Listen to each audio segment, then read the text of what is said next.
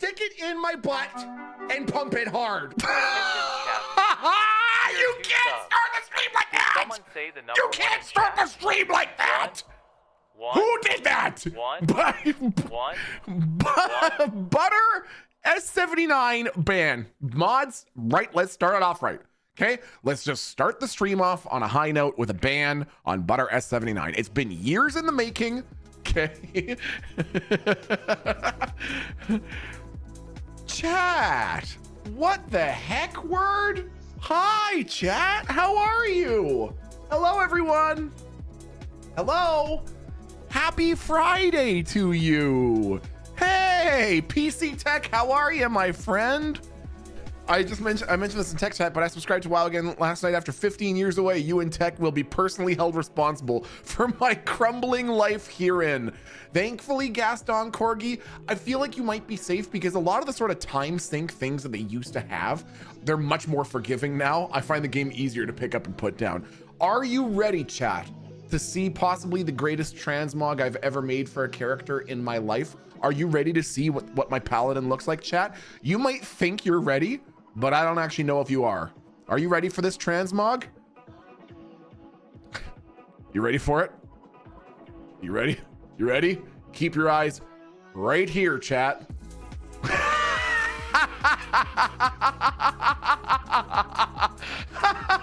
Isn't that awesome? Isn't that fantastic? I didn't know you could do that. Okay, I'm giving you your own designated space over here, chat. Isn't that awesome? This is from the newly released trading post stuff. Okay. You can totally replace WoW with drugs and it wouldn't change the meaning. Sir Scommon, thanks for the 500 bits. Sir Scommon says, what's the best gift? A broken drum, because nobody can beat that.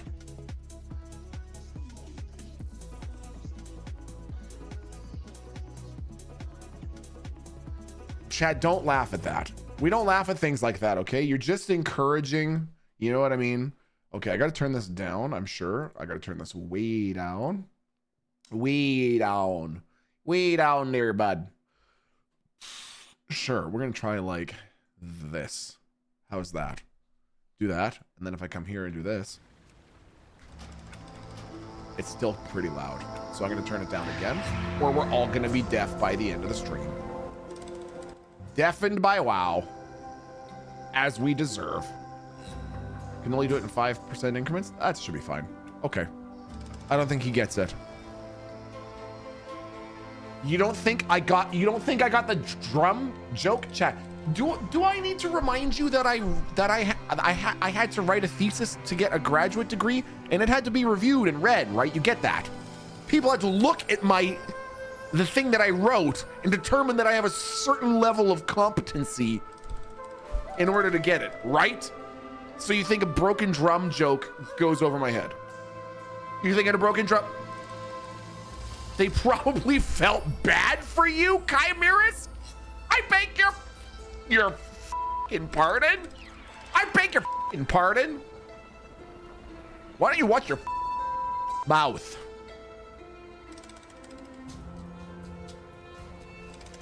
I'm even censoring myself, chat, for your f***ing benefit, all right?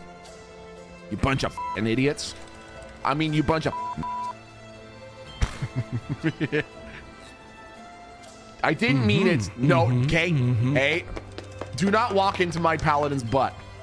How are we liking the new expansion? Should I get back into WoW for the 5,000th time? Vorpal, isn't it so funny? I always say, everyone leaves WoW, no one leaves forever. Isn't it true? Donkey Barn, Erica, how you doing? Thanks for the 100 dino bits. This is supposed to be a Christian WoW stream. It is. What is unchristian like about this garb? We're clad in samite with a shimmering scepter. Who knows? Who knows? Okay, here's one for the real WoW nerds. You ready for this? You ready for this? Who out here can I relate to on a personal level? What shield is this? Oh, you suck my ass. Suck it hard. No. Suck it from forward to backwards, underneath and upside down. Thank you. No, Sir Scommon, no. Hey, Knock, let's go. Knock got it. Knock knows the shield. Anyone else know the shield? I mean, you just don't read Knock's message. It is indeed the drill borer. Good old molten core. Okay, so I'm gonna give the Bop Bop a call. I'm gonna give him a jangalang and do some drill boner. No. Cast on Corgi. You copied too much of the message.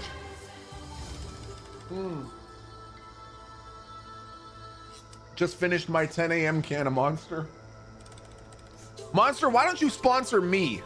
I see Red Bull sponsoring all these athletes to jump over trains and stuff like that on dirt bikes. Why doesn't Monster Energy sponsor me to be a monster streamer, dude? Damn, Milton. Nice one. Nice one, Milton. Might be... Chimeras might be all the butthole sucking talk, you know? Fair. I haven't played in years, but that's an easy one. Knock, well done. I'm still impressed. Love you, hope everyone's doing wonderful in the family. Everyone is. Now, listen to me very closely. I'm not kidding when I say this. My mother-in-law is upstairs right now. She's not going to be here for a very long time. But for like the next 20 minutes, can we not have me screaming about cum and asses and all this other shit, okay? Smiley face. You're slowly getting back into WoW, Sir Scommon? Dude, okay, when Tech and I get a neighborhood set up, you're gonna have to get a plot in our community neighborhood, okay? Color Maniac, thank you for the 53 months. Color Maniac, that's actually crazy. 53 months is a long freaking time. Milfton T. Pike 1. What does the M in MILF stand for? Are you saying that I'm a Milton you'd like to fuck or a mother that you'd like to fuck? Because this is an important distinction. Or is F not fuck? Maybe it's mint I'd like to fudge, and here I am with a filthy mind, man. Milton I'd like to frick. Man, man, I got it. Blind Witch, thanks for the 13 months. Hey Milton, thanks for your going live message. Really needed to hear that today, and I meant it. I meant it, the Blind Witch. Everything's gonna work out. LT Dan's Legs, thanks for the 14 months, Lieutenant. Happy Friday, you beautiful bastard.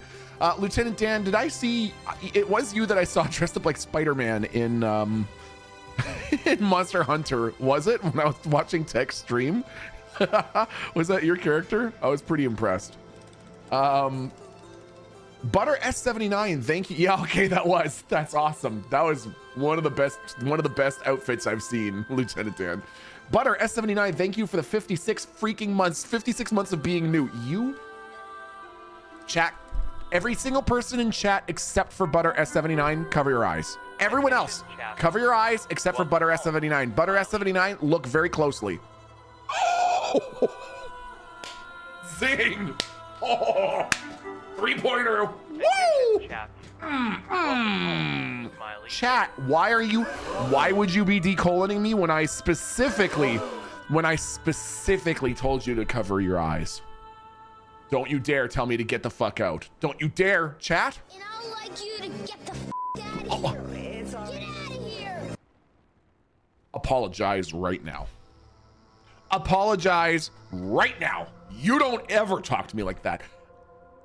Would you honestly talk to a veteran that way? I served for 6 months in New Brunswick. Do I need your... Don't. That's immature. Naguayab Kitten, thanks for the tier 2 for 21 months. Bonjour, Milton. Je suis nouvelle ici. Chat, I want you to take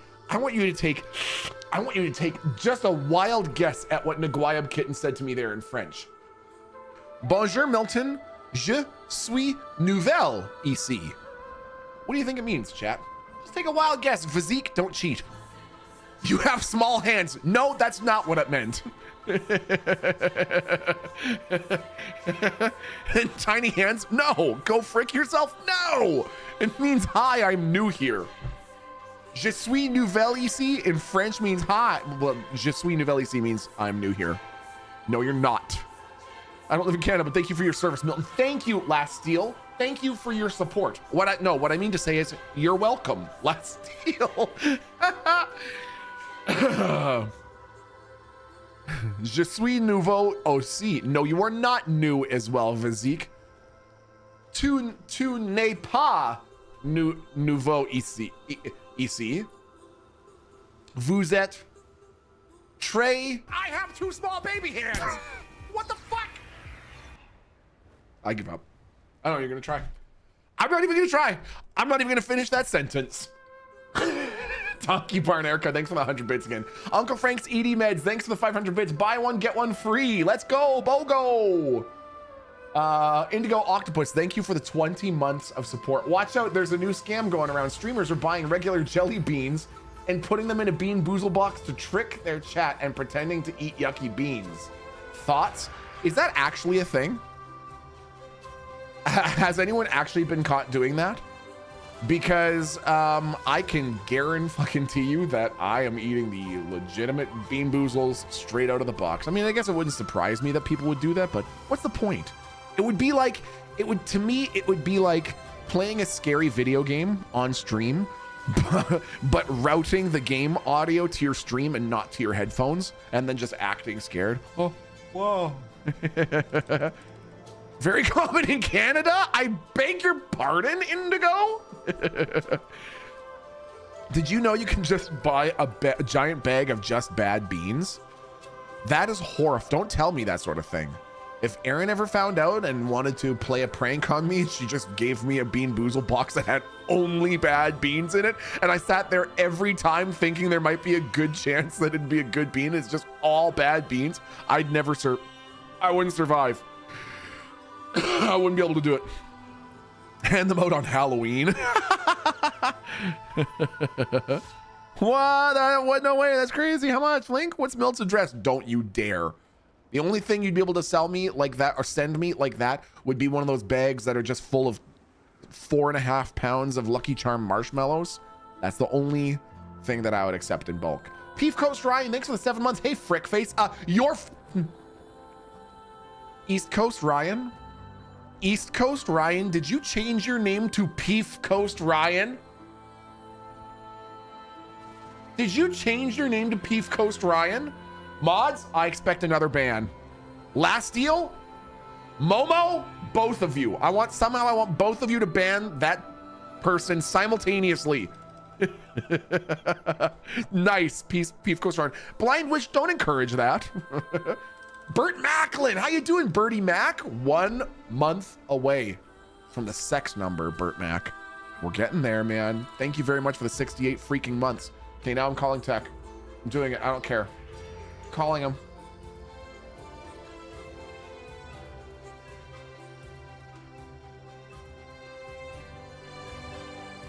Well, hey, Bop Bop. Hello, Bop Bop. How you doing, man? Doing pretty better than last night. I only caught just a couple minutes of what you're talking about, but it sounds like you were feeling pretty shitty.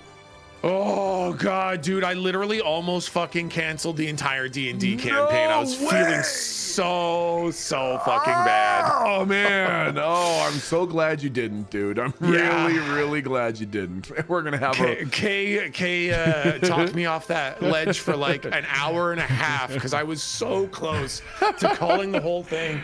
Oh yeah, wait, let me invite let's get the Peefs and Meefs all smashed. Oh yeah, man. Fuck yeah. Stream together. Hey, Horde Curious, thank you for the 76 months, my frickin' amigo. Invite, Milton, send invite, share chat. All right, invite is sent. Accepting. Excellent. Shared chat has started.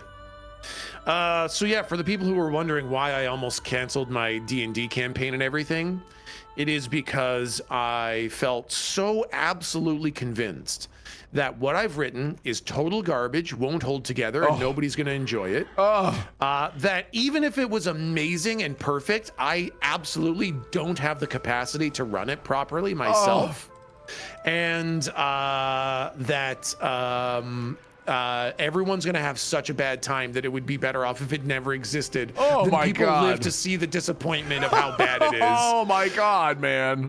So yeah, man, it was a real rough night last night of me real wanting to cut the whole thing off. Fuck, dude. But I figured it's worth at least trying. Like, we got to get in there and see what happens, right? Yo, so I could not more emphatically agree. Like, I am so much on the side of try, and even if it doesn't work out the way that you thought it would, who cares? Just try. Exactly. Who gives a shit? Exactly. If you just the desire to try is enough to follow up on. And I am just so convinced that we're gonna have such a fun time. I'm so excited to play. I'm so excited about Schmeg. I love the. I put my character description in our in the RAM Discord today for CO to work on, and was just like spent another period of time this morning going over my character sheet. I am somehow even more excited to play this character than I was to play Slump. And are you sure I didn't make it too complicated and too pretentious? What are you talking and boring about? And lame and stupid? Are you sure, man? Dude, being completely sincere, like somehow the story is so cool for Schmeg already. Like I have never felt like investment in a character like this before. I think his story is so fucking cool, and I think his like design is so cool, and I'm so excited to play him. I'm so excited to play with all the other players. And yeah, man, I'm just really amped, and that's not even touching what the story is going to be. I don't need that. That doesn't even affect any of it. It's just the fact that we're all going to be there hanging out and playing characters and having fun. That's the part that I'm excited for. It's going to be so fun, man. Seriously. I mean, like, the thing is, like the first quest I have for you guys is so good, dude. Oh, it's that's so awesome. fucking good. And that's all I need. And I was saying, like, I just need to have one session, the next session written. If I am prepared for the next time we meet, then that's all I ever have is one really good session prepared. Yep. That's how you get to the end. That's literally, man, right? 100%. You already have like general broad strokes of where the story could or might go. And other than that, all you need to do is guide it session by session. And other than that, who cares, man? Who cares? Like, no need to sweat it or stress it or any of it. And I know that because, man, if you had asked me at the very beginning of Mar how many sessions I thought it would be, I would have had no idea. The amount that it ended up being felt perfect, and the story felt perfect. Like, when I look back at that first campaign, I feel like the pacing was like, I felt like it was so good.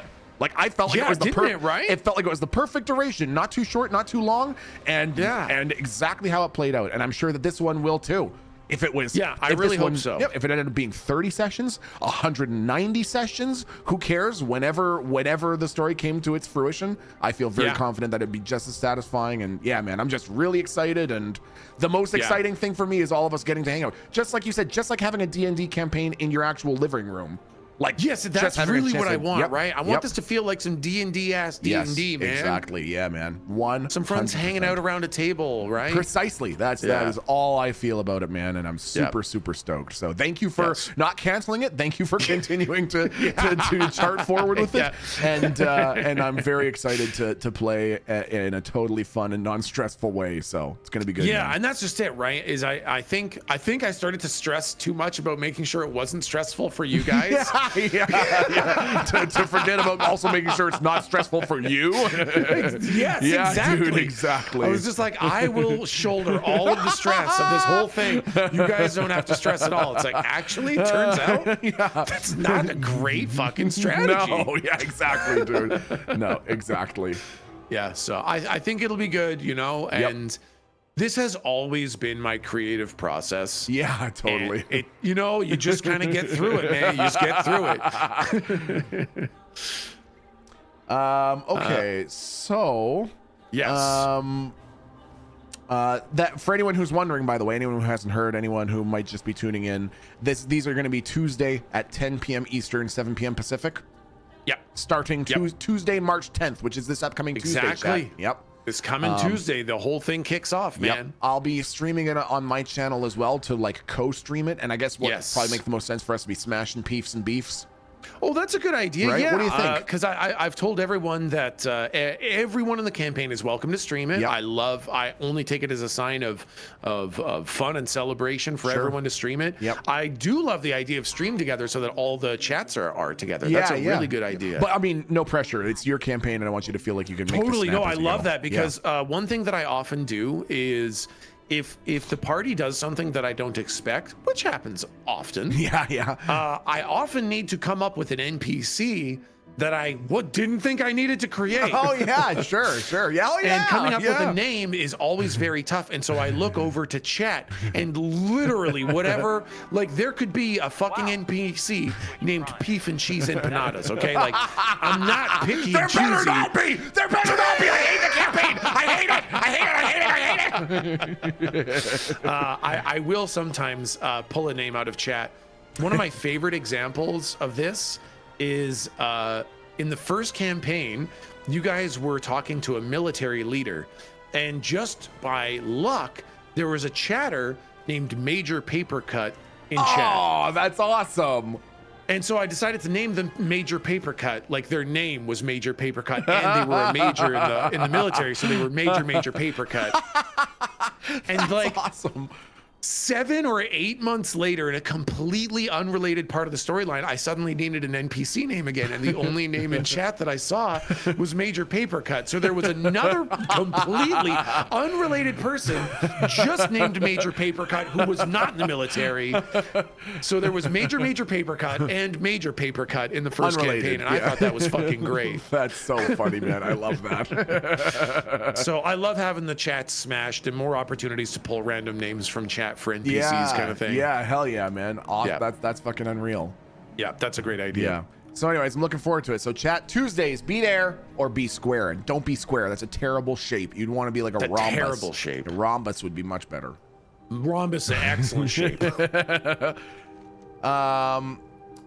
If you want to fly over towards me, no pressure. I do. I just got a couple of world quests on the map that have some pretty big upgrades for me. Oh yeah, So fuck we can hit some of those and get some easy upgrades. And honestly, by the time, I just realized I'm actually a high enough level to run heroics now. Oh nice. I am item level 212. What are you? Hey, fucking nice. I'm 217. Shut up. That's awesome. So I did all of the quests in Herondar. Okay. I got like Sojourner, did the whole thing, got me up to rank 8 reputation. Okay. And check this out, what I got for rank 8. This is, you just get this for hitting rank 8 reputation. Oh, interesting. Okay. Item level 246. Ooh, what the F word? Yeah, you just get that for reputation. That's unreal. Yeah, so definitely seems worth it to do the world quest, to do everything for reputation, all that stuff. Yeah, my God, dude. Farles Clarkley, get that? All D&D NPCs now include Peef in their name? No, not allowed. That's not true. Nice. Heart Wisp Franz. What did you just, that English? What did you say? It's the quest you're at. What was the word? Heart Wisp Franz. Got it. Yep. I recognize those sounds separately, not so much together. Horde Curious says, is there a guild everyone is in? I may still have a tune in the bonk gang. So guilds work a little bit weird in World of Warcraft. Yeah, because they're realm specific or whatever, or realm cluster specific. Exactly. And so what we have is a community. Communities are cross-faction, cross-server, cross-everything. And we do have a community. I think it's ! WoW or whatever has a link to it. Nice. I see most people just kind of like, not a lot of conversation happens in there. It's just kind of like people shooting messages in there every now and then. But hey, you know, you can be in as many communities as you want. Yeah. Oh, nice. So okay. Don't expect much from it, but yes, it does exist. Nice. Okay, that's an item level. Oh, okay. Let me get something that we can both ride on. Just gonna do this quest myself car. Yes, you can drive it very far. I have heard. There's a 6 hour 15-minute playlist of Sesame Street music on YouTube. Oh God. I have probably given the Sesame Street channel $5,000 in ad revenue from that one video alone.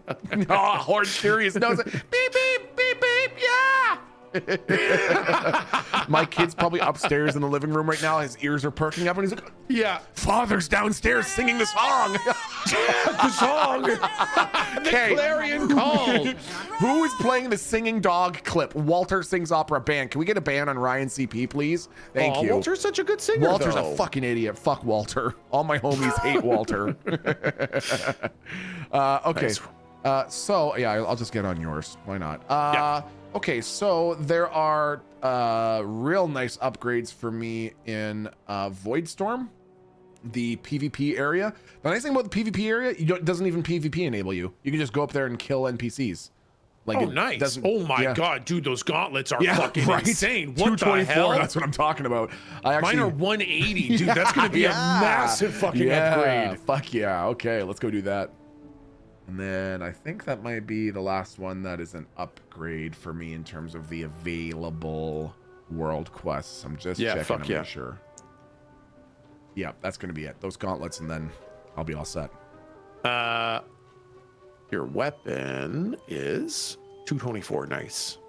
Do you want to learn how to upgrade that to get some extra item levels out of it? Oh, I actually know how to because I spent like 100 badges on my stupid trinket, which is better ones are being offered on the map. So oh yeah, I know. Isn't that the fucking way? Yeah. The nice thing is though is that the map rewards are dynamic based on your item level. Sure, that's true too. So by juicing up your fucking trinket, you literally made the entire world give you better rewards. That's super true. Yeah, that's fair. Right, takes the edge off that sting a little bit. A little bit. Yep, helps a bit. Yeah.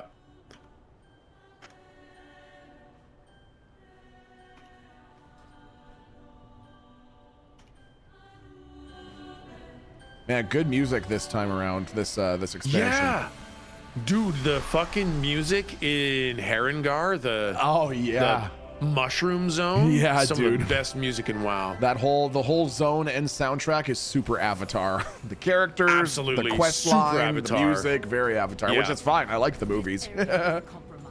It is vital to our mission that you secure it. Cool. I've never been this close to this big weird rift thing. Oh, interesting. This big void eye of Sauron. You think it hurts? I don't know. Oh, where is it? Oh, whoa. Whoa! What did I just do?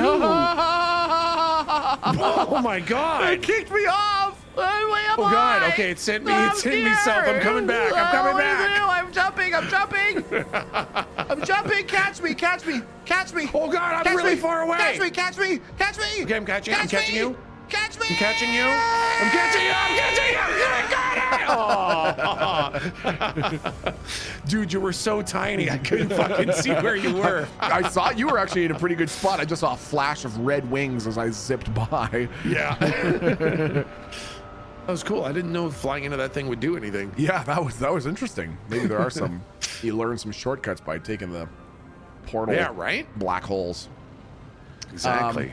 We'll also have to figure out how to create a neighborhood, a community Yes, I neighborhood. want to do that so fucking bad, man. I want a community neighborhood. Right? I would seriously love to be able to go and check out people's houses and see how they're decorating their stuff.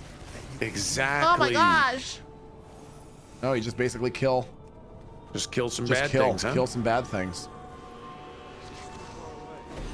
Luckily, we all share tags now, so Yeah, that's nice. just gotta make sure we.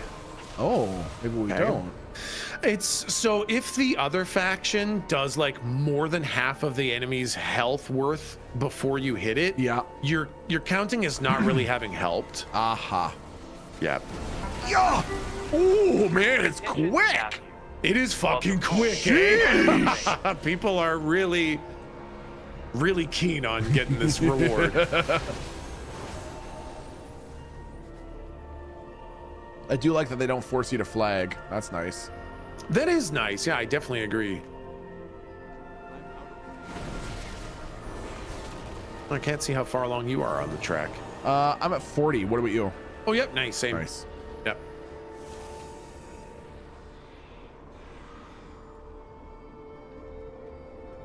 Was that a giant tongue Milton was riding on? Appropriate. What the fuck does that mean? I beg your Sounds about right. Beg your sweet pardon? Beg your sweet, delicate pardon?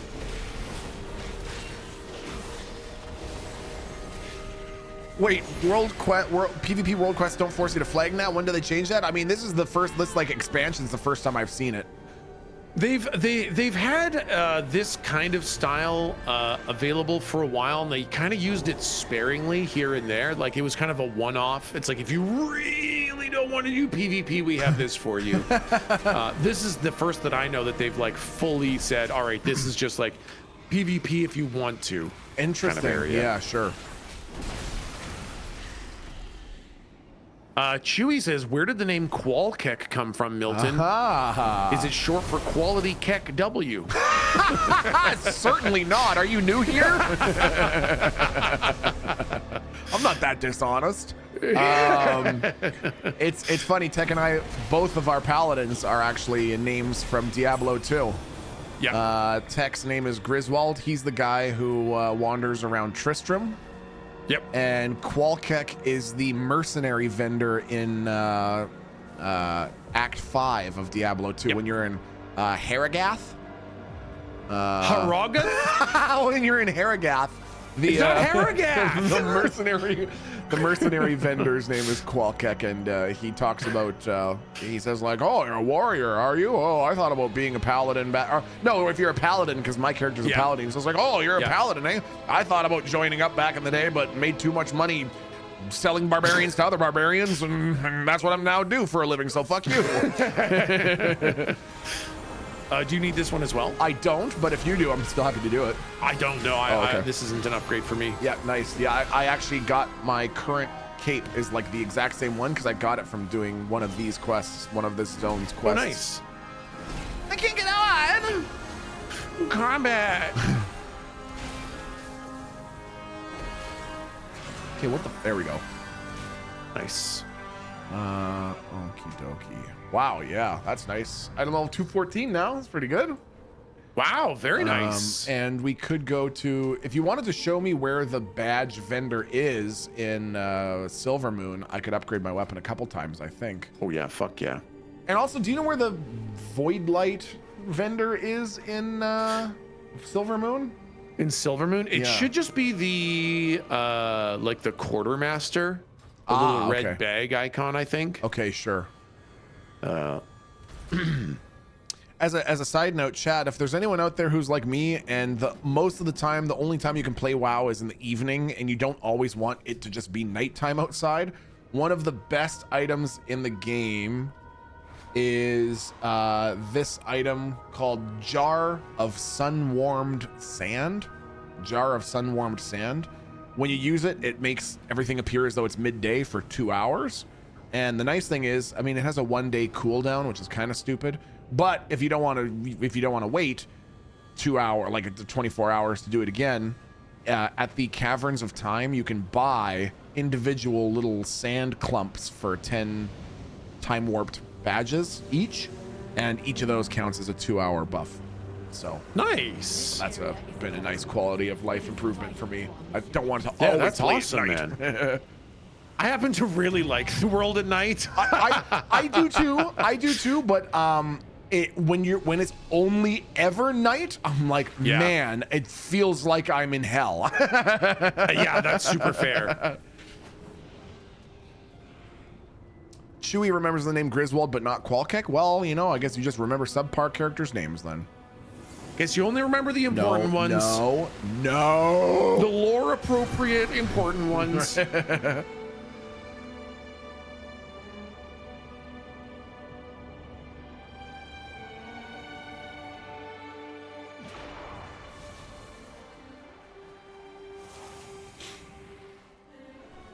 Qualkek sounds like a name Elon Musk would name himself if he was trying to publicize himself as a really edgy hacker. No, actually, it sounds like the sound that a cat makes when it's throwing up. Qualkek. Pool. Gross. Am I wrong or am I wrong? Oh, that's the Artisan's Quartermaster. Nice. Oh, there it is. That's Conquest Quartermaster. Huh. I don't know where the. I think he's in there. I think he's right in there.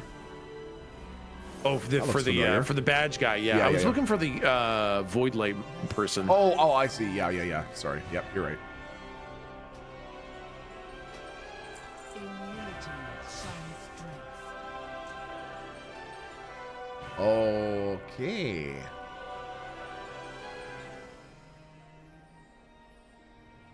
Can I not put my shield in there? I can't. Oh shit.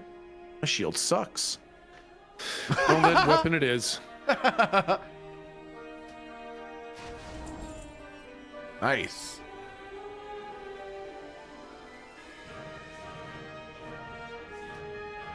Putting some freaking levels in there. Putting some freaking, just upgraded it to the max, 6 out of 6. Hell yeah, man. That's nice. I'm gonna upgrade mine too. Might as well be strong for the heroics so we can get, because like everything is gonna be a massive upgraded. Like every single thing that drops is gonna be an immediate replacement of what we have. Yeah, super. But you know what? If we max all of our stuff out, yeah, there we go. I'm maxed. I'm up to 221 item level. Dude, fucking nice. I'm at 215. Fuck yeah. That's pretty good.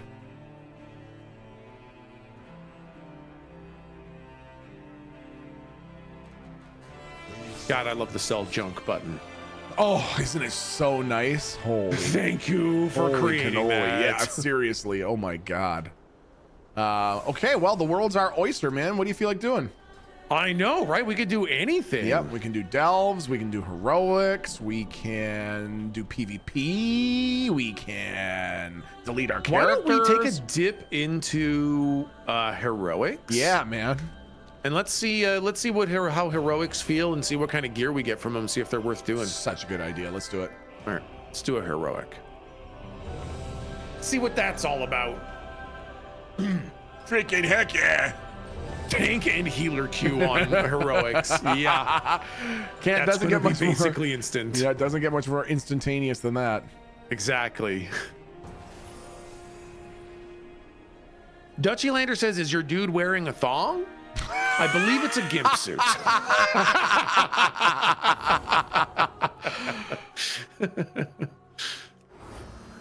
The terrace holds what we require to gain entry to the Void Storm. The Cynosure of Twilight. All right, let's see how much this hurts, man. Yeah, I don't know anything about the heroic versions of these fights, so we'll see. Yeah, me neither. Yeah.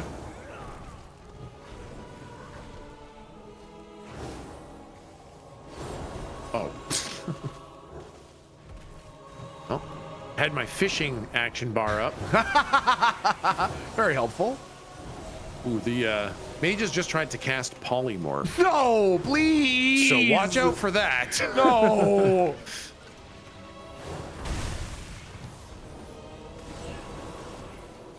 Oh, our demon hunters decided to get involved. That's nice. Yeah, I just saw that too. Somebody showed up. I was like, dude, are these guys really hard or no? We just don't have somebody who can play. It's interesting that Demon Hunter is playing as the brand new Demon Hunter spec, Sure. which I have only seen completely underperform. Oh, no kidding, Yeah. man. Yeah, man. I mean, everything I've seen about that spec has Yeah. had it be the lowest on the DPS meters. Admittedly, I've done the leveling experience with a few different classes over the last 6 months, and Yeah. that new spec felt like the weakest by a huge margin. Yeah, what's that all about? Really right? difficult to level up, man. Really hard. Stitchway. New Demon Hunter spec thanks for the requires you 35 to months. be level capped. I mean, we're in heroics, man. This person's level capped Yeah. and geared enough for heroics. Yep. And they're still bottom of the DPS meter. I'm glad that they feel ready enough to pull, though. That's nice. That's nice. Yeah, I know. I was rooted to the ground. I was like, well, bold choice, bud. Okay, now their damage looks better. It's the best spec right now. It's hard. I don't believe you. I choose to believe that Vengeance spec is the best. I don't know anything about the class. Okay, yeah, now their damage looks much more respectable. They must have Okay. just been asleep at the keyboard. Yep. Just taking a snooze. Just taking a snooze, man. Nice. Because I want to play that as my Demon Hunter spec. Yeah, sure. They have a long ramp time, but their damage is really good when it gets going. Oh, a ramping damage build, eh? Very interesting. Oh no!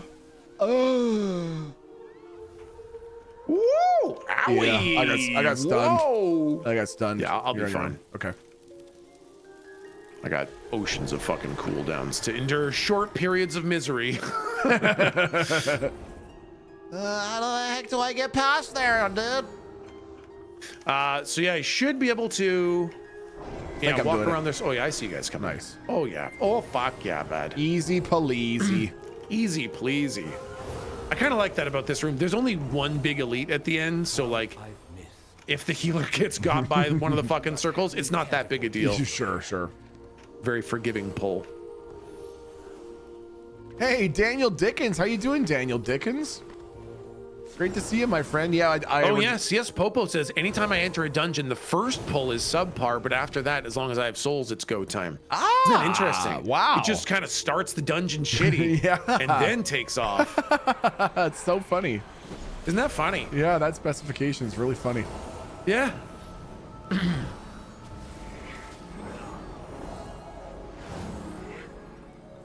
Chewy says my main class was the Arms Warrior, but that tune has been unplayed since the end of Cataclysm. I have no idea what my email or subscription he is on. The good thing is that, like, man, if you were to boot up Classic WoW today and aim to have a max level character, how long do you think it would take, Tech? Max classic character? In terms of actual like time / played, how long would it take you to get from 0 to max in WoW Classic? Like 100 hours? Yeah, it's gotta be. It's gotta be a Right? lot. It's gotta be a Right? lot. In retail, to get from 0 to max, 12 hours. Yeah. Yep. So the good news is, any character you could possibly want to play, you could get to max level pretty much in a couple of play sessions, and they're very easy to get a very respectable level of gear at max level as well, which is nice. Yeah. Yeah. I actually like slower leveling, says Drubel. You know, I like slower leveling depending on the game. Yeah. I find WoW Same. Classic, I mean, even though Tech and I started playing WoW that way, I find it to be so slow now that it's a little bit hard to go back to. Yep. But completely you know, yeah. Yeah. But there are we played all the way through many times and we loved it. Yep. But yeah, man, today's standards of like smooth, efficient, enjoyable gameplay and leveling, it's like Classic WoW is not a hit anymore. seriously.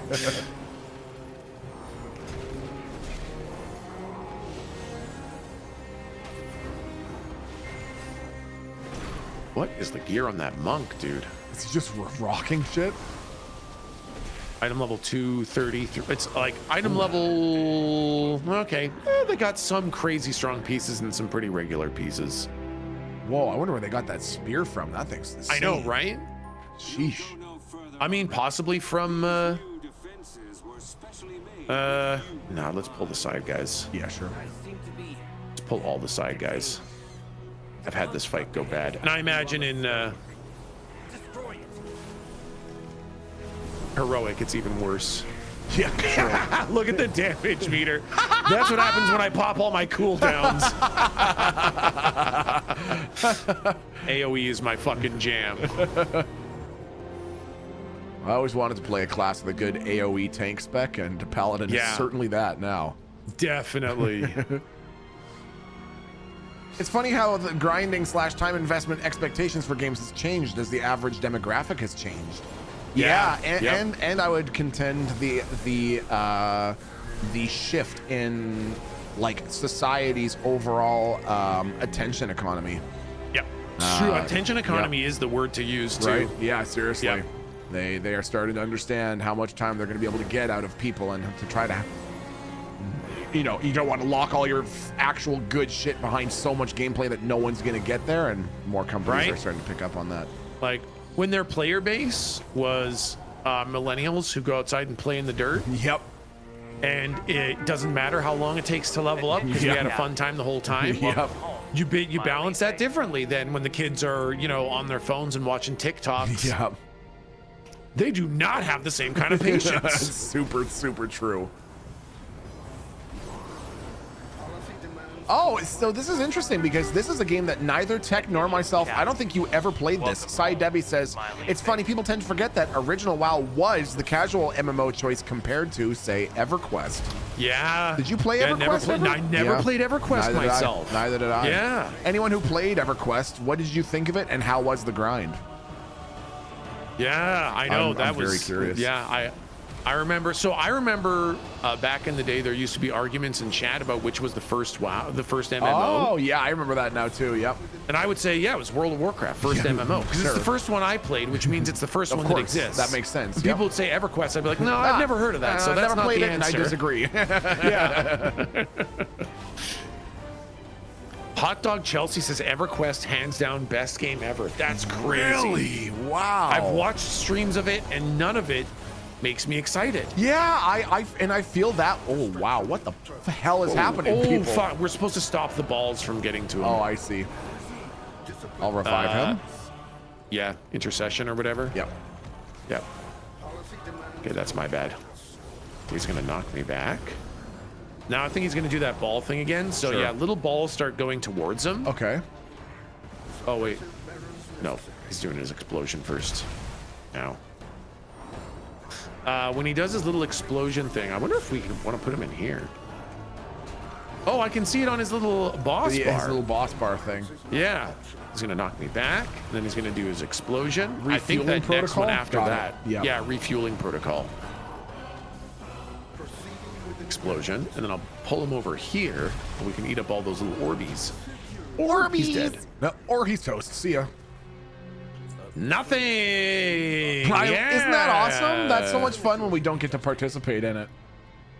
Oh, the only drops item level 224 stuff. Oh, that's nice. Same as fucking world quests and delves and everything else. That's pretty good. Yeah, so we can just run delves and get the exact same level of loot. Okay, yeah, absolutely. I was wondering if they'd be a little bit better. But it appears they are the same. Crazy to think the first text-based MMO goes back to 1985. What do they call those MUDs? What does that stand for? Multi-user domains, I think. Oh, this is the first time I've heard that acronym.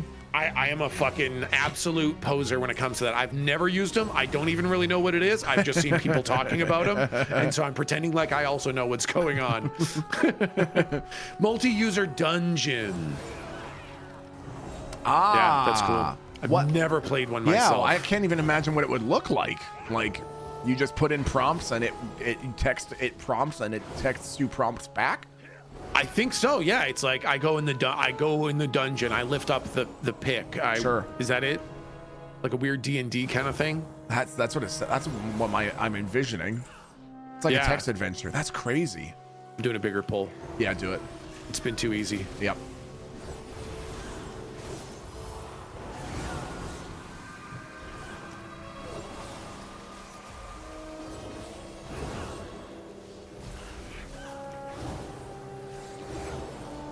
Woo! Woo! Yeah, they're saying, yeah, basically that's what it is. Oh, you type that's things fun. and then it types prompts back to you, and that's the whole thing. That's kind of fun. Yeah. I have honestly, legitimately wanted to get into World of Warcraft roleplay, like find a guild that role plays and see what it's like, because I just can't even really imagine doing text-based roleplay. It's just something that I've never done. I've just never done it.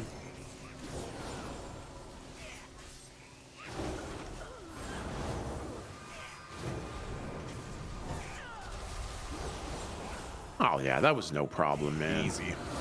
No problem. Ouch, what is that? Runic glaive. Ow, that fucking hurts. Zaranel, stand down. I have permission from Lord Lamar himself. My first D&D campaign experience was text-based, and it was a trip. I could see D&D working decently. You'd just be sitting there for 8 minutes waiting for each person to type up their response. That'd be the only a game that could be done in an hour now takes 5.5. Yeah, no kidding. Nuggies says try Moonguard, Goldshire Inn, you'll love it. I am well versed with Moonguard and Goldshire. Please, and stick it in my butt and pump it hard. Oswald, what are you Milton is talking extraordinarily familiar. I'm super familiar. I might even say that I'm a host every now and then.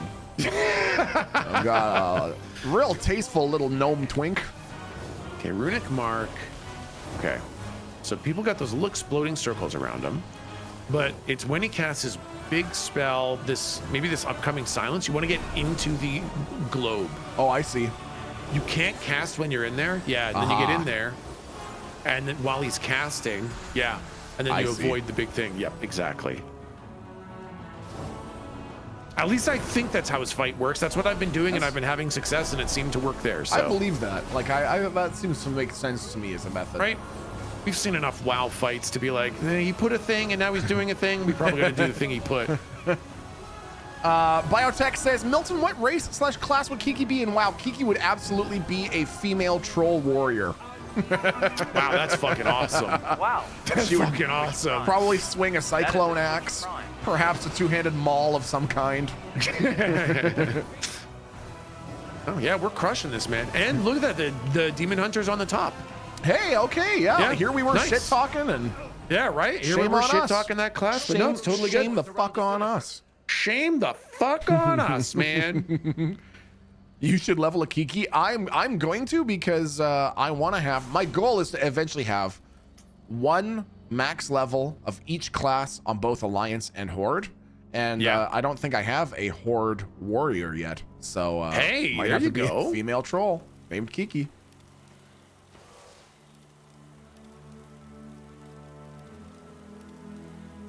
Are the Habsburgs in WoW? I doubt any model has enough chin for Kiki. Excuse you. Apologize. All right, big pull. Yep. Let's see what we got here with this pull. What do we got here?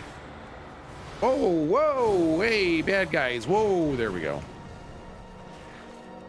Lost them for a sec there. But not for long. Not for long. Okay, here's one for you. And anyone who's played WoW at any point, same question, because I can think of some of my answers right away. Dungeon experiences where whatever expansion, whatever point in time it was in WoW's timeline that you went into the dungeon and thought like, oh my god, this is fucking crazy. Like, wow. Yeah. I'll wait for your answer, but I know exactly what mine is. Mine's got to be the Dead Mines, that's man. what mine is too, dude. Seriously. Yeah, oh my absolutely. god, wasn't Absolutely, it so man. crazy? Dude, that absolutely was so fucking nuts. What an absolutely surreal fucking experience. I mean, it helps that you and I love the Goonies. So it was like such a perfect, not a reference to it, but felt so similar. Yeah, like shared theme yeah, or whatever. Exactly, yeah.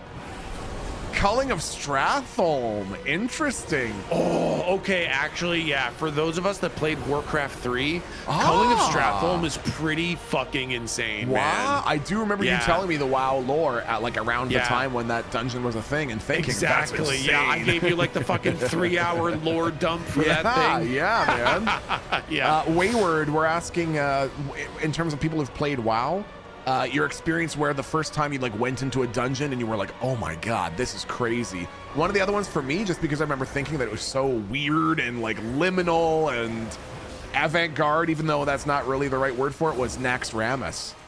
Oh yeah, that was pretty fucking crazy. I was like, what is this flying ziggurat with like these crazy bosses and Mograine, and there's some the start of the quest for Ashbringer, and you had told me about Ashbringer, and I was like, oh my god, man. People are saying Magister's Terrace. Which one is Magister's Terrace? I think that's like the other version of this that we're in. It was when you fought Kael'thas at the end. Yep. Really? That was it for a lot of people. I mean, that was a super, super cool dungeon. It was like all bright and shiny, and the music was insane. Sure. It was big with the Sunwell, so like lore-wise, it had a big hit. Yeah, okay, sure. Templar Exile actually mentions another really good one, and that is the Scarlet Monastery. Because remember Scarlet Monastery is so good, especially for those who played WoW back in the day, because there was no flying. Barely anyone even had mounts, so it was usually like a run north from. I was gonna say, can you get there from Ironforge, or is it on the other continent? Yeah, you can. Yes, you can. You can get there from Iron Forge. Yeah. You have to run through the wetlands and stuff. And Yeah, man. yeah. Anyways, I remember doing the trek up there to run through it because what's his face? Herod's axe. Yep. Was such a good weapon that there was always people interested in going out there. One of the other crazy things, this was a really crazy experience for me. So I really liked in Star Wars Galaxies trying to follow the steps to unlock a force sensitive character slot so that I could play a Jedi. I thought that was so cool, and something that gave me just a taste of the similar vibe, and people might remember this one too, was the quest line that you got as a level 20 paladin for, what was it called, Varrigan's Fist with the hammer? I think that sounds exactly right. What an insane pull, but I think that's exactly right. And it required you to go to like the Black Fathom Depths and the Shadowfang Keep and all these different random dungeons all over the place. And if you did it, and if you managed to do it sometime between like level 20 and 25, you had a new two-handed weapon that lasted you for the next 15 levels, and it was so good, and the quest line was so interesting. Yeah, dude, that was like one of the absolute magic bullets, was like getting that weapon early on. Oh my god, yeah, seriously. And then you're just like, I'm cruising. I'm so good now. Shit, I don't care about anything else. Exactly. I think we're supposed to kill the little ads here, but like, I don't think you and me are on that. I think that's a DPS thing. I checked for healer, and the boss fight for heroic just says, oh, look out for damage, stuff that does a lot of damage. Yeah. For tanks, nothing for you either. Right? I think those little guys are, maybe I'll pull this guy along so that like the cleave will hit him kind of thing. Oh, sure. Because he keeps splitting into more and more and more. So I think if we get to incidentally kill some. Sure. Step on Mina says, I think the 3 dungeons in Icecrown Citadel were the first that super wowed me. What were the ones in Icecrown Citadel? I don't even remember them. There was the pit of Saren, or the Sarenite pit, where they were mining all the ore. Oh, it sounds vaguely familiar. Halls of Reflection, Forge of Souls. Oh yeah. Yeah, this is sounding more familiar. There's the one where, the halls. Man. Yeah, exactly. I remember the one where you have to run away from Arthas. As he's like channeling his howling winter. Oh, this is like so weird. Cool shit. This is one of those very specific periods of WoW where I wasn't playing a whole lot at the time. Because another one where I really don't know anything about them is any of the Pandaria dungeons or raids. I don't know any of them. Yeah. I'm not familiar with any of them. Holy crap! Wow, you really don't want to get close to one of those things. Sheesh. Oh. I got a trinket that's worse than all my other trinkets. Yep. Do you want it for your tank build? Oh, wow, that would be sick. Yeah, right? Sure. Thank you. I know. This thing's an insane survivability item, so. Seriously. Holy crap. Yeah. Nice. That's awesome. Thank you. That's the nice part about doubling down on the classes, eh? Yeah, seriously.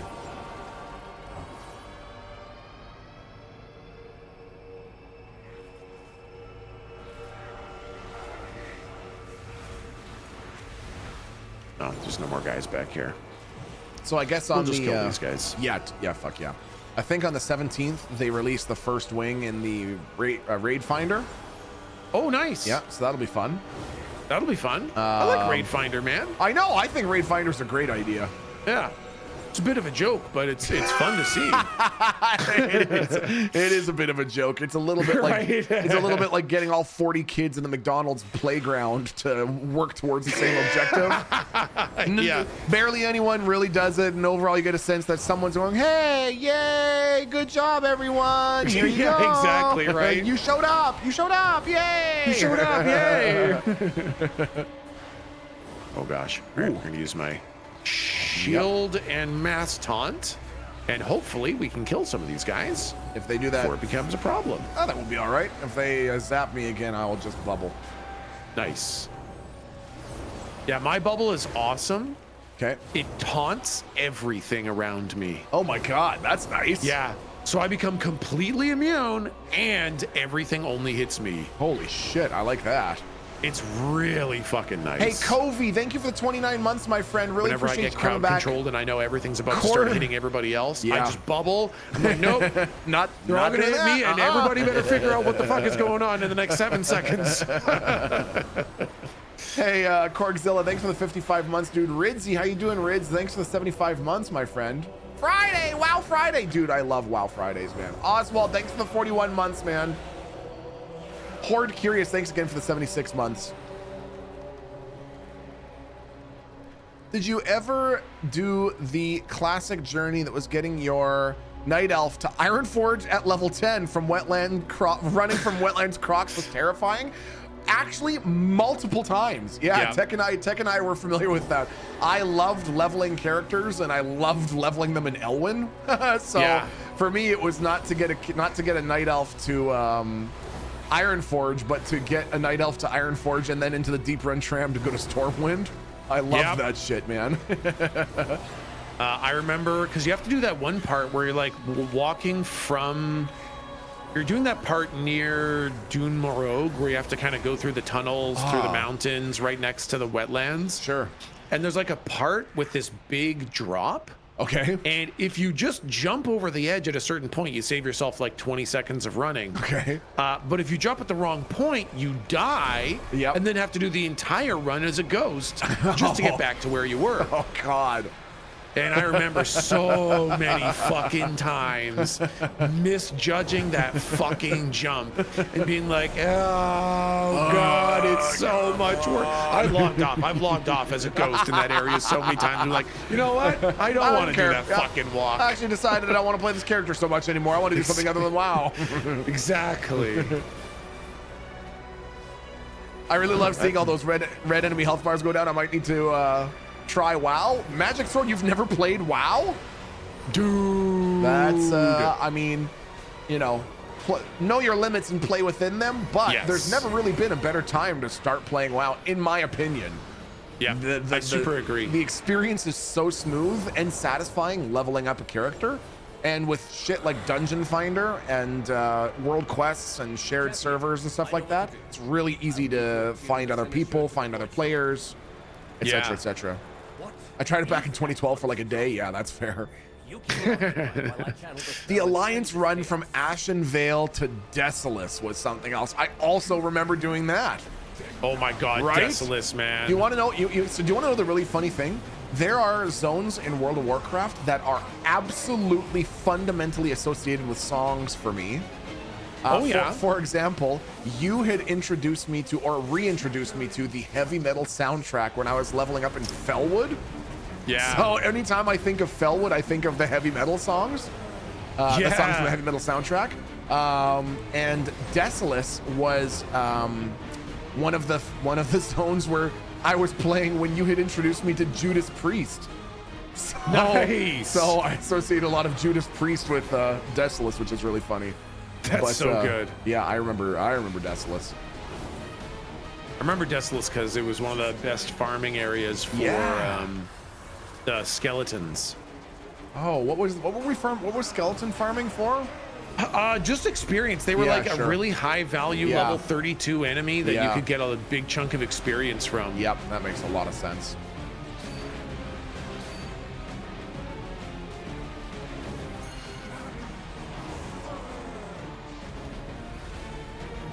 So the way this fight is like a volleyball game. Okay.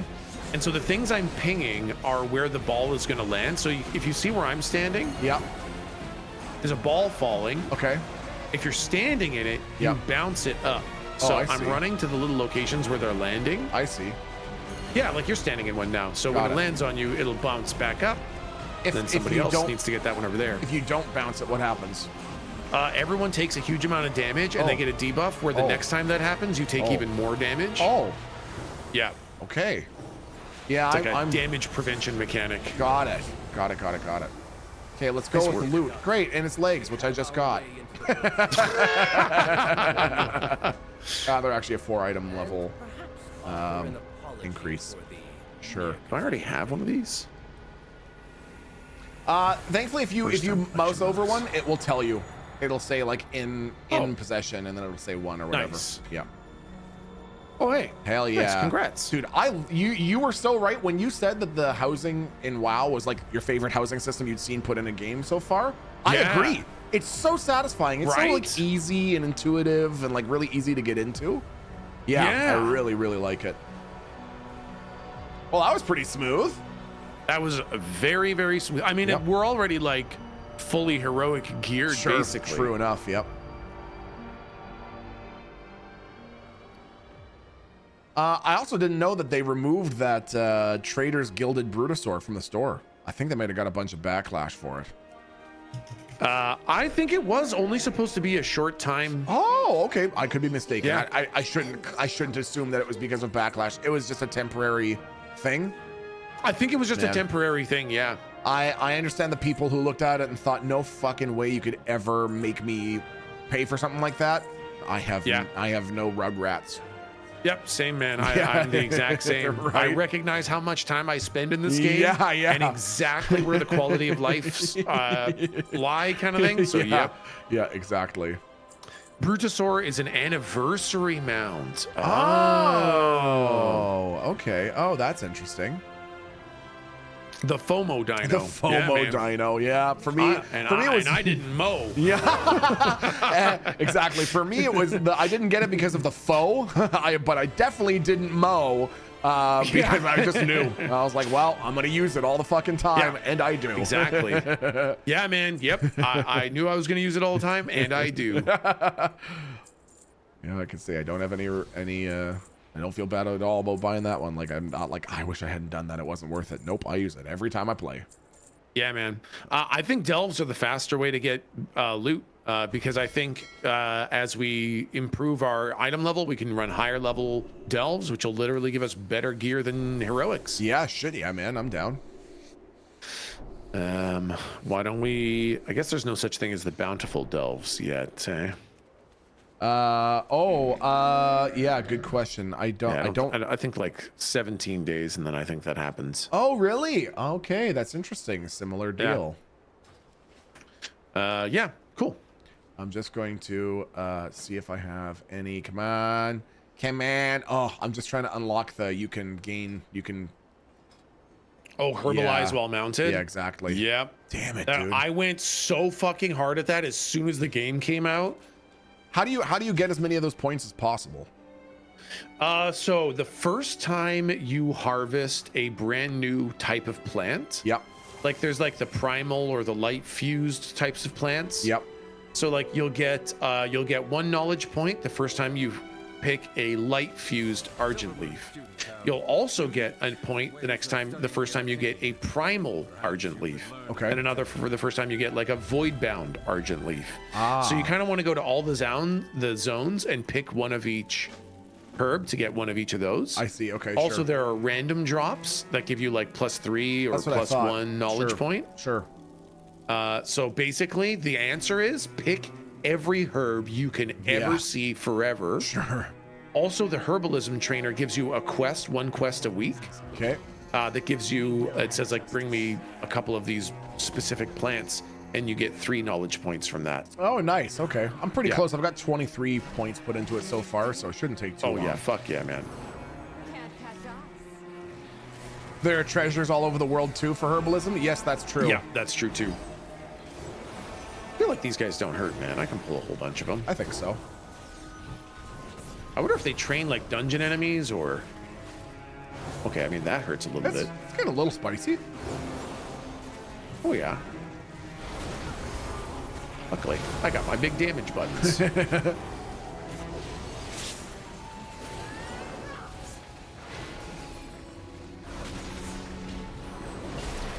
Finally, Valera's doing a bit of damage. Little bit's probably a good word to use. Yep, a little bit. Emphasis on the little bit.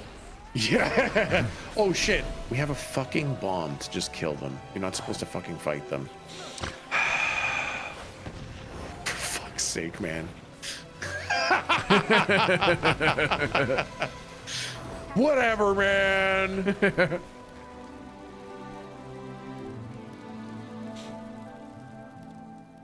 Eliminate light bloom from the campus. So I guess probably everything here is vulnerable to those bombs. That would make sense, wouldn't it? Pull a whole bunch, see if we can fucking blow it all up. Yeah, fuck yeah. Oh yeah. Oh, this is gonna hurt. Get fucking ready.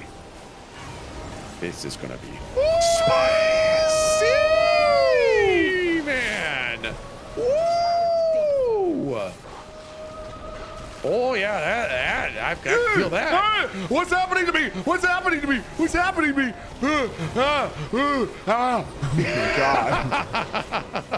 Ow-wee! Use my bubble to try to survive through some of this. Ooh, yeah. Wow. Whoa, big heel's coming now. Yikes. This was a bold pull. Hey, oh, A bold. oh, no worries. No worries. No worries. We got it now. I'm going to focus on just healing rather than trying to do damage. I don't think so. Nice, nice, nice, nice. That was about as spicy a pull as you ever really want to do, man.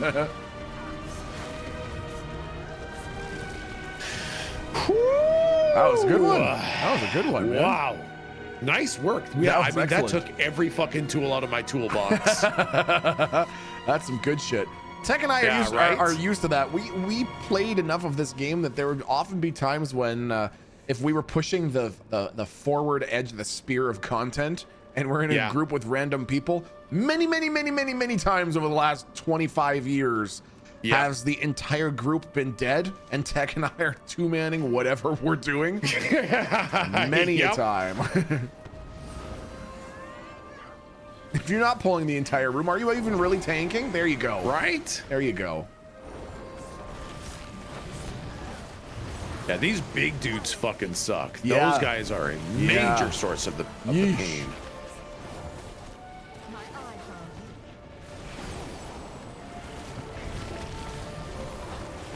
I think those fucking wolf enemies too were. This is for you. More formidable than we thought. Yeah.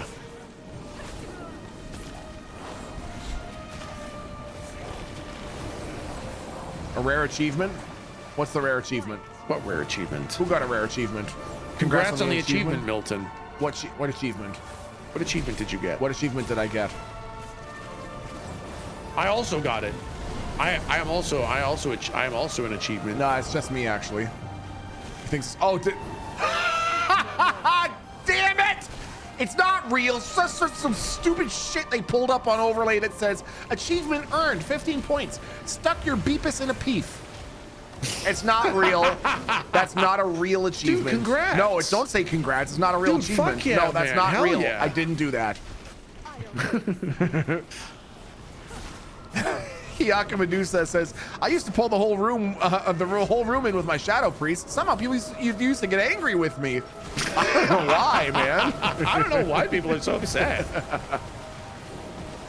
Now strike. I have only ever received a warning from GMs once in this game. Wow, that's impressive. It must have been circa 2006, and I was shit talking someone in the Wailing Caverns. I think it was our tank. That's amazing. And he said, I think our entire exchange was he was kind of being shitty with our entire group, and then he said something like, he made a comment about the healing. He said something like, yeah, well, if our healer would use all of his heals, and I said, why don't you try to not fucking suck? I got reported for it. And it was nothing happened. It was just like, we've heard a report about you using inappropriate language with someone, blah, blah, blah. Now I was, I think I've mentioned this before, but I was on my last warning for my entire account in Star Wars Galaxies. I had like a personally written email from like the head of GMs who was like, listen, motherfucker, if we hear about you again, we're just gonna ban you permanently. And it was for, what do they say? It was like socially manipulating a new player to believe that he had to go into the middle of the desert in Tatooine for a cup of sugar. And they're like, you can't do that. You can't do that to new players. You can't wait for them to get off the shuttle in Tatooine and then send them into the middle of the desert. You can't do that anymore.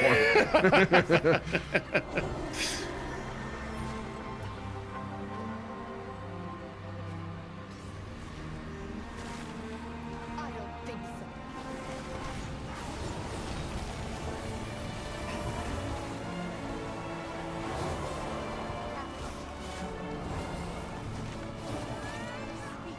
I've seen GMs in chat twice. Once in classic Baron's Rage Bait and in Elwyn Forest Crash Out. That's awesome. So good, man.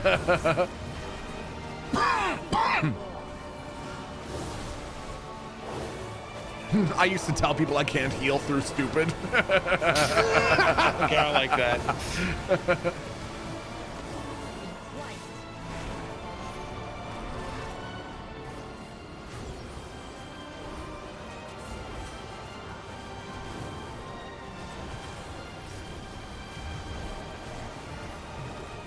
Step on Mina says in Ultima Online you could open portals for people and you had no way of knowing where they were actually going without stepping through it. This guy used to accept portal requests and then open a portal to a tiny island full of wyverns. You can actually do something similar in this game, and I know that because back in Tekken my raiding days, when we were in a guild, group of guild mates who were like buddies, so it wasn't the shitty thing, definitely said, hey, Qualkek, we need help at X and Y. Can you help us? And I said, sure. And I accepted the group invite, and they summoned me off the side of a cliff. You can definitely, yep, warlocks can just point the portal off the side of a cliff. And if you, that's incredible. Everyone accepts it. That's where you appear. And I appeared and just fell 400 feet to my death. And I was like, what was it you needed help with? And they were like, that. And I was like, oh, okay. All right. I needed a laugh. Yeah, exactly. Okay. We just need to bomb one more flower. Shay the Skunk says, I did like warlocks a lot. I had never leveled a warlock until the last like month, like from right now. And man, they are maybe my favorite DPS class in the game. Affliction warlock, holy what moly. I main changed off of back in classic when we were doing Zul'Gurub. That's right. I main switched to my warlock. That's right. Yeah. Yeah, they are I remember I got yelled at because I was doing so much damage. I pulled threat off the tank. Oh yeah. What was our guy? Zed? Was that the fucking? Yeah, Zed was the tank. Yeah. Fucking Zed. Just fucking. I remember he's like, nice work on the damage, guys.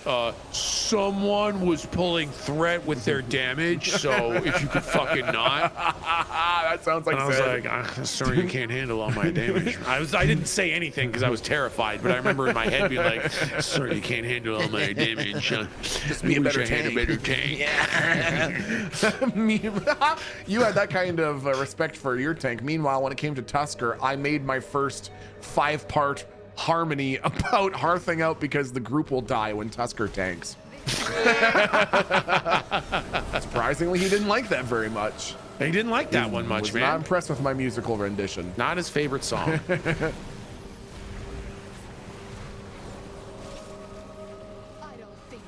One of our favorite things to do when I was prog raiding was portal roulette. Our mage would open every portal that they had access to, all in the exact same spot, and we just let the chips fall where they may.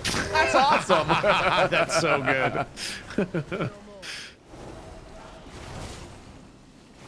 Snoresort says, is it a struggle to build aggro anymore? I liked having to build it. So my experience with tanking, oh God, I should not be just eating that. Easy. My experience with tanking has been way back in the day, dude, aggro was like your #1 mechanic and you were just fighting for it all the fucking time. Everything was so hard about holding threat. And enough people complained about it that they basically just got rid of it. And if you were a tank spec, you just had infinite threat no matter what. This is the first time when I've noticed I do have to juggle threat a little bit. I don't know if enemies randomly drop threat or if some guys have crazy bursts, but this is the first time in an expansion that I've ever actually had to manage threat a little bit. They've got a great little gameplay enhancement that shows, it looks like a volume slider on the enemy's health bar. Oh, interesting. And it shows when you're losing threat. So I've had to turn that on so I can tell when I'm losing threat on guys. Oh, fascinating, dude. Yeah. So it feels like a mechanic that does exist again, but it's nothing like back in the old days. Yeah, okay, sure.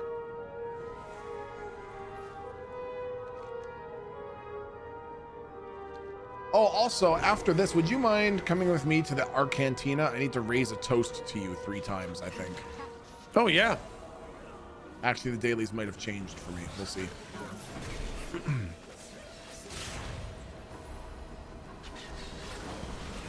I'm trapped. Ah, I'm rooted. Light bloom salvo. Sounds like we want to get away from that, eh? I think so. Oh, I see. It's just creating patches on the ground where if you're rooted in place, you can't dodge them. Yeah, okay. Bomb still works. It's nice doing 25,000 damage every few seconds. Yeah, no kidding.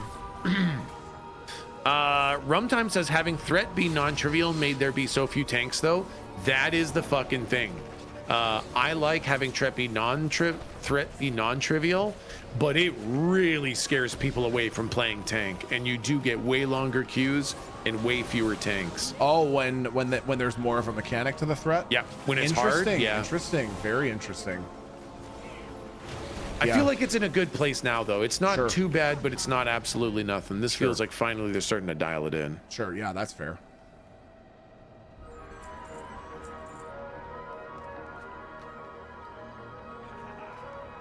Cool, man. The housing stuff, little random housing stuff that you get is so cool. Yeah.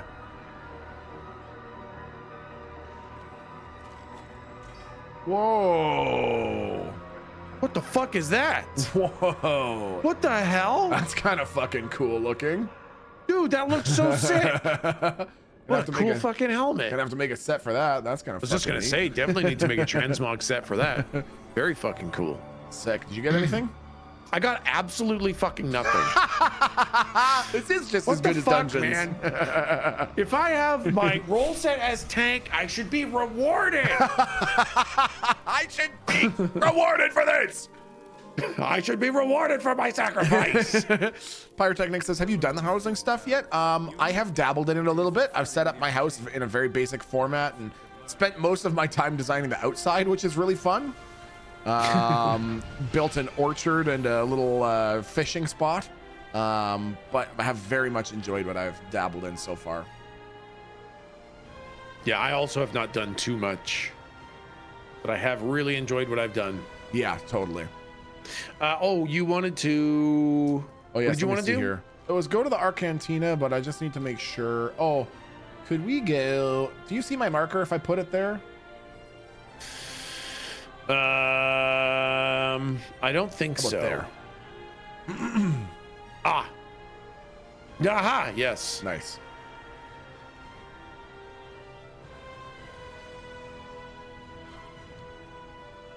Is that like right in there? It's the bank. Oh, yeah, you're right. It's just inside here. The Far Striders stand ready. Oh, oh she's shit. a rep. Uh-huh. I choose to run delves. Ha! Should have had that going already. Complete the Magister's Terrace dungeon on any difficulty. Ha! Could have got the word for that. Whoops. Fuck. Okay, so Arcantina. Ah, yes. Can I share this with you? No, I cannot. Okay, so if you want to come to the Arcantina with me, how do we go to the Arcantina? Is it a spell? Here it I know. is. Is it a spell or a toy or something? Yeah, I feel like it is. Yeah.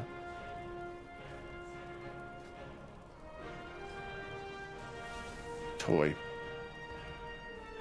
Warband collection. Personal key box. to the Arcantina.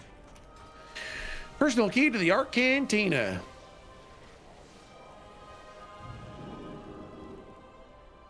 Nice. Okay, so then... Oh, now there's fucking players in here, finally. Stood in here yesterday. Like tons of quests in here, eh? Oh, yeah, there are, aren't there? Okay, so then I do this. Savory Deviant Delight? Where do you see that? There was just one on the table. Oh, So I ate that's it. funny. And now I'm a pirate. That's a great idea. Man, oh man, the money that people used to make off Savory Deviant Delights, Dude, man. wasn't it insane? Okay, so I Yeah. think if I target you now, I can go... where is it? Dink. Can I toast to you again? I should just be able to toast to the same person. Why not? 2? Nice. Man, I don't see this quest or anything. The one that I'm on? Yeah. It was an alternative to the Delves. Oh, Yeah. gotcha. Exactly. Cool. Okay, that was it. That completed it for me. Hell yeah. I'll hop back out. The tavern music in WoW is so good. The tavern music is like one of the first places Yeah. that I fell in love with the WoW music. The OG Absolutely. Alliance in music was like god Yep. tier, man. Absolute god Absolutely god tier. tier. Yep. Okay, so Labat says, what's been the one piece of gear or item that has dropped for you guys that you would say has been the most memorable? I did the Legend of Zelda quest in Vanilla WoW and still have those quest items because I thought it was so cool. What is the Legend of Zelda quest in Vanilla WoW? That I don't recall that. Yeah, I'm not super familiar with that. I would say that one that I do remember, not one that I got, but was one of the most memorable loot moments in gaming, in my opinion. What was that? Gyarados. It was Gyarados getting Typhoon off of what was the dragon's name? Azurgos. Oh yeah, was his name Gyarados? What was the player? paladin? Yeah, what was the player's name? Yep, That's not- that was Okay. Gyarados. Yep, named after the Warcraft 3 guy. Yep. I thought so. Yeah. Okay. Yeah. So, anyways, that was crazy. Seeing him get Typhoon off of a Azurgos kill right in front of us. Yeah. For me, probably getting my Eye of Sulphurous, which led to my Hand of Sulphurous. I was the second paladin on our server to have one, which I mean, being number 2 is not much of a claim, but was still pretty cool. Being number 1 is not much of a claim either. Yeah, really. Who gives a shit? What about you? Memorable loot item. Memorable loot item, eh? I never really got super lucky and super crazy with loot. Most of the loot was always around like DKP systems. Oh yeah, super. And I always felt like everyone else felt so strongly about their loot. Yeah. That I really didn't want to like make people upset and stuff like that. So I always took a back seat to loot. Sure. Because I didn't want to rock the boat. Sure. So I remember just seeing crazy good things drop and just knowing it's like someday it'll be my turn. Turns out it never was my turn.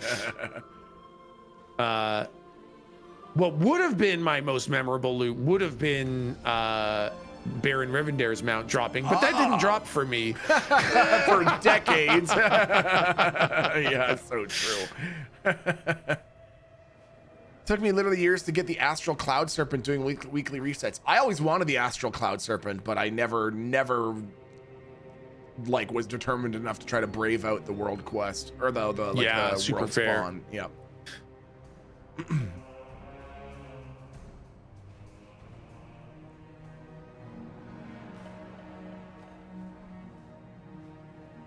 Says there's a nearby skywriting glyph. Do you get them when I fly through them? Oh, good question. I actually don't know. See if I can see the skywriting glyph and we can test it.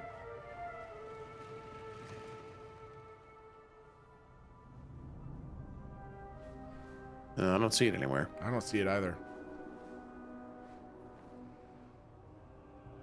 I think it's maybe through this archway. Could be. Oh, I see it. It's between them. Then you go straight up to the right. Oh, okay, I already Nice. had it. So did I. Okay, well.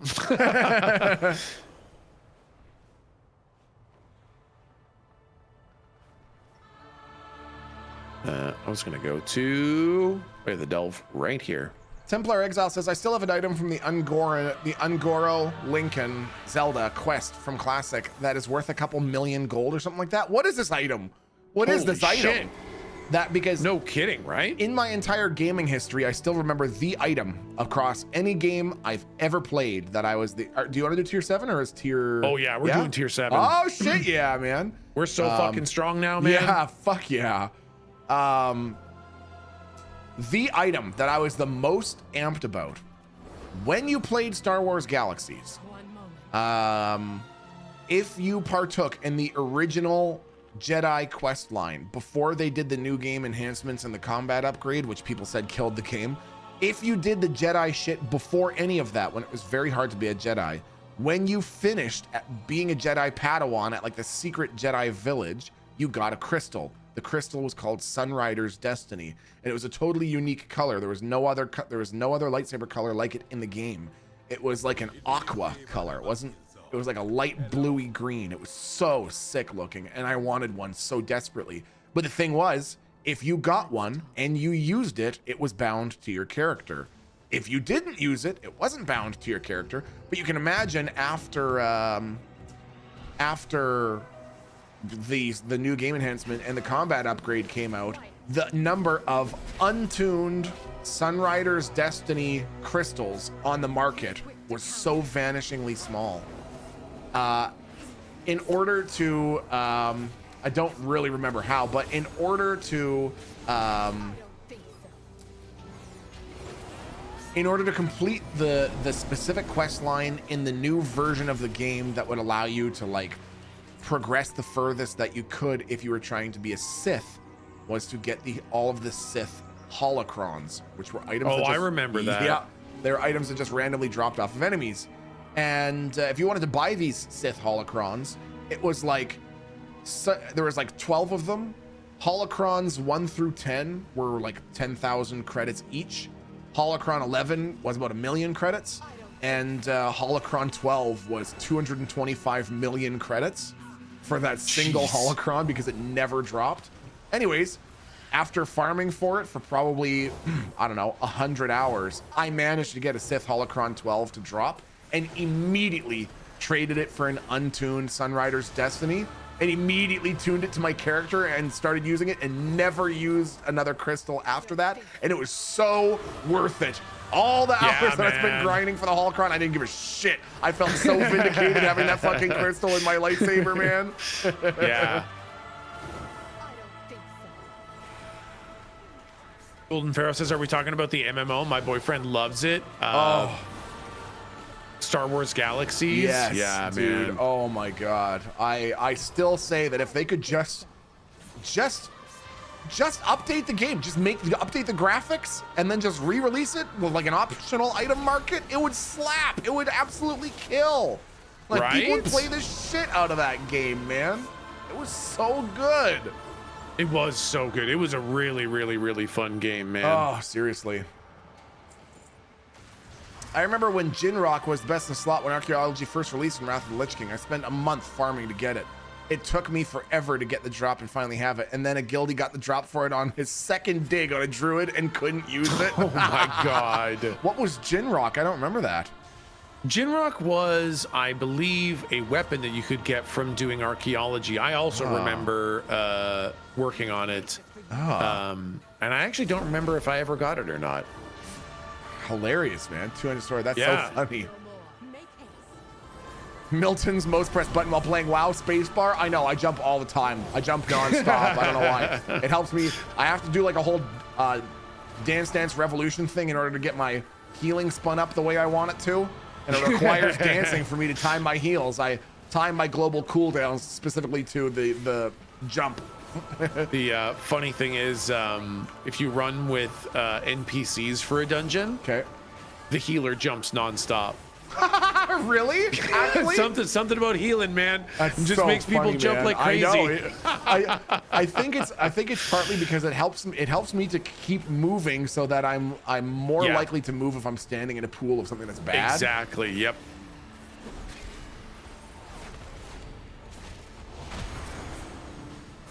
I'm trying to think if I ever. Which is another nice thing for people who are worried about coming back to World of Warcraft. Especially in the current expansion, you can run every dungeon with just NPCs. Oh, yes. You never have to see another human being again if you don't want. Yes, that is a very important point. Yeah. If you're considering getting this and you want to get dungeon loot, but you don't want to have to deal with queuing and playing with other players and all the rest, you can play any class in the game with a group of NPC party members and do the dungeon no problem. You can be you can be a DPS and have an NPC healer and tank, and you'll be absolutely fine. You could be a tank and have an NPC healer. You can be a healer and have just tank and damage in your group, and you'll be able to do the dungeon no problem.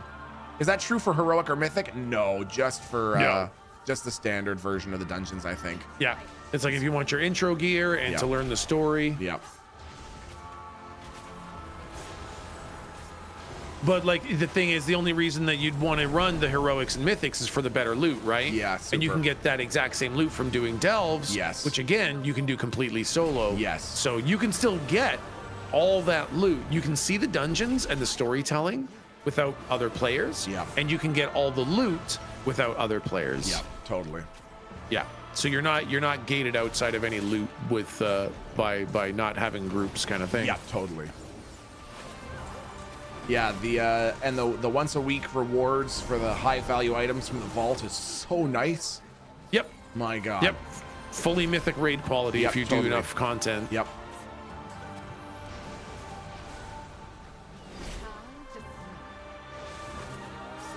The game is just in such a good place right now, It man. really is. I really feel like it Yeah. is, man. There's a reason why it's been out for so many years, but we're still playing it and enjoying it, you know? Exactly.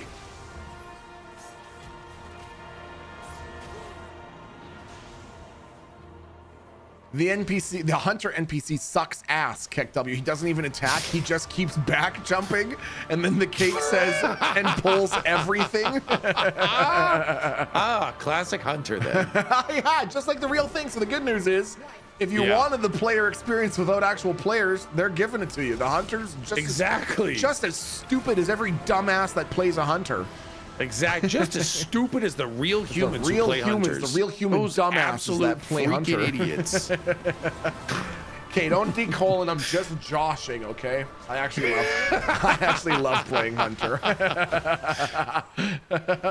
BP Text, do you play hunter? No more. I love my hunter characters.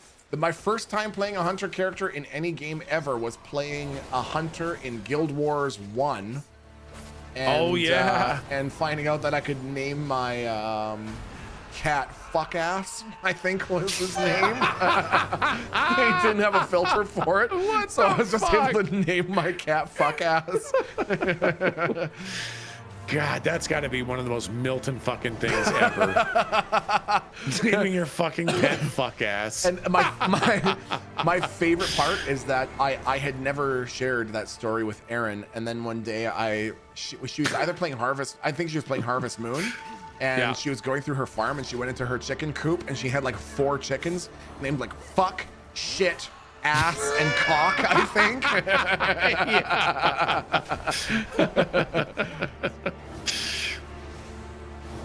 Anyone remember the WoW thing where you could get a chicken pet if you went /chicken at a chicken like 50 times in less than a minute? Oh, yeah. And you just get people standing outside the inn in Golddrag going bark, bark, bark, bark, bark, bark, bark.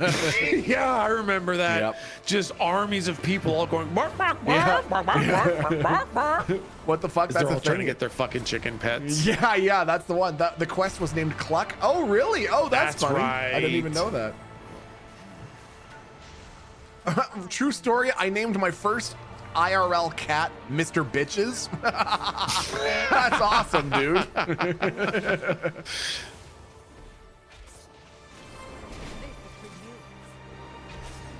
Step on Mina says I used that pet for a long time because I love chickens.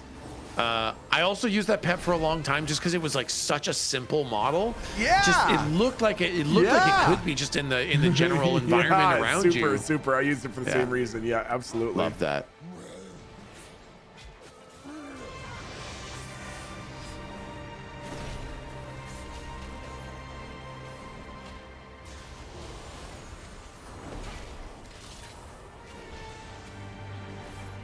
I have the Cluck quest in my Demon Hunter's journal just to randomly share it with people. How do you get the quest? It's a good question. I don't know.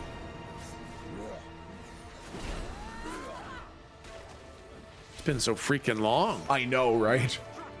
I do love the number of mounts and outfits and transmogs that there are in a game. I always think when games just like their player base is dwindling, I just feel like people just want shit to unlock. Yes, exactly. Just give man. them They just want shit stuff to to unlock. unlock. Yeah, you don't have to think about, oh, I have to reinvent the wheel and come up with totally new mechanics. No, come up with more cool shit for people to have. Exactly.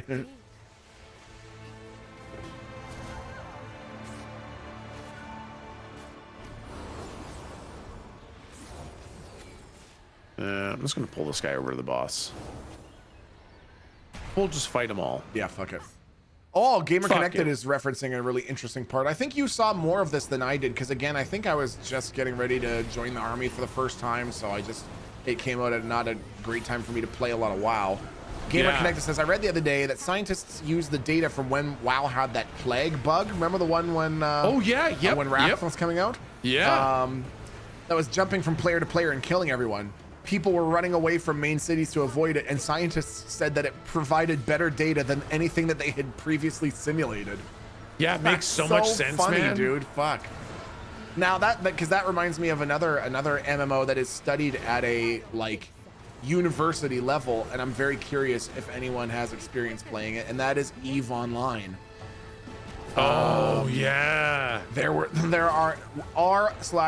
entire higher level university level elective courses on the economics of EVE, because it was so huge and player based that it actually provided pretty good data.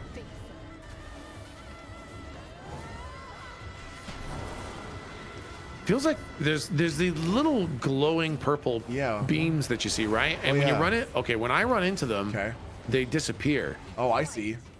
So I'm wondering what that mechanic is. And then he does that weird thing where he sucks their souls. Oh, weird. I'm not really sure what exactly that whole thing is. I'm just gonna use my bubble to try to burn down some of these ads. Sure. This big dude's being a pain in my penis hole. I'll help that pain in your penis hole. I'll get in there. Get out of there. Get out of there. I'm the only one allowed to be a pain in my brother's penis hole. Whoa. Damn it. My mother-in-law's upstairs in the living room, for fuck's sake. Damn it. Come on.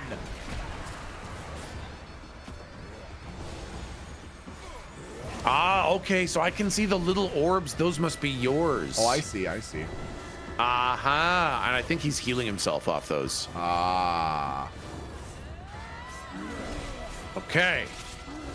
Learning the mechanics. All right, I see souls to go pick up. As you were. Come right in. All right, now it's just him left. My hair, Looks like there might be a soul there. in my eyebrows, Yeah, that does look like it. Nice. on my earlobes. Another one up there, Charles maybe. Clarkley, damn it. Oh, yeah, more dudes. More souls. More souls. More souls.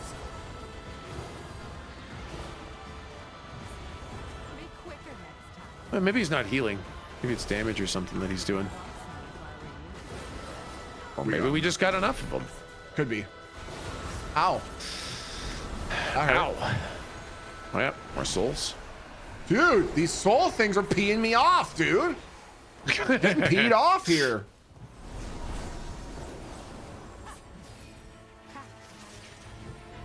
Huge health pool on this guy. That's crazy.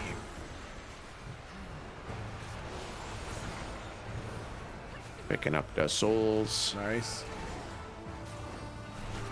He's at 44. 43. Oh yeah, no, he did not heal from whatever that little soul suck thing he did. Okay, it's just a matter of I think it just increases his damage.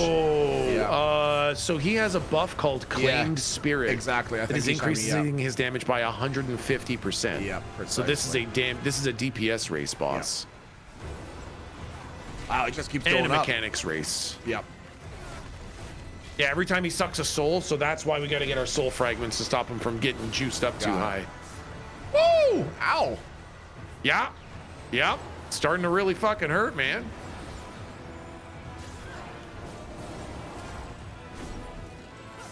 Nice. I don't think he got any on that one. Nice. Nice work. Owie, owie. Ooh, he's hurting now. Ooh, yeah, he's juiced up. We didn't do the soul thing for a long time. Yep. And the fight, I didn't realize it was a race, so we had the other guys in the fight for a long time. This was just really, you know, not well planned.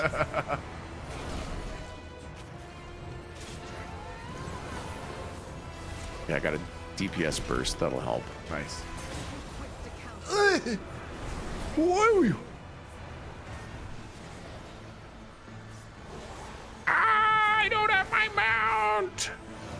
No. Did he get one? Oh, he got a couple. Oh He's my gonna God, hit real 46? fucking hard now. Oh, I'm backing up. 46 I'm backing is up. bad. I'm backing up. I can't take one of his little AoE things. I'll be toast. Right, man? Yep. It's all on you. Flaying knife. Ow. Woo! He still hit me with it. Piece of shit. Piece of shit. Piece of shit. He's down Piece of 6%. shit. Nice. Oh, we got him. Woo. Yikes. That was a crazy Owie. Most Pallone, what do you think you're doing tagging me? Don't you know Tier the 7, not rule? bad. No one in chat ever tags me. I looked up the item. It's called Faded Photograph. From what I'm finding, it's currently worth 1 to 1.4 million gold. That Still is- only level 224. Damn. Dude, another helmet. Whoa, what the fuck? That one looks man. even crazier. What the What fuck? the fuck? I want cool helmets. Dude, it's like the Predator, man. Dude, that looks so. It does look like the Predator. That's Wow, what a fucking sick fucking insane. helmet. Well, that's cool as shit. Okay, let's go with the loot. I Let's got go with the another loot. tanking trinket that I can't use. So hey, do you want another tanking trinket? Sure, why not? It's actually another insane. Oh, it's soulbound. Oh shit. Fair enough. Oh, Fair well. enough. Yeah, no loot for me. Oh, cool little housing item, the blossoming forge. Yeah, true. Oh, let's see here. Oh, that's actually pretty sick. Right, that looks nice. That's cool. Oof, all right. Well, tier 7. I mean, honestly, I don't think tier 7 was too bad. We just did not know that fucking boss mechanic. Yeah, that's exactly it. Yep, precisely. Boss was much harder than it needed to be. Yes, exactly. Loot luck carries across games. WoW, Final Fantasy 14, Monster Hunter. It's true, man. I just, sometimes just got shit fucking gear luck, man. And now you wait for tier 8? Wait, are you telling me tier 8 doesn't exist? No way. What? Wait, During Yeah. unavailable during midnight preseason, so this is still considered preseason? unavailable during, 17 days. Wow, dude, we're doing the highest content that exists. That's pretty good, man. That's pretty fucking awesome, man. That's pretty decent. Well, let's fucking get them all done Yeah. and fucking get ourselves all kitted out so that as soon as the season hits, Shit, we yeah, just hit the man. new shit. Yeah. Absolutely. What do you think you're gonna level up next? Once you're done focusing on your paladin? I'm gonna do my demon hunter. Kay is really excited to play, and she's gonna level her demon hunter first. Oh, that's and so, awesome. yeah, I'm gonna kind of level mine along with her a little bit. Dude, that sounds fantastic. I will, Yeah. I'm really excited to level up my druid. Man, Yes. I love all the classes in this game. I love druid because they can do everything. Ranged DPS, healing, Yep. tanking, stealthing, and instantaneous flight button. That's pretty nice, man. Yeah. The I only do thing they like that. can't do, Yeah. have cool armor in combat. Have cool armor in combat, dude. So true, That's, man. that is it. the only reason that keeps taking me away from druids. Yep. Is I spend all this time on fashion craft and Yep. getting cool transmog pieces. Yep. And then you're just your bear in Yeah, combat. yeah, it's so true, dude. That's so true. Very I'm fair. like, damn it, man. I need to be able to see all the cool shit I ground for, man. Oh, okay, Labat has an interesting question. I'm gonna be back in just a minute. I'm gonna grab a drink, and then I would like Yeah. to know your answer. Do not answer. Don't even read it until I get back. Okay. Okay, yeah. Okay, and that goes for everyone in chat. No reading it, no talking, no doing anything, no smoking, no peefing, no meefing, no jorking. Okay, I'll be right back. Exactly. One moment.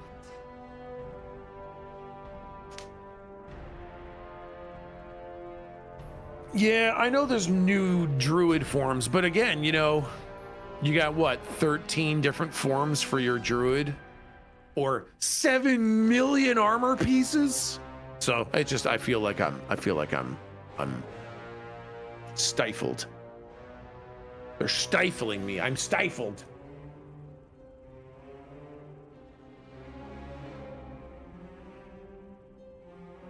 Who pinged me?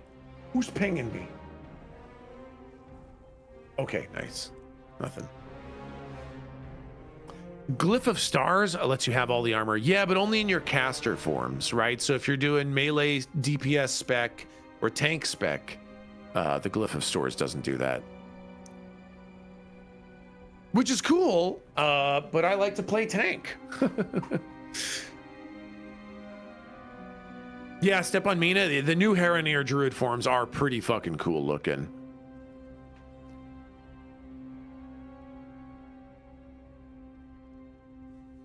Can you imagine if they had that for cat or bear form, except you're just a human on all fours? Okay, that's so good.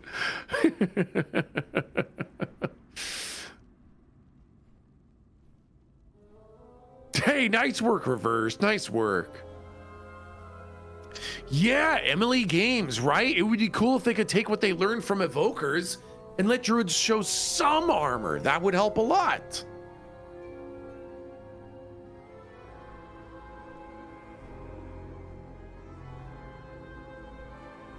Need a glyph that puts her elf on all fours and roleplay their animal form. That's a ridiculous idea. You are a ridiculous person. But I do love Druids. I love almost everything about Druids except for that one thing. Strength increased by 5%. Well, that's not a bad food.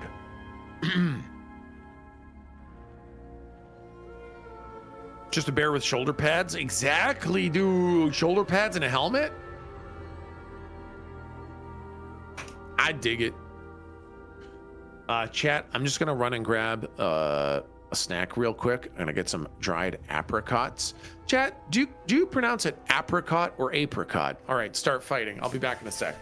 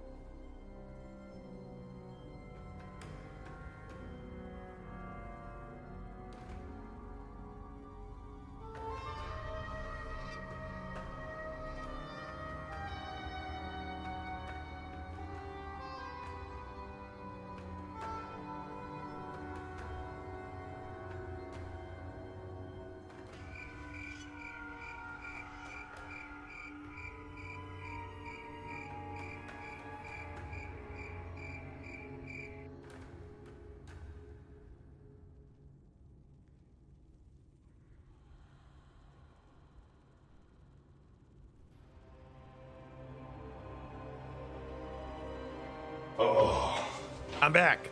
Oh, hard dress and a fart on. I got my apricots.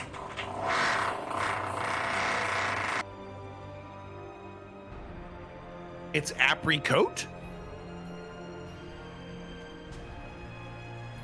Pronounced ashricot? Apricot? Well, what about apricots? That sounds like a fun way to say the word.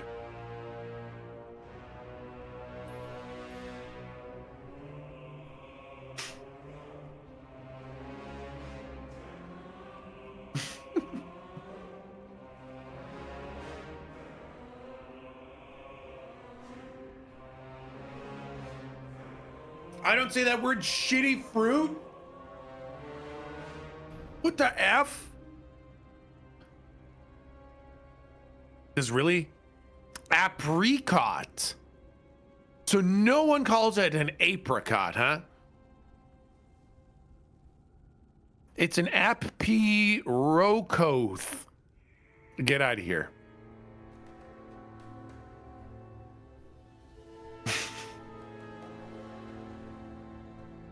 I do? Okay, so some people call it I say ape? Okay, nice. The wrong people do, sure. I pronounce it like apricot? Same, man. Same, hell yeah, same page.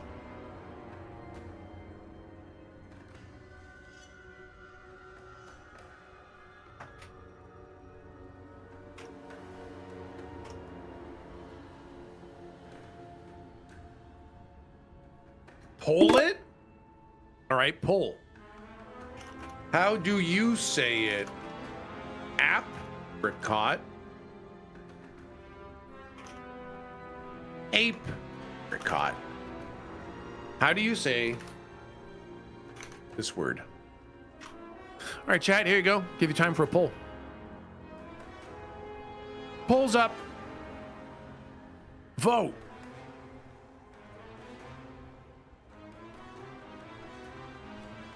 Option 3, don't give a fuck. No, you have to give a fuck. You have to. Okie dokie. All right.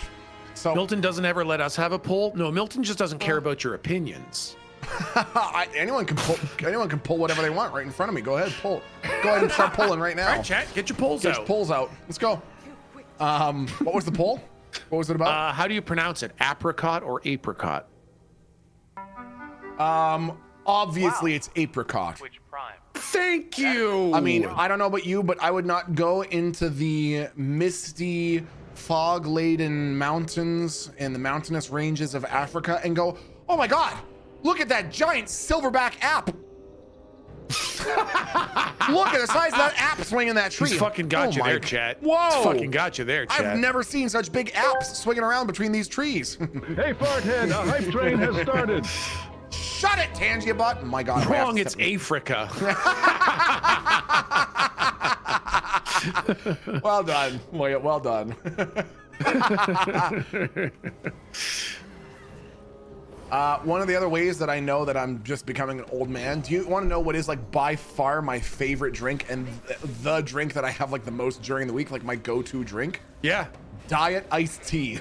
Not only diet iced tea, but I don't even buy it in a can or a bottle. I buy the Crystal Light powder packs and I make it myself.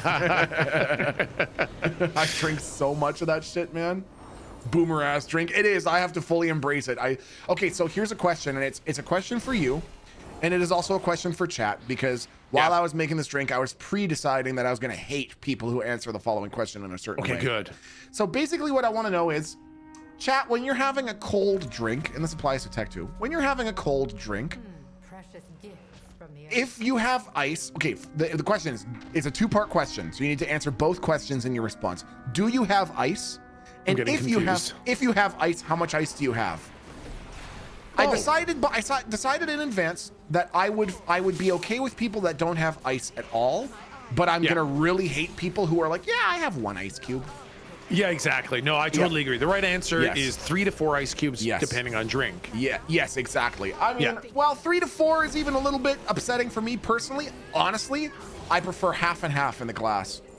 I want Half and half? I want to fill the glass half full of ice before a beverage even gets near it. I don't add the ice afterwards. The ice goes first, and But then you defizz all your fizzy drinks. well, and in all fairness, it is actually different with iced tea because I have to. It's a complicated process. But the point is, okay. So let's see. Minimal ice, only with a straw. No, I like one big ice cube. Okay, big ice cubes are different. Probably half the some glass. people like those big things just bumping up against the lips, man. Dude, I love having a fat cube just bounce off my Right? mouth. Yep, I get Just that. you're sucking it back, right? And those things just bouncing off your lips. What the fuck is going on?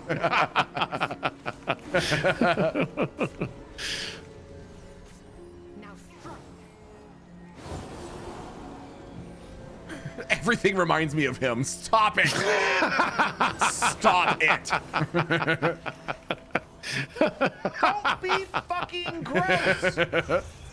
I like one tiny cube in scotch. Is it to like both dissolve the ice so that the scotch is a bit watered down and also cool down the scotch? Because I could be convinced of that. Yeah, I like a little ice with my whiskeys because Okay. I like it to melt just a little bit, water it down just a little bit. Sure. Make it a nice drinkable temperature. Yeah. Yeah, man. okay, sure. That's funny. Greg Galactic says ice in scotch, absolutely not. And then Travaine says scotch is such a good example of ice being okay. Yep. Dude, people have some very strong opinions about ice in scotch slash whiskey. That's so funny, man. I have one single drop of water in scotch to open it up. Is that Yeah, a thing? man. Is I'm that a real telling thing? yeah, man. What People the got fuck? some thoughts and opinions and techniques What and preferences. in the fuck? Dude, this Yeah, is it's blowing fucking my mind. nuts. That's weird, man. Oh yeah, so I just got a Thalassian Phoenix Ember from picking that. Oh, sick. Yeah, okay. I did get one of those Yeah. earlier and wondered if that's sort of Yeah. what it was. Yep, that's one of the, which is why it's just like massive volumes of herbalizing. Yeah, exactly. Faded Kingpin says yes, but the word ape has a vowel, consonant, vowel. So the A in ape is long vowel, whereas the A in apricot is vowel, consonant, consonant. Therefore, it's a short vowel. So apricot would be technically correct. Hope this helps you too, boobs. Actually, TBQH. Yeah. Real linguists understand that language is either used descriptively or prescriptively, and prescriptively is seen as the much less intellectual way to engage with language. Exactly. Much less intellectual. To look at language and say this is the way that it must be used is less in the spirit of linguistics than looking at how language is actually used.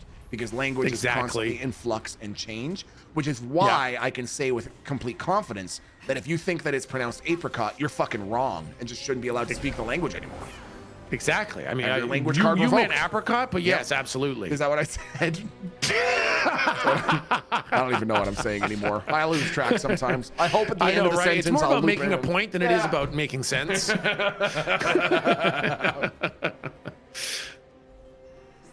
no more.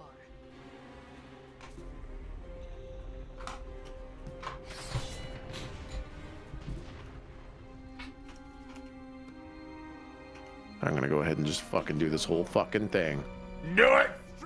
Gonna eat every fucking chicken in this place. That is literally my favorite line from the entire show. That is the entire. It's so that is good, right? My favorite line from any character in the entire show. I think, interestingly enough, I was hanging out with you and Kay when I saw that specific episode I think for so. the first Yeah, time. I seem to also remember that. Yeah, I think I remember you like telling me about it or telling me about the scene with the hound that was coming up or Yes, I something. remember that. Yeah, Yes. dude, so iconic. That the hound, So good. The hound is absolutely one of my favorite characters from any movie show, TV series I've ever seen. I say movie show now because that's what Toddler T-Pike 1 has started saying. I mean, that's literally very the cute. most accurate word to call these things, man. We got like hour and 40-minute long episodes of TV with bigger fucking production budgets than Titanic. So, It's so true, man. TV movie is exactly it, or movie TV is exactly it, man.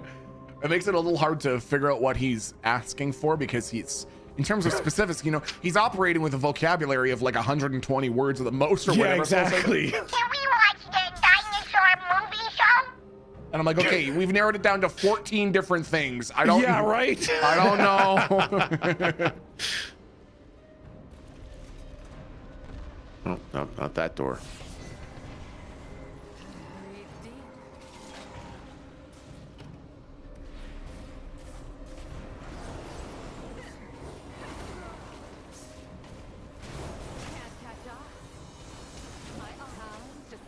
Oh my god, this is a level 1 fucking Delve? dungeon. I was wondering why everything's dying So immediately. was It's because it's I. level fucking 1. Ah, shit, man. That would explain it.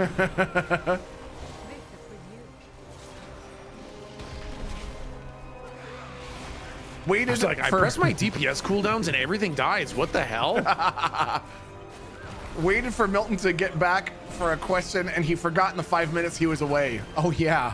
What the fuck was my question gonna be? Yeah. Boy, been there, man. Yeah, see ya. Whatever the fuck that was. Yeah, exactly, Gone now. right? Gone now.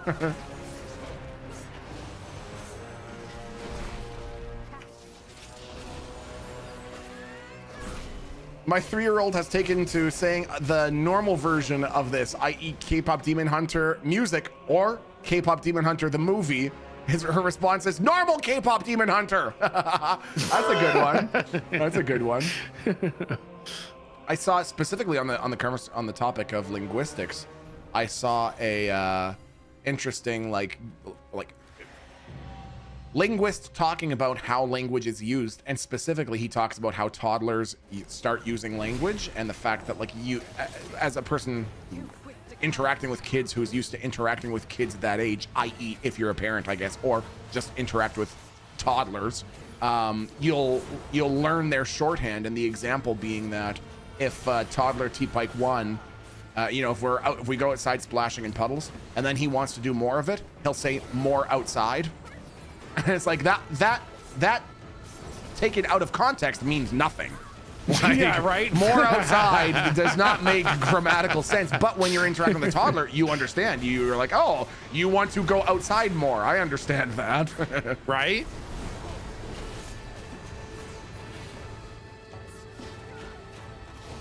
Hey, bud, why are you hit me? Yeah. What's going on here? I got 2% Fucking threat. dick. I got 2% threat. What's your deal? Right? I have 5,369% threat. Hit me.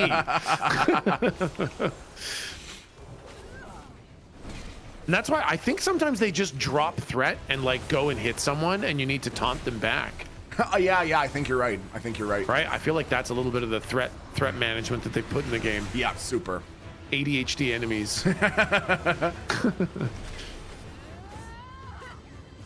eyes on you.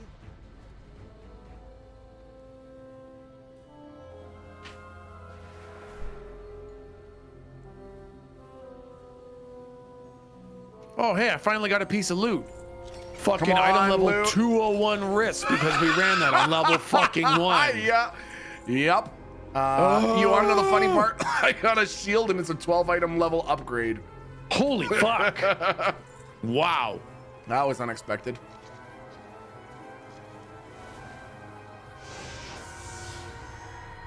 Oh, that was it. Thank you, Labat. Labat saved it. Now I do remember the question. So I was asked this the other day, and I am very curious as to your answer, Tech. I was asked, what is the smelliest smell I've ever smelled? And my answer was honestly probably my roommate when I was in the army and I first moved into the barracks and I had to share a room. And it was that rotten smell of like crotch and unwashed armpits and dirty clothes and sweaty PT gear. And after sleeping there for the first mandatory period of time or whatever, I finally decided to check out why my mattress was lumpy. And it was because there was like a 6-month-old pile of spaghetti under my mattress. Between seriously, dude, like it wasn't like this. It was not like this please. guy had put it there to fuck with me. It was there months before I moved in. Like it's so old. Man. So and so the worst part was I remember I had a couple of buddies in the army who had to come and get me for something. And this is a true story. I'm not making this up. This is absolutely true.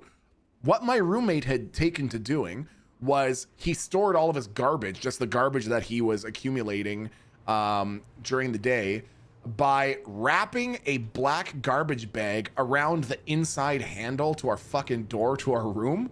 So in order to open the door to leave the room, you had to open his garbage door. And oh my God. and he wanted to keep the thing mostly the bag mostly closed, so he only had like a little spot open up at the top, so whatever sloppy thing he was glopping into his garbage, just slime all over the outside of the bag. And That's pretty horrible. One day he had waited so long to change out this bag that when one of my friends came a knocking, when they opened the door, that was enough of a jostle to open a small hole in the bottom of the bag, and a thick, sebaceous, and extremely strongly scented liquid oozed out of the bag onto the floor. And when my friend then took a step into the room to come and get me, I heard the like octopus sucker sound of his foot coming off the ground. Oh my God, his foot stepping in, and both of them stepped back out of the room and they're like, yeah, you can come to us. I was like, I don't even blame you.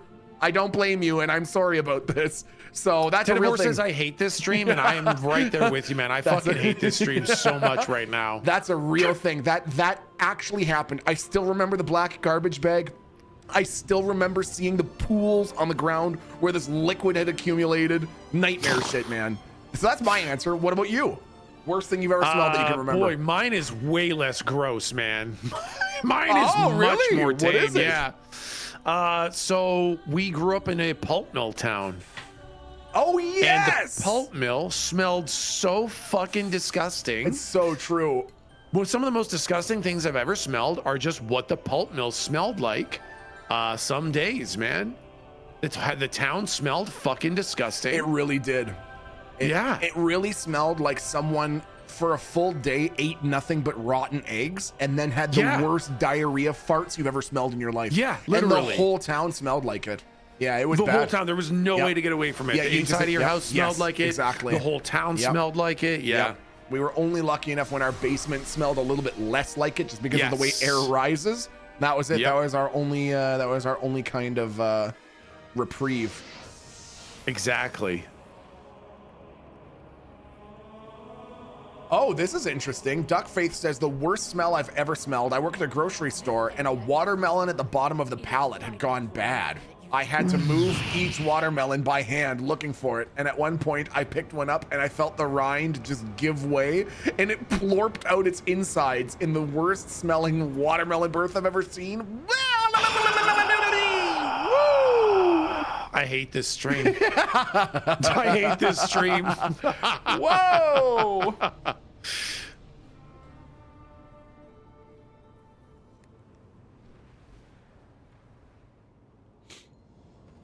I'm gonna throw up. I'm gonna throw up. I'm gonna throw up. All right, let's do this one on tier 7. Maybe it bugged last time. Oh, that could have been, honestly. New doorways have opened to us. I wouldn't cross me if I were you.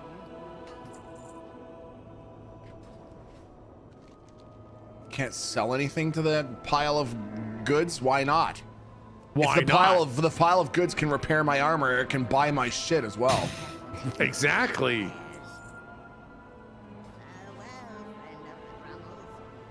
One moment.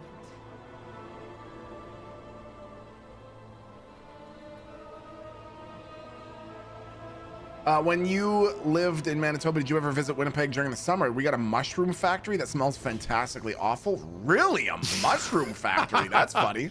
I wouldn't have thought Mushroom, that. I mean, it makes sense. Yeah, it does make perfect sense. You grow them in poop. That's right. Make haste.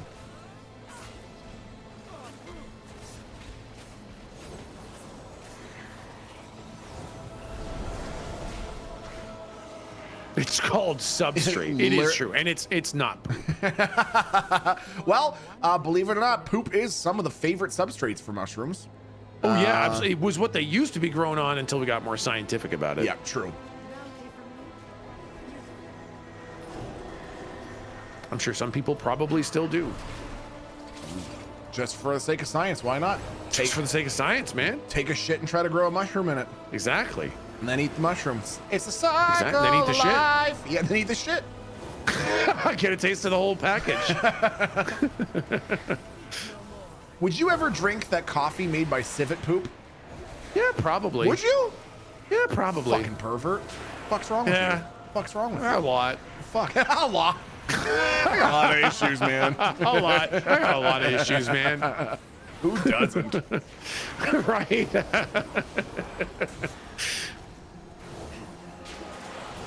So I believe that yellow dome is an ability I just gave Valera. Okay. And your abilities cool down 5% faster in there. Oh, that's nice. Yeah, it's a nice little buff. Oh shit, I see that lightning thing is good to hit him with. Does a solid Yeah, the 180 little lightning gun. Yeah, Yeah, that definitely does seem to do some nice damage. Okay, I'm gonna start hitting that. Chat, same question for you. Would you eat the civet poop? Would you eat the civet poop coffee? So for anyone who doesn't know, there's an animal that looks kind of like a cat, kind of like a raccoon, called a civet.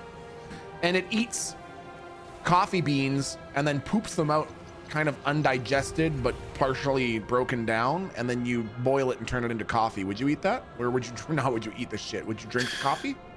Whoa, Tenivore says, I've had civet poop coffee. It was unremarkable.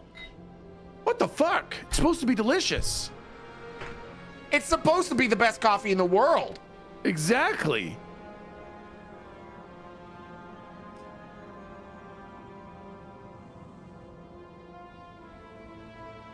Whoa, Chipmunk Overlord says, I've never had a cup of coffee, so probably not. Even though I love pussy. Okay, what the fuck?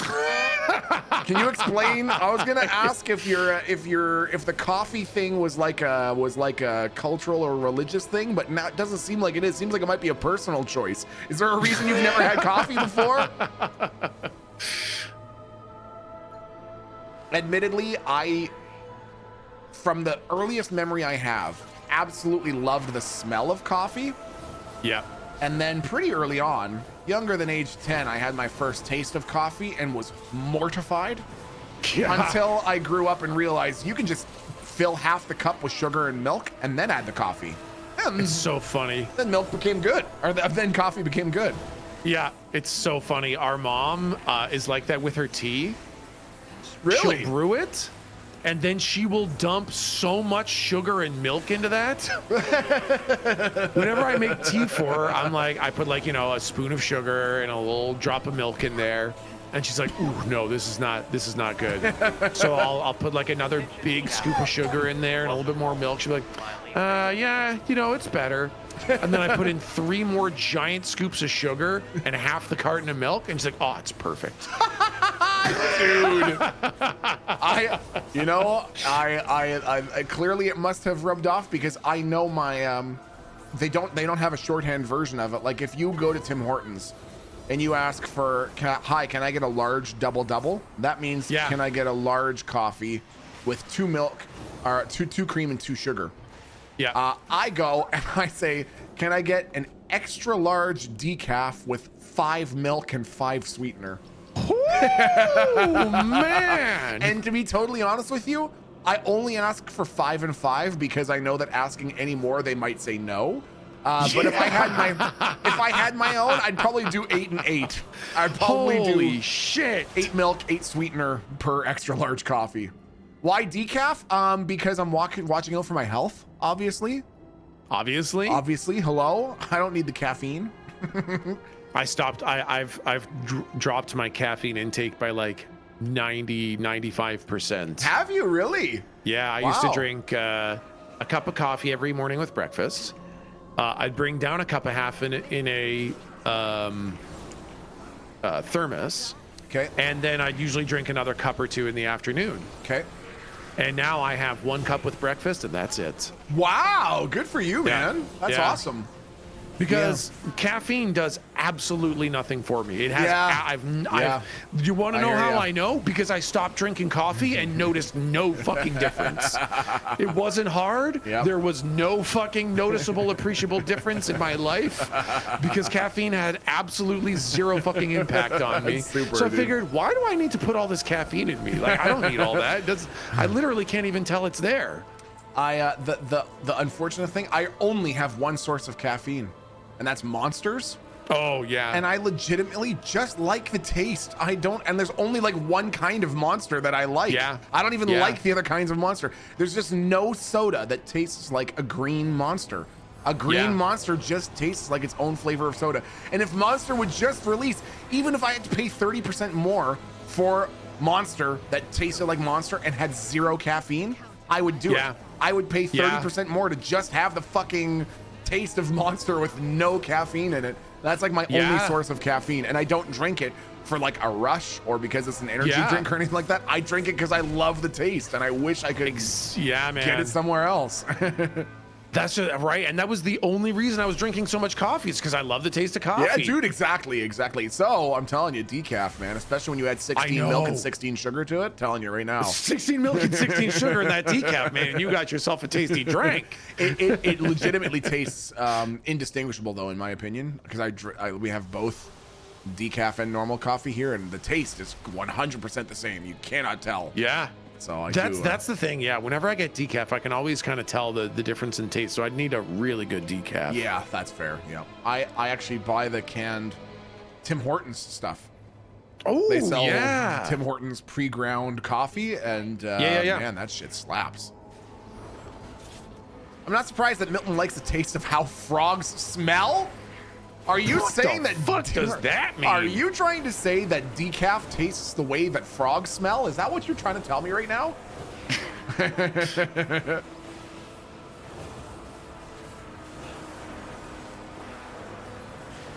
Why, when you Google the flavor of green Monster drink, it says sweet plastic notes? I mean, and the thing is, that's right.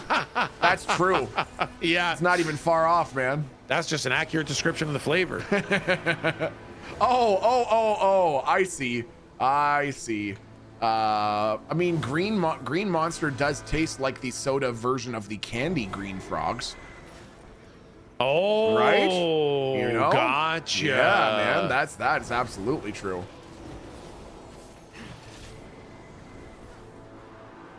Let's see if we can handle this little pull. Lots of ranged guys, which I'm not a big fan of. I wonder if we can line of sight them somewhere. Oh, I can just interrupt them. No. Ooh. Easy. No problem. Especially with lightning gun. See ya. Yeah, the lightning gun is doing some fucking work. Yeah. I'm firing from enfilade into defilade. I don't know what that means. Did I tell you the story behind that?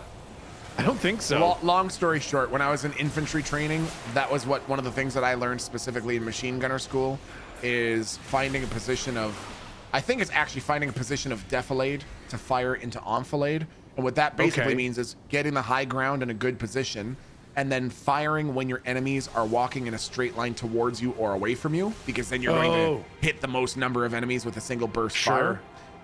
And my section commander fucking hated me. Absolutely hated me. Which is fine. It felt like a very army kind of hatred, so I got it. I don't hold anything against the guy. And anyways, and it was also, you know, half a playful thing, kind of like I was his Dwight Schrute or he was mine. And sure. Anyways, anytime he'd ask a question in marksmanship class, he would say like, "Look, someone tell me what your marksmanship principles are." And I'd say, yeah, firing from defilade into enfilade. And he'd say, "Okay, shut the fuck up, Private Milton. Anyone else?" He hated those terms. What are you, some sort of fucking gunner nerd or what? Shut the fuck up with that.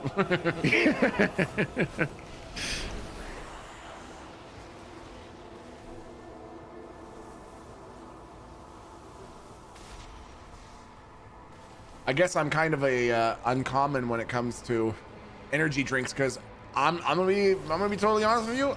I don't really care for the taste of Red Bull. I've never had it. I always imagined it tastes like gasoline. You want to know the funny thing? Yeah. I have had a Red Bull exactly one time in my life. It tastes like gasoline? No. It tasted exactly like something else. But the funny thing is, you were there for it. What? You actually bought it for me. What? No joke, dude. I do not remember this at all. I don't think you would recall it offhand, but it is absolutely 100% true. It is the very first night I went to fucking Foam Wars. We stopped at, I think, 7-Eleven, and you got me a Red Bull. I like asked for one. Wow. Yep. And it tasted like a slightly fizzy Robitussin. What? Yeah, it was 100% cough syrup. It didn't taste. What? What? Literally. That is not... Yep. Holy shit. Literally like a slightly fizzy cough medicine is exactly what it tasted like, and I just fucking hated insane. And I haven't had one since. So that was how old was I when we did that? I must have been. Oh my God. I must have been 13 or 14. Yeah, I was gonna say 13, 14. 23 years ago. Man, I really just fucking our whole life treated you like you were my age. Ha, dude, I needed it, man. I fucking needed it. Please, I needed someone to treat me like I was fucking a grown up in some way. So funny, just like, yeah, you know, I'm this age and I'm like this, so yeah, you are dude, too. I needed it, man. I'm just telling you. And if there's anything that I benefited from, it was that. Oh, fuck, that's funny. Yeah, so you've never had one though, hey? A Red Bull. I don't believe I've ever had one. The only energy drinks I've ever drank were the ones that you bought me on our mom's birthday. What? Like when we went to the island? When we went over to the island for our mom's birthday, one night you just wanted some energy drink. You wanted some Monster, and I'd never had them. Okay. And so you bought us each 3 Monster drinks. Oh my God, okay. And at 1 in the morning, we pounded all 3 Monster drinks and then just went to bed. That sounds right. Yeah, okay, it's sure. crazy. It was the only Monster drinks I've had my entire life was 3 1 a.m. cans of Monster drink. Man, that must have been a painful experience. Those things are fizzy as shit. What did you think? What did you think of the taste? I thought they were just like, you know, nice, delicious fizzy drinks. All right, I just don't go in for delicious fizzy drinks. Yeah, I definitely get that too. Yeah, they're a real Achilles heel for me. Yeah, that's so fair, man. The terrible ways I would debase myself for a for fucking, what do you call it, 7-Up Tropical Splash. For 7-Up Tropical Splash to even make a temporary return, I think I'd cut off all my toes. Why not? 7-Up, if you are a sponsor team of yours, here's this message. Want to make a video where I cut off all my toes? Let's do a 1-year rerun of Holy 7-Up Tropical shit. Splash. I'll do it. Fuck, man. I'll do it. We can make a commercial of it. It'll be hilarious. I'll use hedge Dude, clippers. they don't need that. You can go way, way lower to start with, man. All right, all my fingers and all my toes. Fine. What two-hand are you using now? Attention, chat. I've got a 201 green one. Nice. I just picked up a 198. Wow, very nice. Big upgrade for me. I feel like we're supposed to kill that little ad, but Is there an ad? I got him. Okay. And then that submit spell looks like it should probably be interrupted. Okay, got it. Do I get rebuke as holy? I don't think I do. I think you do. I think it's on the talent tree, on the paladin side of the talent tree. Oh, sure. Okay. I'm gonna have to pick that up. Well, I just fucking wasted mine on nothing. All right, there's the little ad. Then I'll let you know when he starts doing his. There you go. That's the one to I'm gonna stun him. interrupt. Oh, I see. You have to. Was does he it- immune to stuns? Oh, interesting. I Yeah, got he it. is. Slow Momo says she 7s on my up till I tropical splash. Can we get a ban on Momo? Maybe if there's Please? a Twitch staff watching, if you could just go ahead and delete that account. Yeah.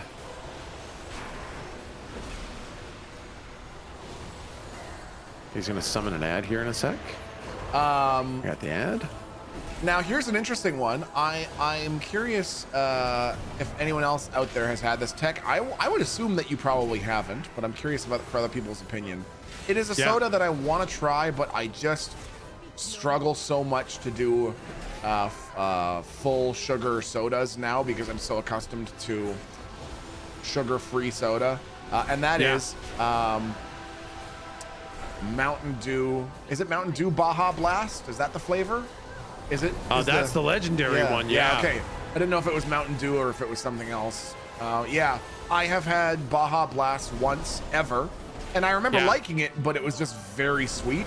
Yeah. Is there such a thing as Diet Baja Blast? And what are people's opinion of Baja Blast? Those who've tasted it, I'm curious. Yuck, Baja Blast is the worst. Okay. Love Mountain Dew, hate Baja Blast. Wow, Momo could live off of it. Wow. Baja Blast is Prime. Jay's king. That is Okay. a Twitch Prime. Hey, Milkbagger, thanks for the ad? 50 freaking months, dude. You're not a first-time chatter, subscriber, anything, you liar, liar, liar, liar, liar, pants on fire. Type 1 in chat. Thanks for the 14-month resub. Today's your birthday. Is it really? Hey, What I'm gonna happy do there is birthday. they interrupt. Yeah, nice one. It's nice that they space out them long enough that you kind of get your cooldowns back. Yes, I super agree. I super agree. Yeah, that's nice. There's the ad again. Templar Exile says, I ate Taco Bell and Baja blasted my toilet 15 minutes later. Not the same thing? We're talking about two different liquids. One day I'm gonna eat Taco Bell, man. It's gonna be the greatest thing I've ever eaten in my entire life. you never I'm had so it? fucking never had Taco Really? Bell. Only heard Really? the stories. Really? Yeah. I've never gone either. I'm sure one is in my part of the greater Tirana area. Right. But I'm sure you can find one somewhere Yeah. around there. But I've still never had it. Mostly because I don't trust them to not make my order bad like everybody does with my hamburgers. I'm gonna say, can I just get beef and cheese, please? And I'm gonna get it, and there's gonna be guac and sauces and scary shit, man. Frightening Yeah. stuff. Frightening stuff. Not a single GD piece of loot. Not a single GD piece of loot. Sheesh. Oh, I've earned the maximum amount of adventure Dawn Crests. Yeah, I've hit my season Oh. maximum of 200. Wow. And is all your stuff maxed out? No, not even remotely. Nice. Oh, nice, nice, nice. So I'm just tapped. That's as good as my gear gets until the season starts. That's awesome. Slow Momo says, I bought so much Taco Bell last Wow. year they sent me a free hat in the mail. That is That's awesome. Holy shit. Yeah, we eat so much Domino's that without exaggerating, almost twice a month they send us a free pizza. They like give us a coupon for a free That's pizza because they're amazing. like, please just make sure you're okay. You know, are you sure you need to be having 14 pizzas a month? Here's a free one, I guess. Buy 14, get one on us, I guess.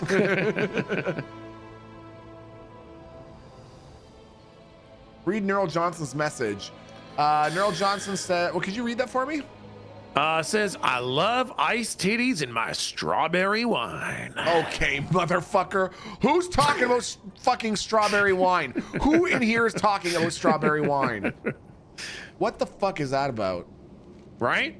Oh, did I leave? Am I out of the dungeon or am I in the dungeon? I think you're in the dungeon. For fuck's sake. I'm just standing here waiting for you to spawn. You're a fucking idiot.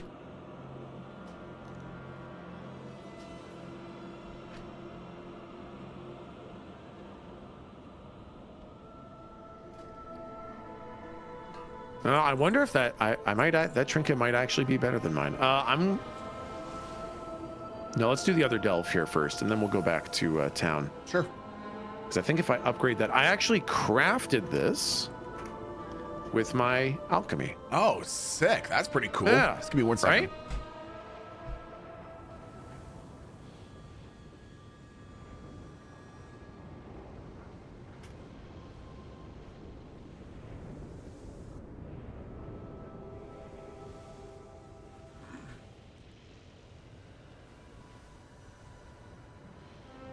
Oh, Labat says, dude, Taco Bell replaced their drive-thru workers with AI in my area. I tried ordering Doritos Locos Tacos, and instead it added $140 worth of nacho fries to my order. I was screaming at the speaker like a drill sergeant.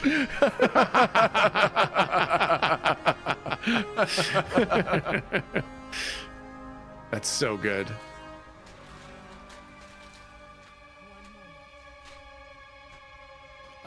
Also, I just saw in our D&D channel, CO has a... Oh, Right? oh my God. That's incredible. That looks, I think that looks... I'm super excited with the direction that's going. Yeah, man. I think that looks pretty fucking sick. Show it? No. No. Well, I mean, you know, some people have shown their art for their characters. Have they? No, mine's Yeah, gonna be no, a surprise. it's totally not even a really that big of a spoiler, but I do think it's fun to see it when it goes live. Yeah, no, I'm gonna keep mine a secret. Yeah.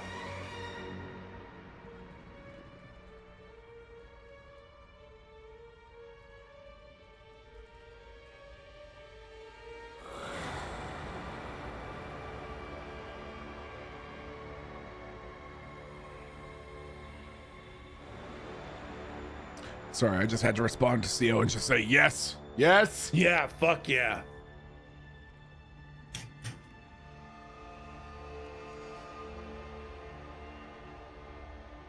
Okie dokie. Boom, bang, pow. Give me that swagger. Be quiet. Breathe deep. Can't catch us. Time to sleep.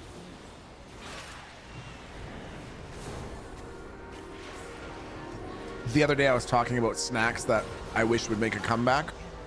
Oh, Right- yeah. Right now I'm eating grape licorice rope. But man, remember the grape Twizzlers that they used to sell at like convenience stores and gas stations and stuff like that?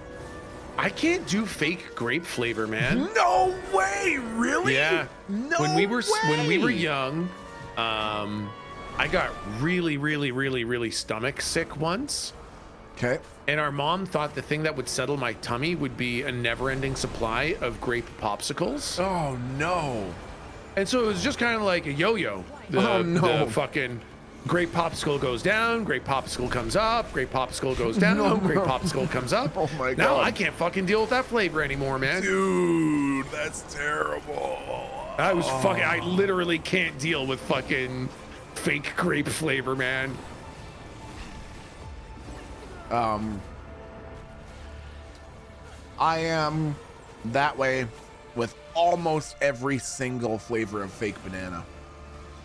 Oh, yeah. Ugh. Yeah. Ugh.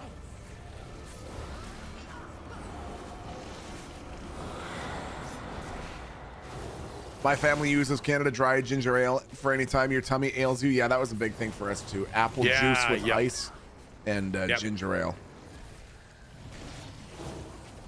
I remember one time when I was sick when I was younger with our stepmother. Yep. She said that you shouldn't drink cold water on an upset tummy because it could make it more upset. You should drink warm water on an upset tummy. What the hell? And so I sat there drinking like warm water all day, being like, I fucking hate this so much. I hate this so much. Gross, man. What the hell? Where did she learn that little nugget of wisdom? Who fucking knows, man?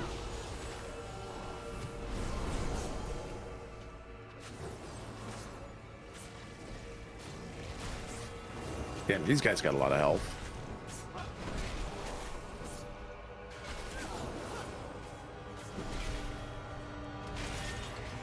Yeah, no kidding. Okay, one more second. Yeah. Attention, chat viewers. Welcome home, smiley face. Hey, Flake, how you doing? Thanks for the 44, man. Holy guacamole. Greg Galactic, thanks for coming back for 25 freaking months. Milkbagger, thanks for the 50. Danny's eye patch, thanks for the almost 4 years, dude. Monster tastes like Mountain Dew mixed. Danny's eye patch says that green Monster tastes like Mountain Dew mixed with battery corrosion. Yeah, that's, oh my god, that's not wrong. Hey, Alexa Fart, thanks for the 49 months. Your avatar is highly offensive to the noob sailbot, the noob Cybot class. What is the noob Cybot class? What is, excuse me? What were those words you said? Zajiros, thank you for the almost 2 years, man. Sheesh. Carrie Cakes, are you Carrie Cakes? Did you just say hi, Milton? I wanted to tell you that I'm super new here, so excited. Carrie Cakes, we're having a fight. Get your Beyblades. Get your Beyblades. We're having a Beyblade fight behind the movie theater after the stream. You understand me? I expect to see you there, Beyblade in hand, Carrie. I'm done. I'm done getting bullied.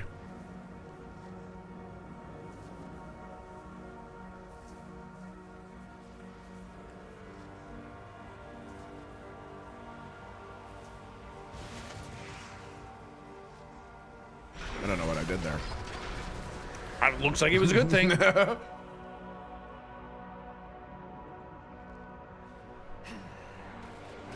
pulled a couple guys. Be quiet. Oh, did I just? Oh no, we're fine. Attention, I thought I chat spawned a hard guy, but Welcome nah, we're home, good. smiley face. Easy pleasy. I don't think so. Classic us, just pushing the hardest content you can possibly do in the game right now and just having no problem. Classic us. Classic. Just too good at the game, basically. Just too much of God gamers when it comes to WoW. Chat, did I mention that we were in the number 99 guild in the world? In the world, chat? I'm not saying that to brag or to make it sound like we're way better at WoW than you, or to make it sound like we were just this god tier gamers, just like really, really good gamers and so good at WoW, like so It's badass just at factual WoW. information. I'm not saying it for any of those reasons. I'm just saying it for your FYI. For your FYI'ers. Just- Ow! Whoa! You know, I was really hoping that wasn't gonna happen. Like, I was hoping really hard that as I was saying this, that I wasn't going to just die. Yep. I was really planning on that. Oh yeah. Oh yeah. I'm remembering these guys now. The multiples of those fucking earth debuffs fucking sucks.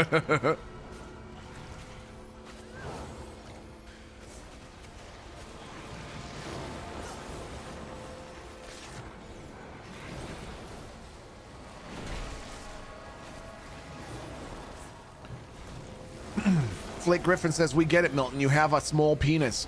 No, I don't, actually. Medically, it's called an enlarged perineum. Exactly. It's like a big thumb right in the middle of my body that points directly downward. Exactly. Wide as a Pringles can. Yeah, exactly. Really makes sitting uncomfortable, but I'm all right with it. Do you remember when we used to get, there's a discussion going on in chat that I'm only half able to read about circus peanuts, the candies. Oh yeah. Yep. Do you remember when we would always get those and put them in the microwave? Oh my God, yes, dude. That was the thing to do with them, man. Man, and like the thing that came out was for sure toxic. For sure, It was not some sort of edible. chemical reaction went on when you put that shit in the microwave, and it turned into melted plastic soup. Yeah, it did not taste edible when you're done with it.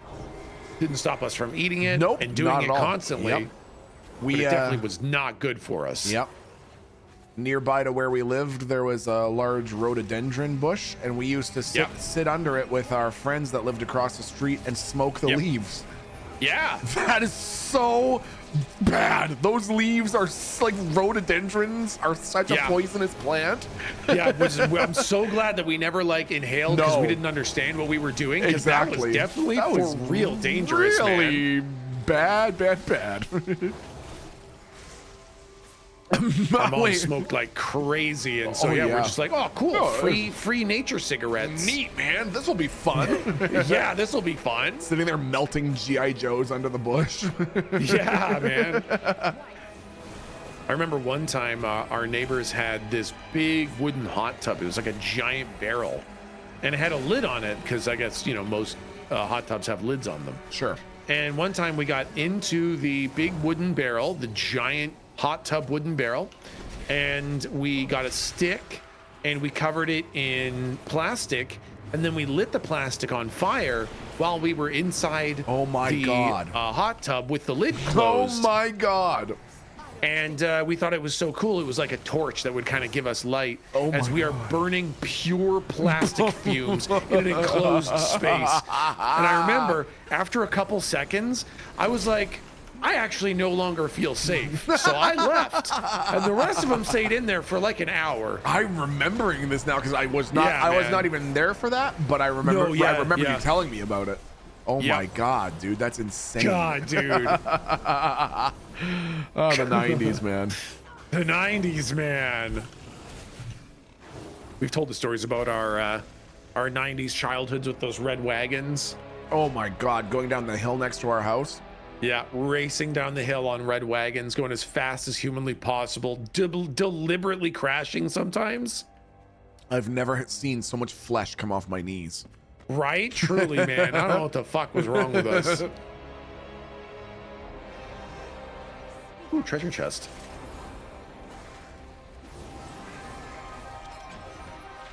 Wow. I don't even think I got anything. Bunch of bullshit. No, probably shouldn't have looted in combat. Probably had loot after combat. That's fucking stupid. That doesn't even make sense. Are you fighting out there? Oh, we're disappearing then. Oh, no loot in here then. See ya. Be quiet.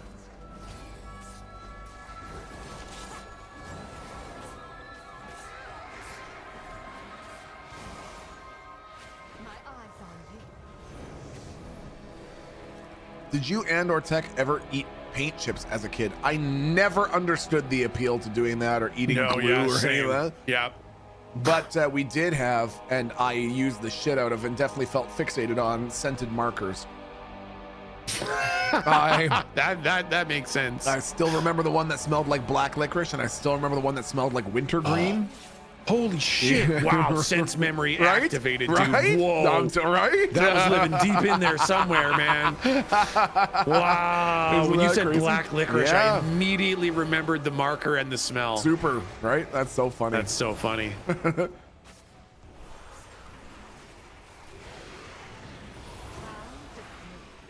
B-Rye says Mr. Sketch. Yes. Was that the brand? Yeah, that's the one. Wow. Yep.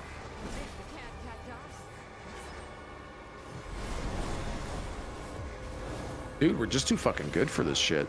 I know. We're just God gamers. Just God gamers.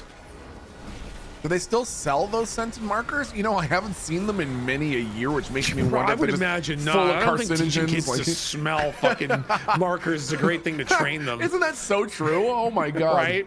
Tekken, I like to go to the dollar store near where we grew up because they sold like the most realistic looking fake knives you could find, and they had that mechanism where when you press the knife in, it would go into the handle of the thing to make it look like the knife is going into something.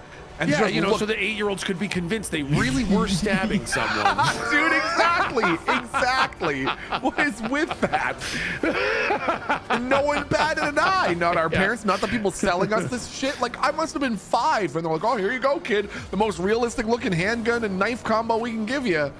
Okay. Yeah, I remember we watched the legislature pass that required cap guns to have red ends to distinguish themselves as non-real guns. Yep. Because until that point, cap guns just looked like real fucking guns. Yep. And nobody thought that there was any fucking problem with that. Yep.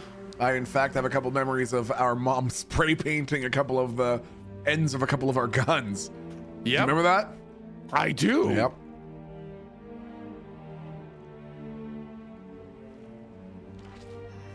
This is for you. Be quiet. All right, let's see what this guy's fucking mechanics are. Yeah, I don't feel like I've ever done this. I don't know what that ability was, but I interrupted it because it was interruptible. There, I don't know what sense. it did. Oh yeah, I forgot to change any of my abilities or get rebuke. Whoops. I'll try to remember that after. That looks bad. I'm gonna get out of that.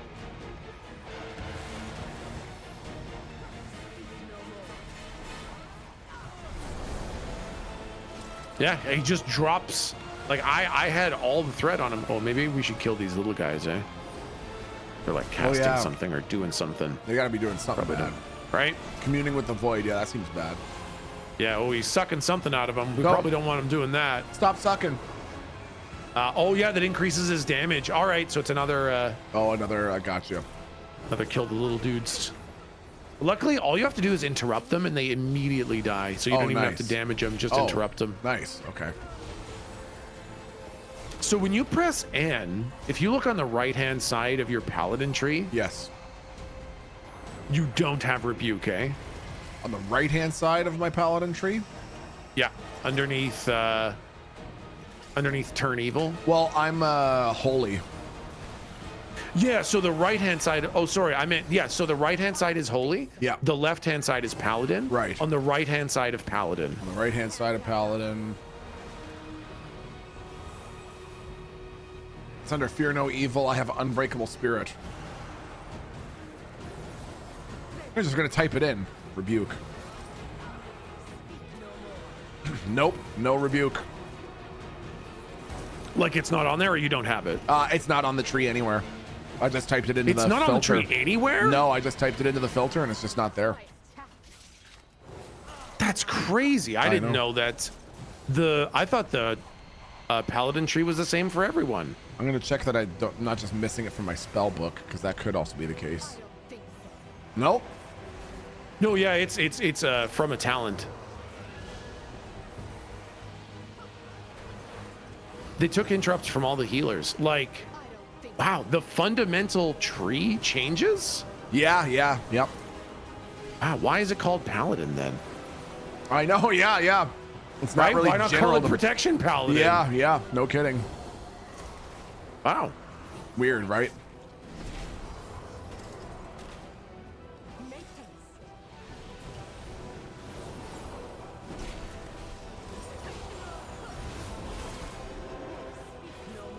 What is I'm neural a Just resto talking druid. They about? took my skull bash. Wow, yeah, Oh, that's yeah. insane. Isn't that weird? Yeah, I was wondering because I was looking for it the other day, thinking I might as well pick it up, and then didn't Yeah. find it, so I stopped searching, just thinking that I must have been missing it somewhere and not that invested in finding it. But no, I guess it's just not there. Yeah, that's crazy. Yeah, you're kind of at the mercy of all your NPCs for interrupts then. Yeah.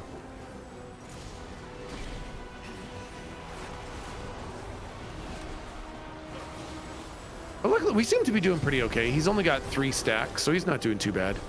Yeah, super. Damage only increased by 15%, which is a lot less than the 170% the other boss had. Man, he was making some shit happen. Right? The NPCs never interrupt? Well, that sucks. She just did. Oh. Yeah, they interrupt on cooldown.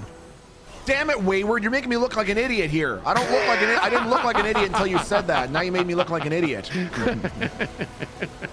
Everyone was thinking that I looked like a scholar. Now I look like an idiot. Yeah, she just interrupted that one too. Oh, nice. Yeah, no, she's good. The NPCs are good. At least I can get one of the ads with my 30-second Hammer of Justice cooldown. Oh yeah, that's right. Yeah, that helps.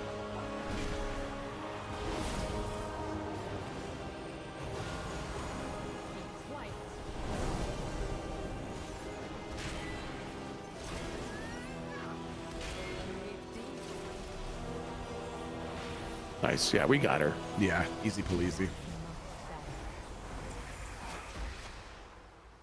Nice. Yeah, I guess I am getting Valera levels too, so this is nice getting prep for the season to start. Oh, super true. A very tiny upgrade for a necklace. Dude, amazing. What was that? Oh, a 3-item level upgrade for my helmet. But it actually also has kind of a cool graphic to it. Oh yeah, that is cool. Oh, it's fucking cloth. Oh, well, fuck. Little less cool. Yeah. Oh, okay, here we go. A trinket that is a 4-item level upgrade. Oh shit, I got a 13-item level upgrade shield. Oh, nice. That's pretty Very fucking nice. good. Yeah, Okay. that's pretty nice. Hey, Oh, I fuck got yeah. Item level 227 leather gloves. That's pretty good. Nice. Do those say warbound until equipped? They do. So that means you can put them in your warband bank. Right. Can you interact with that? Let's see here, actually. Oh, yes, I can. Oops. Yeah. Thank you. So that's your warband bank, and you can put those warbound items in there and then just pick them up on your alts.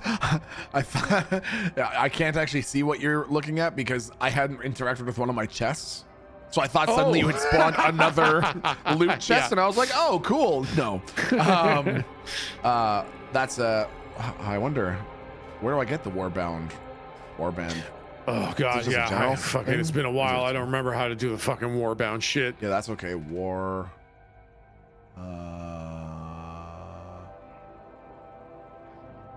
Okay, so it's not a toy. So I wonder if it's a general spell. Yeah, warband bank distance inhibitor. It is in my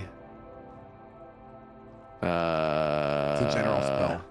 I guess it's I a don't general spell. Where's my warbands? It looks a little like a little campfire icon that says warbands. Yeah. And it has warband map to everywhere all at once. Yeah. And yeah, the warband bank distance. I only have the map, so I must not have it yet. Oh, okay. So yeah, it must be a quest to unlock that. That's kind of cool, though. Yeah, it's nice. It's a nice way for, it's like, oh, I got a great piece of gear for another class. Yeah, exactly. Hell yeah. Nice. Wow, that had a 224 necklace and a 227 shield in it. That was actually kind of an insane run.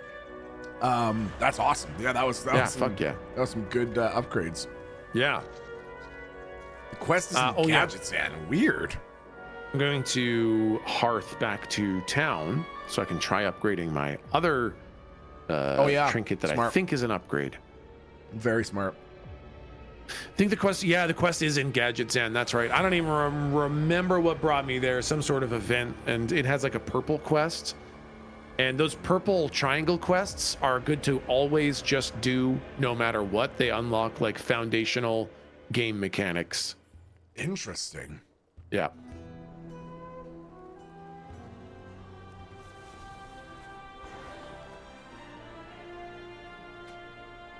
Drop some shit off at the bank. So, Wayward says, yeah, Valera actually has good AI attached. Whoever wrote the ones for the dungeon NPCs was vibe coding. I now struggle every time I hear that word to understand the actual definition, which I now remember. Because when I first asked what it was, someone in chat asked me if I understood vibe coding, and I said, yeah, of course. And then I said, okay, no, I don't. Can you tell me what it is? And the first 8 people said it's just when you and your homies get together and just jack each other off. That's not what it fucking is. Yeah. That's not what vibe coding is. And Hell now yeah, every time man. someone uses that fucking word, that's all I can think of. Perfect. People just getting together in an office, just jacking each other off in front of their computers. jacking each other off, man. Fucking vibe coding. Hacking and whacking and schmacking. Desecrated chalice. I think that's going to be an upgrade because my current one doesn't do anything. It's just a stat stick. So I think this is an upgrade because it does something.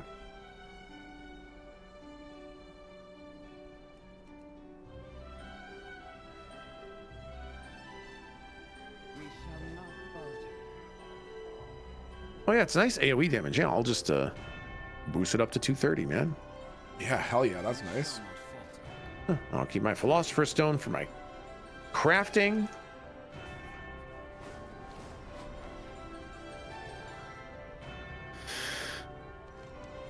Up to item level 223. That's pretty good, man. Fuck. It's pretty fucking good, man. Considering like the loot drops are item level 224 from heroics. Yeah, literally. Pretty fucking good. That's pretty fucking solid, I'd say.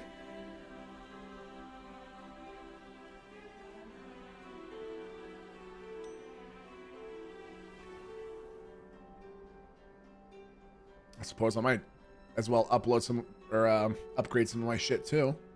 Yeah, right? Cool.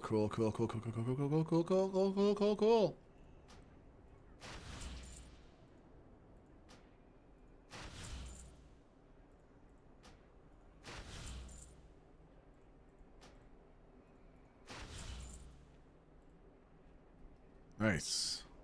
Item level 217. Nice, man. Getting there. Attention, chat. Welcome home. Mound Smiley says, face. as a dev, a quote-unquote stand-up is just everyone talking about how the vibe coding went the previous day. So everyone talks about how good it was to jerk each other off. Did everyone appreciate that jerking off the other day? I really appreciated that jerking off. That was some good jerking off we Bill's did. hands were kind of calloused, and it kind of ripped the skin a little bit. I didn't have a great time. Can we do a little better next time to make sure we're moisturizing, please?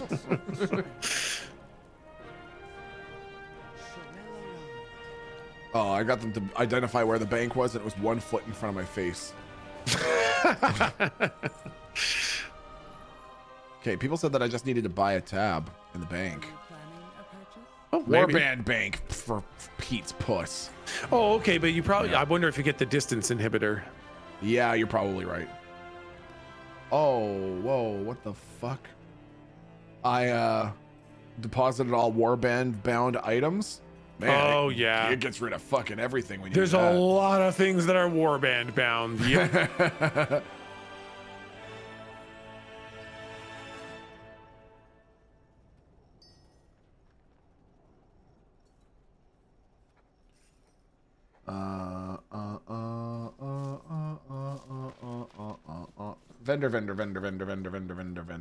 Vendor.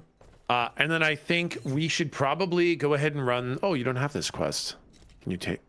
You completed this quest. I need to run the Magister's Terrace. Oh yes, that's right. Yeah, that's fine. I'm happy to do that. Why not? We'll run a For that heroic and quest. maybe get some good loot out of it. Right? Maybe some loot. Okay. Gonna keep that there. This we can get rid of. Rajik says, I don't think it's possible to load these streams and not hear some unhinged shit. Yeah. Yeah, it's pretty accurate. Yeah, you're not wrong. You're not wrong. Fucking tech. What the fuck?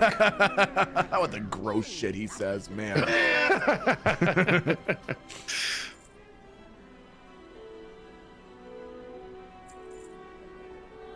Okay. Did all that. And I'm level 217. I actually got, this was the item that I upgraded, which I upgraded all the way, and it's kind of interesting. I think I think we'll get some decent use out of it if I can remember to use it, which is that. Oh, that's so funny. Isn't that kind of cool? Wow. So check out the name of this item that I got that I just upgraded. Okay. Oh, that's funny. Desecrated chalice. Right? Yeah, the consecrated and the desecrated chalice. I like that. That's actually pretty cool. Nice. I don't think I have to use mine though. Yeah, thank God. Mine's not an on use. Nice. Yeah. Oh yeah. Magister's Terrace, specific dungeons, heroic Magister's Terrace. Join as party. Easy. Oh yeah, so I was telling people in chat, and I should tell you too, they've made a really nice change to crafting professions. You can really only craft at your crafting profession bench right now. Like I have to use the alchemy table to do most of my alchemy. Okay. But at the alchemy table, there's a tab for your crafting, a tab for your specializations that you've seen, but there's also a tab for crafting orders, which is where people can say like, I need an alchemist to make me this flask at like triple diamond quality kind of thing. Interesting. And then you can accept that order and craft the item, and it gets automatically mailed to the person, and they have to prepay for it. So you get whatever it is they paid for that item. Even better though is that there's an entire section of these, they're called crafting orders. Okay. Where it's just NPCs. So you literally just craft items for NPCs that give you shit tons of money and rewards, items, reputation. Yeah. Oh my God, that's awesome. Yeah. They've got a full crafting loop, a full profession loop that doesn't involve other players whatsoever. That's kind of, I definitely did not know that, and I'm much more inspired to do like crafting and resource gathering shit with that in mind. Man. That's awesome. Thousands and thousands of gold and reputation and free knowledge points and all sorts of recipes and shit. Yeah, that's fucking really awesome. nice, super worth it. Yeah, that's unreal. Yeah.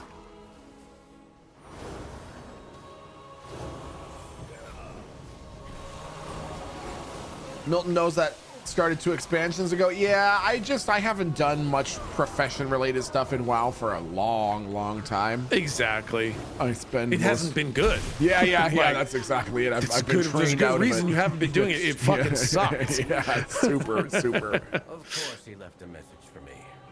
I'm afraid you'll have to incapacitate the guards. Hey, Maskalicious, thanks for the 18-month resub, my amigo.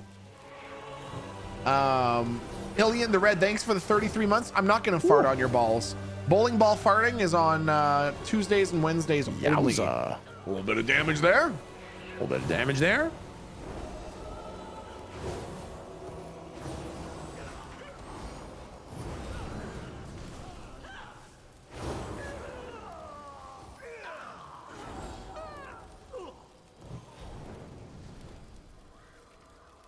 Wonder how I tell how many motes of that thing I have. The void light marls. The chalice.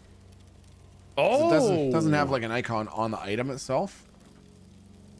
What is that? What is that demon hunter doing? What is that demon hunter doing?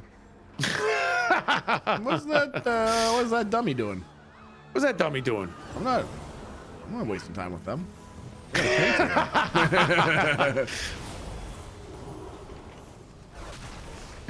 Dude, running around my freaking AoE. It's like, dude, I can tank it all. Bring it here. I got it.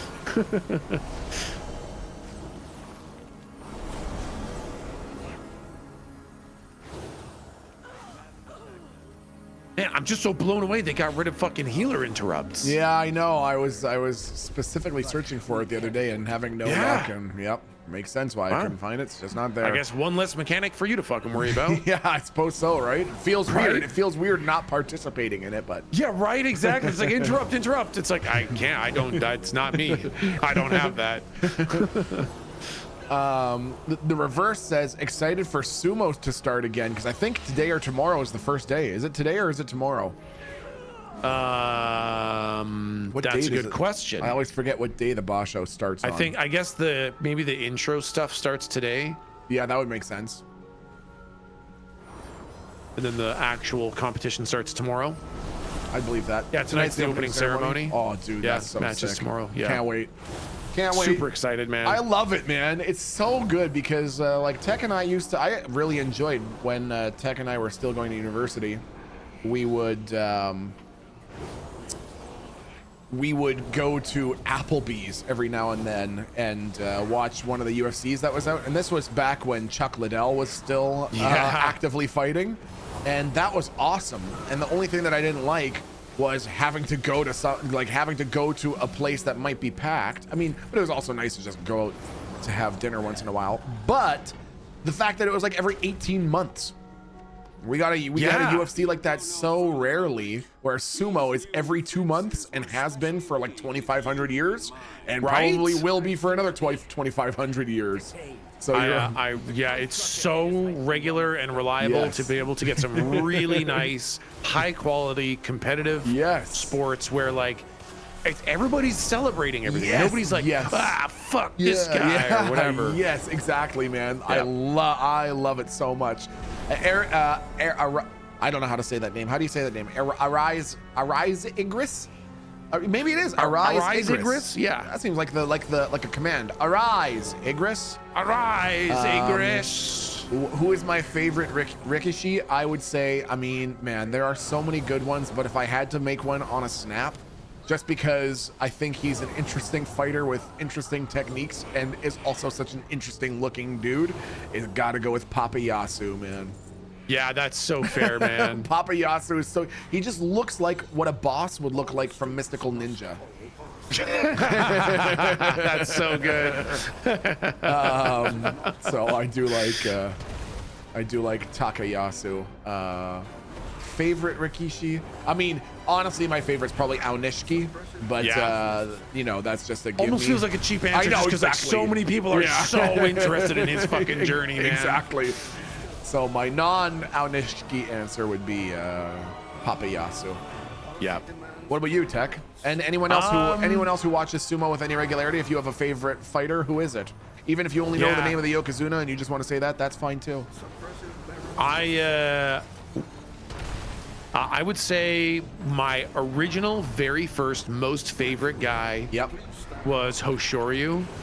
Okay. And I really wanted him to become a Yokozuna. I was watching him on his Yokozuna run. No kidding. Yeah, and I was like, dude, he's so good, and I loved his energy, and I loved his technique, and I was like, please let him become a Yokozuna.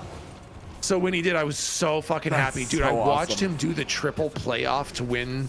To become a Yokozuna. Oh my god. And I was losing my fucking mind. So I always love Hoshoryu so much. Oh, that's so funny, man. He's such an exceptional fighter. He really is. Yeah, but I would say that probably tied for Hoshoryu is Effective. The Sinashore should be just ahead. Tamawashi. Oh yeah, the Iron Man, of course. Yeah, the Iron Man. He's course. like Kay and I. Kay. Kay works a super corpo job. Sure. She is deep in the corpo bullshit, and it's tough, man. It's tough out there in the supreme corpo world. Sure. And it's like soul sucking. Sure. There are aspects of corporate work that are so absolutely soul sucking that it's like, how can I get up in the morning to go do work again? Sure. And Tamawashi has never missed a tournament due to injury in his entire life, and he's 41 years old. And he's in the top division of sumo. That's so crazy, man. And like, it's not because he's the most incredible wrestler of all time. Like, he loses. He's actually had a losing tournament for the past 3 tournaments in a row. Oh, funny. Okay. And he shows up. He fucking does his ritual tummy slapping, knee slapping, his big, all his stuff, and he gets in there and he puts in a real real strong effort every time. Sometimes it's an eat and shit tournament and all he does is fucking get his ass kicked, but he keeps on showing up, he keeps on trying. And so Kay and I just are like so empathizing with him, with like Kay trying to make it in the corpo world and Tamawashi just trying to fucking time to show up and get fucking kicked in the face and thrown down and have my arm bent and all that shit. Do the same thing again tomorrow for decades on end. Yep. Tamawashi keeps getting older and the Yokozunas stay the same age. And literally. Right. and he just keeps showing up and still is willing to get his ass kicked or kick ass. And even if the guys are 23 years old and slapping the shit out of him, he still shows up. Exactly. Yeah. So his capacity to show up and consummately take part is just such an inspiration. So We're true. always cheering for him, and It's so valid, man. yeah, always on the emotional journey with him. Claire MK said Shishi. Shishi's also one of my favorites. Big Sheesh. Yep. Love a big sheesh. Love Big Sheesh. Yeah. Frankie Butt says Kirishima.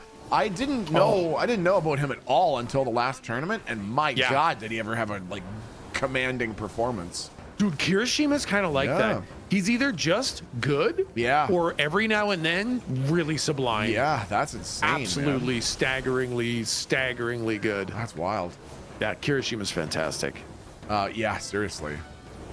For anyone who's listening to this and doesn't know anything about sumo, and all this sounds like a big confusing mishmash. Under a bubble? Oh yeah. Whoops. Thanks. Got it. I did not get it. Did not get it. Did not do it. There's a YouTube channel that streams the tournaments when they go on, Midnight Sumo, and NHK. Is that what it is? NHK Japan. NHK Japan is the YouTube channel that uploads highlights for each day of sumo. So if 9 hours of sumo sounds daunting to you, 9 hours a day for 15 days, if that sounds daunting to you, which is understandable, you can watch the highlights on YouTube, which are like 25 minutes each, and they're just so good. It's all just pure good content, no filler. Proc says, which channel is highlights? NHK Japan on YouTube. And they're really, really good highlights. Seriously. I always fall a little bit behind on the tournament. Me as just because well. it's so late at night and there's so many fights. And I want to see everything. So yeah, I always go back and watch the highlights so that I can be caught up on exactly totally everything. Totally. It's super, super good. And the really nice thing is, I'm sure everyone's heard me say this a million times now, so they're so sick of hearing me say it, but the nice thing about sumo is that it's such an easy sport to learn. The rules are so straightforward. It is make your opponent either go out of the ring or touch down with anything other than the bottoms of their feet, and the match is over. That's it. There's no weight classes. You don't have to know anything about that. It's just two dudes smacking into each other and trying to either push the other one out of the ring or make them touch down with anything other than the bottoms of their feet. That's it. And then it's just the different techniques that they use to try to do so. And man, it's just, like when we would watch UFC and we'd be watching one of the live events, and one of the fighters who we really liked would be fighting, if they landed a really good technique, I would have a moment where I would feel this whole sense of like, holy shit, that was amazing. But it wasn't super common for a UFC event that would be like an hour and a half or whatever. You know, you'd get a moment like that for maybe 3 minutes out of the entire thing. But man, with sumo, those moments just don't stop coming. Every day there's a fight where I'm like, oh my God, I can't believe that fucking happened. Exactly. Yeah, man. It's so fucking good. Highly recommend. Very low bar of entry. Oh my God. Are these guys pulling all this shit? We got, I think we've got people who are accidentally pulling and people who are on purpose pulling. Yeah, I think that Demon Hunter really seems to be in a rush. Thankfully, we seem to be okay. It's funny for being the lowest DPS.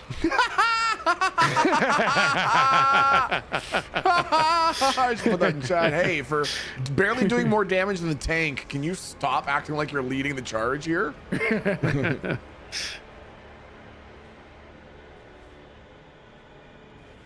Ecthalion, what's your favorite sport? Go. What's your favorite sport? And I'm going to ask Tech what his opinion would be if he had to watch 365 days of it. He had to watch 1 hour of your favorite sport every day for 365 days. What's your favorite sport, Ecthalion? Go. Excellent. Oh, I got a line of sight these guys. Kickboxing. That's Kickboxing. That's a pretty good choice. Kickboxing is very sick. I used to watch regular boxing for a while. Yep. I watched old what was the guy's name? Was it Roy Jones Jr. or no, there was another guy. It wasn't Sugar. No. It was shit, I don't remember. He recently had a I know that you watched I'm pretty sure you were watching during the real sort of peak of Manny Pacquiao's career, or was it that later? Yeah. Okay. Yep. Floyd Mayweather? Was it Floyd Mayweather? No, it wasn't Mayweather. It was oh man, I don't remember his name. Either way, I started to get sick of boxing. And so I started watching kickboxing, and that was so fucking brutal. That's crazy, dude. This is nasty stuff. Okay, now Senpai says something that I think is really interesting, because this is like one of the most insane things that I can imagine. Senpai says, I'm not really into it, but the one I love watching lately are those slapping competitions. I can't believe those are a thing, man. You want a sport that says incredibly short career duration and permanent CTE written all over it?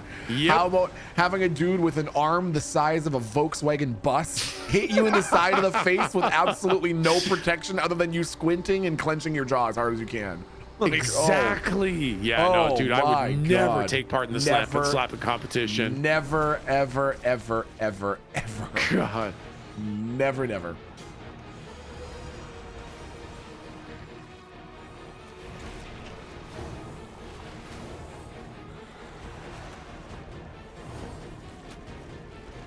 Did you see the clip where the guy got slapped and half his face broke and sunk 3 inches? Ew. This is terrible. I don't want that happen to me. I don't want that.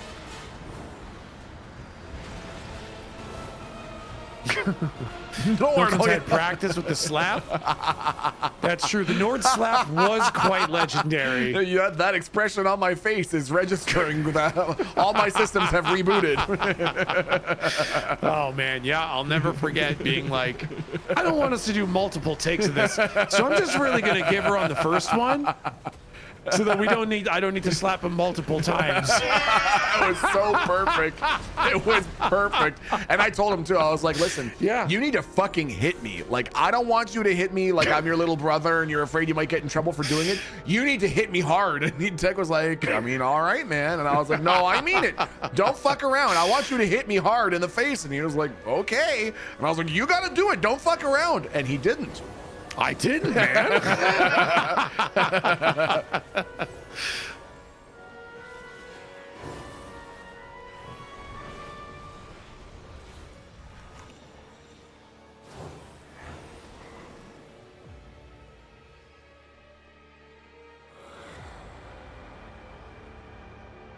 Look up Run It Straight competition. Someone died. What is that? What is that a reference to? I've never even heard of that. I don't know that I need to see someone die. I don't know that I need to watch it, but I'm curious what sport it is. Is it a running? I'm interested, but I don't need to watch somebody die. Yeah. Is it a running sport, or is it? I'm just gonna bubble out of that. That's a good idea. Couple defensives here. Take the edge off. There we go. Couple little group heals. Make everyone feel nicer. Group heals. Easy. Oh yeah, we're getting caught up again. It's a rugby. Yeah, I'm not surprised about that. When I learned that people in rugby sometimes tape their ears down so they don't get pulled off, I was like, yeah, I don't need to be in a sport where my ears might get pulled off. I remember when I was in rugby, we were warned about cleating. Okay. Which is when someone from the other team walks around behind you and they rake their cleats down your calf to fuck you up so you can't run properly for the match. Ooh. Yuck. So they said always watch out when the other team's behind you, because they'll look for an opportunity to cleat you. Ow, man. Yeah, dude, that I never happened to me. Thank God. Yep. I played one competitive game of rugby ever, and it was when I was in the army, and I was on the army rugby team. Yeah. And thankfully, I were so bad that we lost so badly in the only game that we played that we were just not in the competition anymore. Yeah. But we went out to watch the final competition because it was one of our regiment's other battalions was fighting a different infantry regiment, so we wanted to go and support them. And I've told this story once or twice before, but the long story short is a guy got cleated in a different spot. He took a cleat across the top of his bald head. Ooh. And peeled it like a chicken skin. And I hate this. And he ran off the field, not in a hurry. He was like, oh, this is fucking bullshit. And everyone's like pointing to the top of his head as he's running away, and this flap is flopping around. And Gross. he grabbed a water bottle to clean it out, and the water bottle was definitely full of Gatorade. And just I know what to do. sprayed Gatorade under his bald head flap. That's a real thing. This stream. That's a real thing. That really happened. I hate this stream.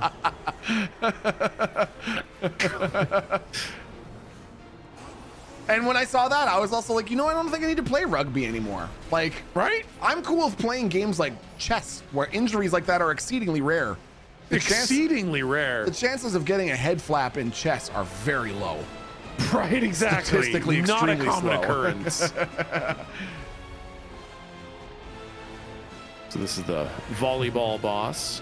Oh yes, that's right. Yep, thank you. I would not have remembered and would not have done the technique. It's, over there. Oh yeah, thank you. Whoops. God. What am I doing? What game am I playing?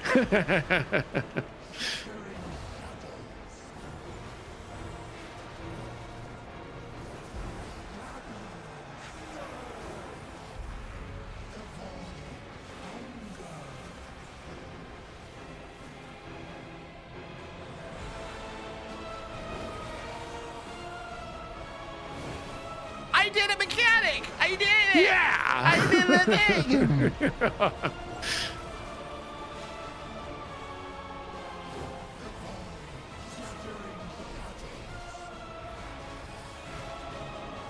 We're just too fucking good, man. We're just too fucking good.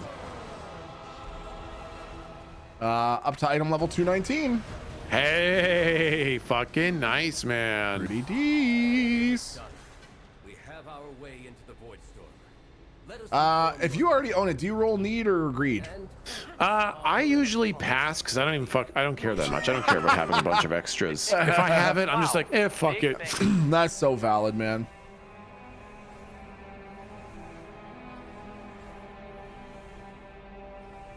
Nice. Go turn in that quest. Ecthalion with 1,000 bits says, if you haven't seen it, check out Armored MMA on the YouTubes. That is a sport to die for, my bro. Have you seen any Armored MMA tech? Have. What do you think? Because you have the distinct experience of HEMA under your belt. Exactly. So. Yeah. It was when I was really interested in HEMA stuff. I saw the Armored MMA. And I mean, that looks like about as close to real armored fighting as you can get. Interesting. Because you can't hit each other with swords. You're covered in armor. Like a sword doesn't do anything. Exactly. And so you have to smash and grind and twist and pinch and punch and pull and bend and just absolutely try to dismantle the other human like they're a fucking piece of tinfoil. And they're just crushing each other. It looks so deeply unsafe and so deeply unpleasant. And nothing about fighting technique really holds in there because it's such a fucking Just knockdown, scramble drag for out survival. fight. Yeah, sure. Yeah. That was one of the things that it's so funny. So when properly applied, I find, and this is just a personal evaluation, when properly applied, a little bit of sparkle spinach can make your experience of a movie very interesting in the sense of if you can get totally into it, completely suspend disbelief, and just allow yourself to be totally taken into the world of a movie, it can be really interesting no matter what the movie is. And I had that happen watching the movie The King, which I think had Timothy Chalamet and Patrick Robert Robinson. anyways, in the first, like, I don't know, first chapter of the movie, they have, or close to the start of the movie, they have a very intense one-on-one fight between two guys in full medieval armor. Man, I almost had a panic attack. I fucking like, bet. Watching these guys desperately trying to kill each other, like clambering all over each other in this heavy fucking armor while people are standing around silently watching, and they're just like grunting and screaming as they're trying to kill each other in this armor. I was like, my God, I would hate that. Yeah, so anyways, that's interesting. That night of 1v1 was so close to real combat. That's what I thought. That's my favorite combat 1v1 scene from any movie. Bug fact, right? I'm saying. So oh, that's so fucking cool. Yeah, it is very real. In my opinion, it's extremely well done. And incredibly well done. One of the best fight scenes I've seen in a movie. That's awesome. To this day, I've seen the movie now maybe 3 times. That thinking about it right now, I still feel a little bit of like hesitation to even watch it again because it was so graphic. Wow, really interesting.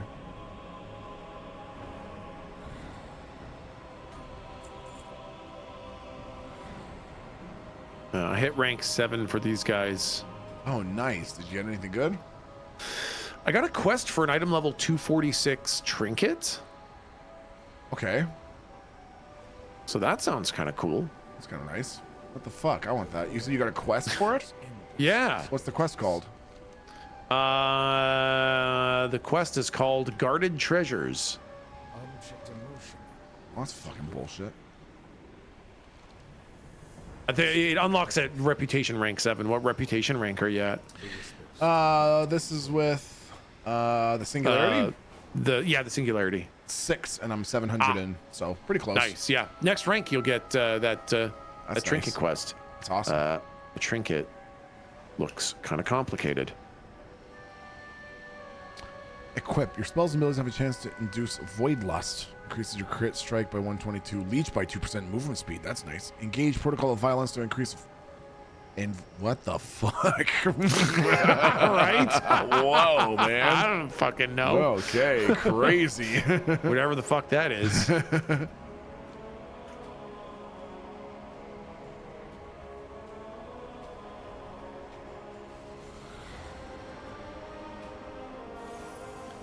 Okay, so we did both Void Light ones. We did both Eversong ones. I believe we did both Zulamon ones. I think that sounds right to me. So just the Harendar ones. And then I think we get a nice achievement for having done all the delves and completing the main quest line. Oh, that's nice. Hey, hell yeah. That's fun. Vistage says the bus scene in Nobody was my favorite. I really liked the movie Nobody. And, yeah, that was a good movie. Yeah, I thought the bus scene was excellent. Yes. Yep. I'm telling you right now, and I've said this before, if anyone is looking for, in my opinion, a very cool movie with, and this is something that I would say, I think of any movie I've ever seen in my entire life, my favorite fight scene is in the movie Upgrade. Oh, yeah. Do you remember that first fight scene, Tech? Yeah. Man, that movie is enigmatic for me because it is one of the only movies in my life where I went back many times just to watch that specific 5-minute segment of the movie. I wouldn't even watch the rest of it. I just wanted to watch that segment. It's like the concept was cool. Yep. The choreography was good. Yep. And then the cinematography was like next level. Wasn't it? Was it like, man, it was exceptional. It was exceptional. Really, the guy with the camera really knew how to capture that so well. Super freaking duper. So, Chad, if you haven't seen it before, the movie is called Upgrade. And I say the first fight scene, and you'll know it when you see it. I still think it is one of the coolest fight scenes I've ever seen. Such a cool concept. It is super fun, man. Yeah, right? Oh, this is cool. Nunchi says, fight scene in Old Boy is great too. I worked with one of the main actors in that film. I own that film. I bought it on YouTube. Have you seen it? I've seen it multiple times. Oh my God, dude. Oh yeah, I can see what how do you get through the octopus scene, man? I don't know. The fucking octopus scene? When he eats the octopus. Oh, really? You know, I must have blacked that out of my mind because I don't remember it. So that's probably how I got past it, is by not thinking about it.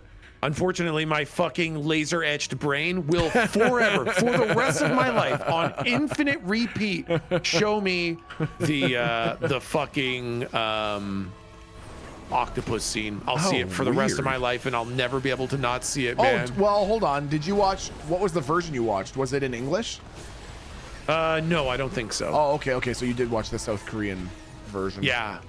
Got it.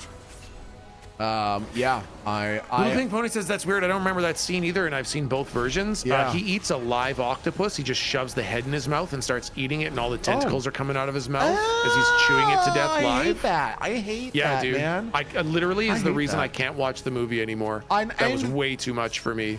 The irony is not lost on me that I'm such a coward meat eater that all I eat is fucking, you know, prepackaged shit that shows up at the store in a pack of ground beef. I get it. I know that a cow is an animal too. I understand.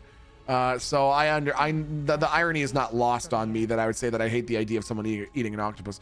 But man, eating an animal face, brain, eyeballs first while its other legs are squirming and shit like that. Boy, that's woo! Couldn't do it, man.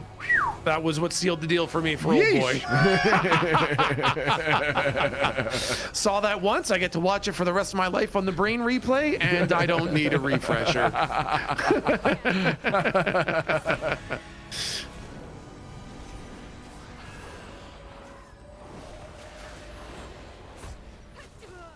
Little Pink Pony says, I mean, I do like a rare steak. That's just one step away from raw octopus. Not raw, live. Yeah, not raw, live. God. Oh, Branovision.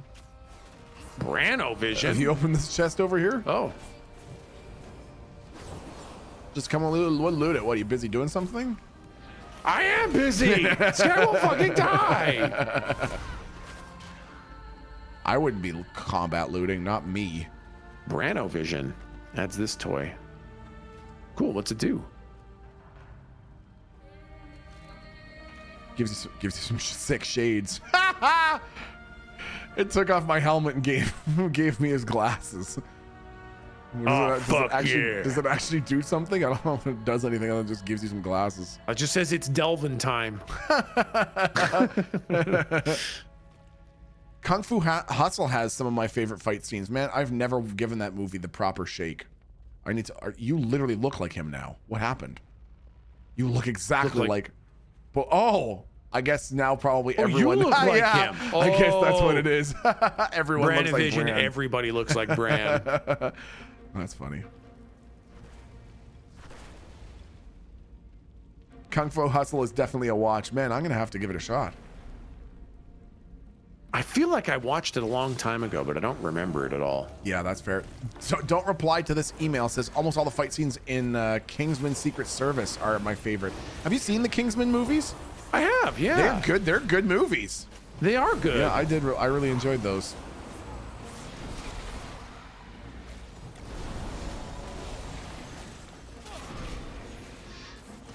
Also, there's this is for everybody's general interest. There's a good movie on Netflix called The Gentleman with Matthew McConaughey, and they then turned it into like an 8-episode miniseries called The Gentleman, which is also very, very good. Check those out if you haven't seen it. Yeah. Any Jackie Chan fight scene was great. Oh my God. Those were so good. The stunts were so crazy. Seriously. Half of watching Jackie Chan was to watch the bloopers at the end and see what kind of hospital beds and wheelchairs he put himself in. Literally, I still remember because the first time I ever saw, who was it that introduced you to Rumble in the Bronx? I feel like it was our neighbors, Jackson and Merlin. Yeah, man. Okay, sure. Because I didn't know if it was them or if it was one of your other high school friends, but Tech then introduced me to Rumble in the Bronx, and that is still one of my top 5 movies of all time. I love that movie. It's just all action. It's all action. And I remember when we were gonna watch it, I was staying home sick from school, I think, And so we, of course, had to go to Blockbuster and rent a Jackie Chan, and we got Rumble in the Bronx. And you explained to me that in the scene where he jumps like from the bridge onto the hovercraft that he snapped his leg. Yeah. And I was like, what? And then they showed it in the bloopers that he jumped onto the hovercraft and snapped his ankle, and then put it in a cast that looked like a sneaker so he could continue filming. I remember that part too. Noonchi says, what I haven't watched that I need to is Yip Man. Have you seen that? Whoops. What the fuck happened to me? Whoops. I looked away for 1 second. No kidding. Jeez. Some of my most favorite movies of all time. I gotta watch Yip Man, those too. Yep. 1, 2, 3. I have not seen them. Truly gotta incredible watch them. fight scenes. Really gotta and watch just great movies, man. That's so funny. Yeah. Fuck. It's like the first one is like transformatively good. Sure. And number 2 and 3 are also good, but I mean, Yeah. they're not as good as the first one. Sure. Yip Man? Yeah, that's how you pronounce that. Yeah. It's not IP Man or Ip Man. Yep. It's a Yip Man. And the same way that apparently, you know, Mads Mikkelsen? Yeah. His name is actually Maas Mikkelsen. That's how you pronounce because it's Dutch, I think. Yeah. I shouldn't say that. I think it is pronounced in a way other than the common vernacular that we use, and the correct pronunciation is Maas Mikkelsen. Danish, pardon me. Danish. Or Danish. That was my favorite quote when I was like reading, I was reading up on some pop culture about looking at different posts from people who were pregnant and experiencing pregnancy so that I could be more informed, I guess. Anyways, and it was a quote that I was going to say, that's a really weird thing for you to look up, but I was actually, then I thought about it, it's actually a really fucking smart thing for you to look up. Yeah, that makes a lot of sense. I just wanted to be as informed and prepared as I could be. And anyways, it was a woman saying that the thing that she was least prepared for in her pregnancy was what she called baby brain. And that is when you are either pregnant or have a young kid, and it's just the combination of the exhaustion and everything else going on. And she said that she realized that she definitely had baby brain when she became convinced that Danish people came from Daneland. That's what I always fucking forget. I always forget Denmark. Yeah. And I'm always like, Danishland. Danishland?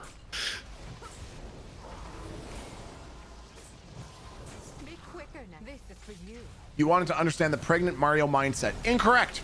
I did not want to understand the pregnant Mario situation at all. Milton fucking hates pregnant Marios. I hate Noel. Milton is very anti-pregnant Mario. It's really kind of a hot take that he has. You know, I don't know that I agree with him really myself. I kind of love pregnant Mario. Ooh, okay, whoa, this is getting so I wish much. I was pregnant Mario. No, God, why?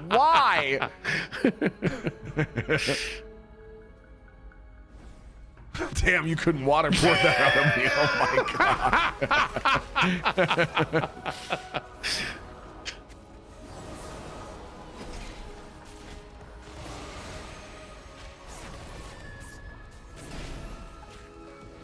Jack can make that happen. I should clarify. I do not want to be pregnant Mario.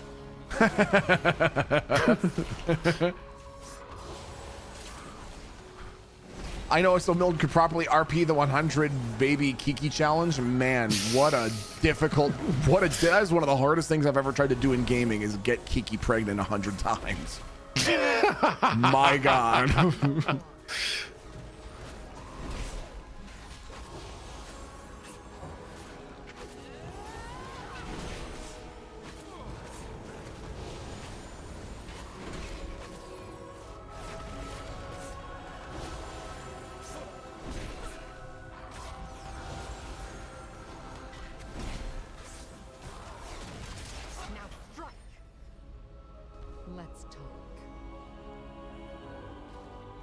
Oh, we need free Heron here. Whoops. I wasn't even working on the right stuff. Neither was I. Labat says, speaking of Maas Mikkelsen, did you know that Willem Dafoe's hog is so big that they had to cut a scene of him naked in a movie and use a stand-in with a smaller penor because it was so large that it, quote, confused everyone on set? I did hear about that. The only fact that I know more than how big Willem Dafoe's fucking dick is, is how fuckable Vaporeon is. And I fucking hate the internet, man. There's so many other things that I could fucking learn, but the only things I know is how massive Willem Dafoe's giant fucking penis is and how fuckable Vaporeon is. What else do you need to know from the internet, though? That's all the internet really has to offer. Once you got those things the internet has to offer, man. Once you got those down, man, you can basically just shut the door on the internet there and you're done. Yeah, truly.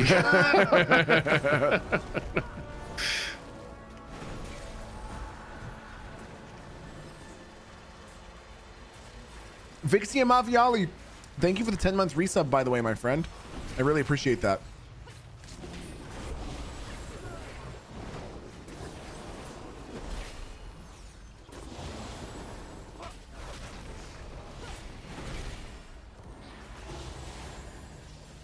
Didn't they come out with a new Pokemon Snap game? Did I play the old Pokemon Snap game? No, didn't they come out with a new Pokemon Snap game? Yeah, I believe they did. It might have just been a revamp of the old one, but yeah, there has been a new Pokemon Snap that's come out. We played quite a bit of that. We did play quite a bit of the original one, man. I enjoyed it. Yeah, it was a fun little game. I was telling chat the other day. Shit, my pants! My pants are I did not. I was. I did not. I put my pants! I didn't. I was telling chat the other day that basically we were having a discussion about, you know, maybe there's certain game types that were. Yeah. Oh, true. Okay, fair enough. Maybe there's certain games that you're not necessarily into the game genre in general, but there's a game that was really an exception for you. And my example is turn-based games. I really don't play a lot of them. Oh yeah. But the ones that were super standout exceptions for me were Paper Mario, the OG for the N64, and Knights of the Old Republic. Man, was Paper Mario turn-based? It was, believe it or not. I think it was entirely turn-based. It was like turn-based, I'm pretty sure. Yeah, Knights of the Old Republic was fucking weird though. What wasn't it? Wasn't it? It was. Dude, that combat system was so fucking wild. I really loved it. It's weird semi-turn-based, cued action, semi-tactical kind of fucking system. Yeah, man, it was real. I remember playing it, being like, I was like expecting it to fit into the slots of game combat that I was already accustomed to, and it never did. It sort of required me to learn it as I went. And anyways, yeah, that's really funny. I really liked it. I loved that game.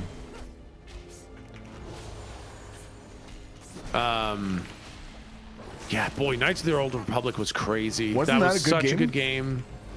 I remember. Does not withstand the test of time. Oh, really?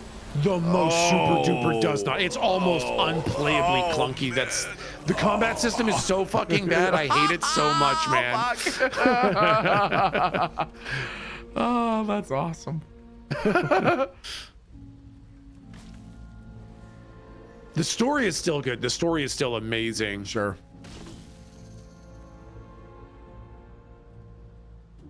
I remember you introduced me to HK-47. Oh yeah, and man. We really meat bags. Yeah, we really thought that the meat bag thing was so funny. Yeah, that was good shit, man. That was good shit. Yep. There was a Star Wars game that you could play multiplayer on one screen as Jedis. Does anyone remember what that was? That wasn't what the hell was the name of that game? What the fuck was the name Jedi of that? Academy or whatever? Yeah, what that wasn't Jedi Academy, was it? I don't think so.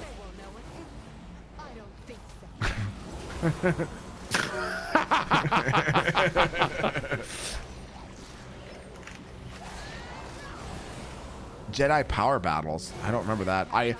Tech and I, it was so funny. Tech and I got Star Wars Jedi Academy one year for Christmas and realized that it had online capabilities, and then learned the button combination to make the characters do the butterfly jump with the double-sided lightsaber. I remember that so well. Yeah. And man, it was so funny because for a few years after that, it was like a Christmas tradition of mine to boot up that game on Christmas and search the online modes for matches and go in and get into duels with people just spinning around doing the butterfly move. Yep, I remember that so well, man. Right? Yeah. Oh, those guys do not give a fuck about me, man. Do you have something that like makes everything hate you? Some sort of like a big mouth? So weird how they all just kind of drop me, even though I have thousands of % of threat. It's weird, right? Yeah. Huh. Oh well. Got him anyways. Might be a delve thing. They try to make it more difficult by sort of scattering threat every once in a while. Really could be. Maybe it makes it more difficult for an item level 275 person to carry like an item level 150. Well, I guess there's minimums for. Yeah, I don't really know. I have no idea, man. I don't know. So maybe a mechanic I'm fucking up. Maybe a mechanic we don't understand. Maybe it's not a mechanic. It's probably just you fucking it up. It's not me. It's probably just me fucking it up. Nothing to do with me. So exactly. Definitely sounds like a me thing.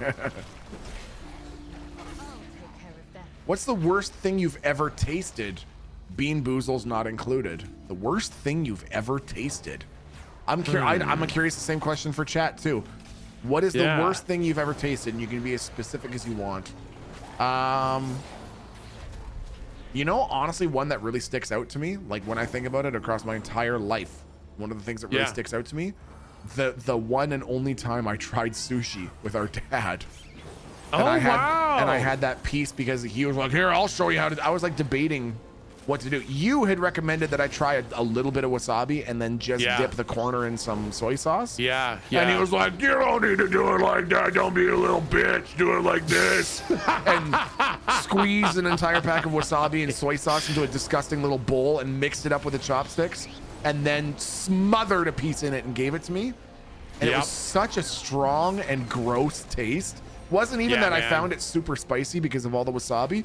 It was just such an overwhelmingly strong taste and I fucking hated it. Really bad. Really bad. That one was like seared into my memory. I still remember what the fucking kitchen looked like at the moment I put it in my mouth. Yeah. So that was pretty bad. That was pretty bad for me. Got done dirty on sushi? Yeah, he really did. Super. He really got fucked with that sushi intro. I have been expanding my culinary horizons in really interesting ways over the last few years, and I'm not gonna lie, I feel like I'm a long fucking way away from sushi, man. That's further down the path from me. There's a good chance I'll get there someday, but it's not this fucking day.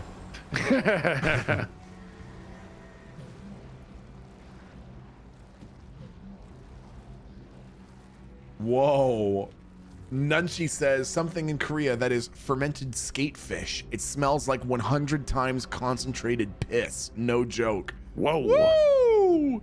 Yucky. Sea urchin. Yeah, sea urchin I can imagine not smelling super great. Oof. Sea urchin, I really feel like I would struggle with the texture, man. I'm such a texture guy. Like I'm racking my brain trying to think of things that I hate the flavor of. Ah, sure. And I'm not coming up with a lot of answers. Yeah, seriously. But texture, I really, if I could say the worst thing I ever tasted, but the taste is texture, I'd say oatmeal. It's the most disgusting thing humans have ever made. Dude. It's like congealed barf. It's the absolute, it's literally, you could not imagine a worse thing than oatmeal, man. You know, the funny thing is, I could eat a small amount of oatmeal in exactly one way. It's like a thin layer on the bottom of a bowl while it's still very hot, and on top of it directly is sprinkled a very generous amount of cinnamon and brown sugar. Then I can have a very small amount of it. But the thought of getting through the top layer of porridge to just a giant bowl of puke all the rest of the way down, man, no thanks, dude. Can't do it. I just, my body says, oh, whoops, hold on just a sec. This is actually supposed to go out. Sorry guys, I got the direction mixed up. Don't worry, I'll fix it. There you go. Just get this out. There you go. There you go. No problem. I feel the exact same way, man. Wayward says blood sausage. Blood sausage for me, it was the irony flavor and then the texture made me want to take it out of my mouth and throw it at the wall. Oh my God, I fucking had the best blood sausage fucking ever when I went to Scotland. No way. I was going to ask. Really, dude? Really? So fucking good. Really? I'd try it. I would try it. I'd try blood sausage. Yeah, man. It's all about the spices in there, right? Yeah, to give you that flavor profile. Yep. Oh man, I had one with some amazing spices. It kind of makes sense that you gotta try it when it's done right, because I've seen pictures that people have even uploaded to to Discord of poutines that they've tried in places that are not Canada. Man, oh yeah, it is so fucking hit or miss if you're going to get a good poutine. Some places it looks decent. Some places looks fucking nothing like a poutine. So trying a blood sausage somewhere that's not blood sausage locale might be a little hit or miss. Not that that's what that's a really good point. I really like the poutine example because that's so true. We've heard people say, "Oh, I tried poutine and I didn't really care for it." Yeah, it's like, "Oh, what was on it?" It's like, "Oh, you know, they had shredded cabbage for the fries, and then they had sausage gravy for the gravy, and then they added pineapple." It's like, dude, you didn't have poutine. Yeah, that's literally it, man. They're like, yeah, they use prepackaged shredded orange cheddar and white gravy on top of like boiled lattice fries. And I'm like, that's not poutine. That's just a bummer. Dude, yeah, the number of times I see orange cheese on a poutine and I'm like, dude, you have not even remotely approached what poutine was. Dude, seriously. Oh my God. Do you know that they have orange cheese curds? I guess that makes sense because cheese is artificially made orange. Yeah, exactly. Super. And so it makes sense that they would just dye some. Just dye the fucking chunks.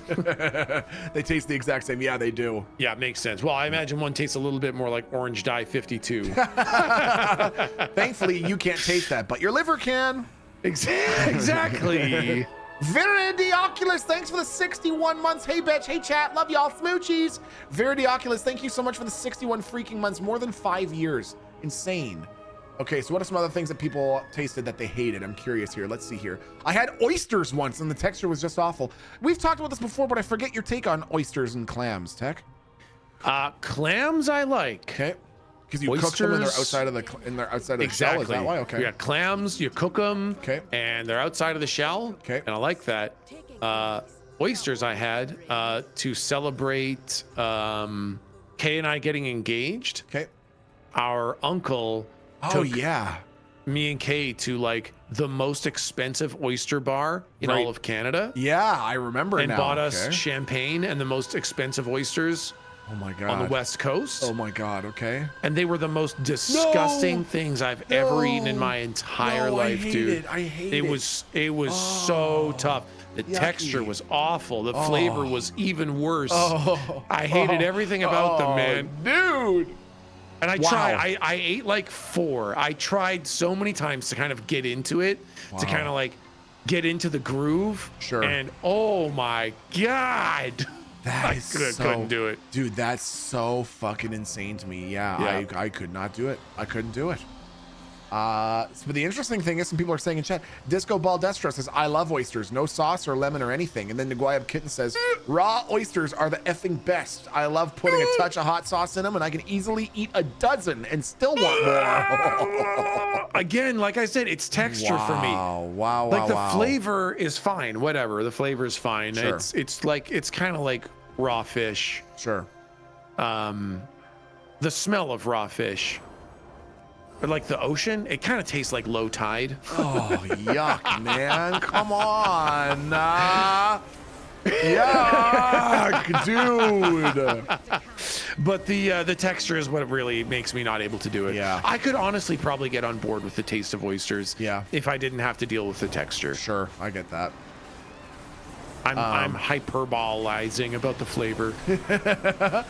Jay says, oysters with a touch of lemon juice, hot sauce on a cracker, classic. I'd tear it up right now. Man, that's genuinely impressive. I wish that I could do that. I wish that my palate was more expansive, that I could think about something like that and enjoy it. Yeah. The thought of having to go somewhere and having to eat an oyster while someone watches me gives me immediate palpitations. I feel angina setting in. Just thinking about being somewhere and having someone watch me eat it. I mean, I don't really give a shit what they think. It's not gonna be pretty. They're not gonna like it. You want to see something you didn't think you think maybe you're prepared for, but you're really not? It's watching me try to eat an oyster. Yeah, no kidding. Yeah. Yeah, and it is true. Like, I love liking things, man. That's why Yeah, I like right? so many foods. Seriously. And I can't think of too many bad flavors. Yep. But my body has got a texture issue, It's man. super, man. It gets real confused. If it's kind of barf-like, it's like, oh, I got you. Yeah. Don't worry, boss. I know what to do with this. Exactly. That's exactly it, man. That's exactly what the problem is. Oh my god. Okay, so this is sort of a similar question, because speaking of being able to eat 12 of them and keep wanting more, what can you make? This is a question for everybody. What can you make that you could easily eat a fucking ton of? And I mean a ton. Like, you think that you can, on a bell curve, you're closer to the right-hand side in terms of you could eat an exceptional amount of this thing that you can prepare. I would say for me, homemade biscuits, which are just flour, shortening, a little bit of salt, a little bit of baking powder, and a little bit of milk. I can make 24 of them and eat 24 of them with just a little bit of margarine and a little bit of jam. I will sit and literally eat 2.5 pounds of biscuits in one sitting, no problem, and could probably do more if I knew how to make the recipe slightly larger. So biscuits, nachos, or mashed potatoes and gravy. I think I can eat a statistically significant amount of. Man, that's such a good question. yeah, I so would have same to say question for you. maybe probably my homemade risotto. Oh yeah, of course. I could eat that. I could eat that by the fucking metric ton. That's so funny, man. Yeah, man. Whenever we make a huge amount. We say, okay, this time we're gonna have leftovers, and then we serve ourselves the biggest bowls we could possibly make. And we eat the whole fucking thing. We're like, all right, I guess there's no leftovers this time either. Okay, let's see some answers here. Mound7 says pussy. Okay. You can make that. Making 24 pussy just to eat 24 pussy. That's dedication, man. Deviled eggs. Do you like deviled eggs?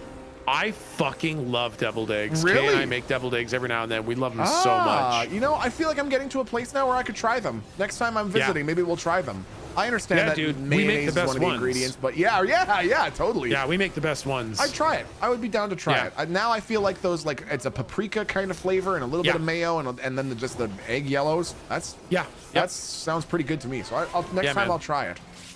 Mac and cheese, I can eat an insulting amount of mac and cheese, especially when I had bacon and a huge and 50-50 ratio of mac and cheese to ketchup. God, Tech has now seen. Can't do that, man. Tech has now seen in person, and I would say that I still used a conservative amount while I was there because I didn't want to upset them. I still wanted Tech and Kay to be able to eat while I was in the room, and I used a generous amount of ketchup.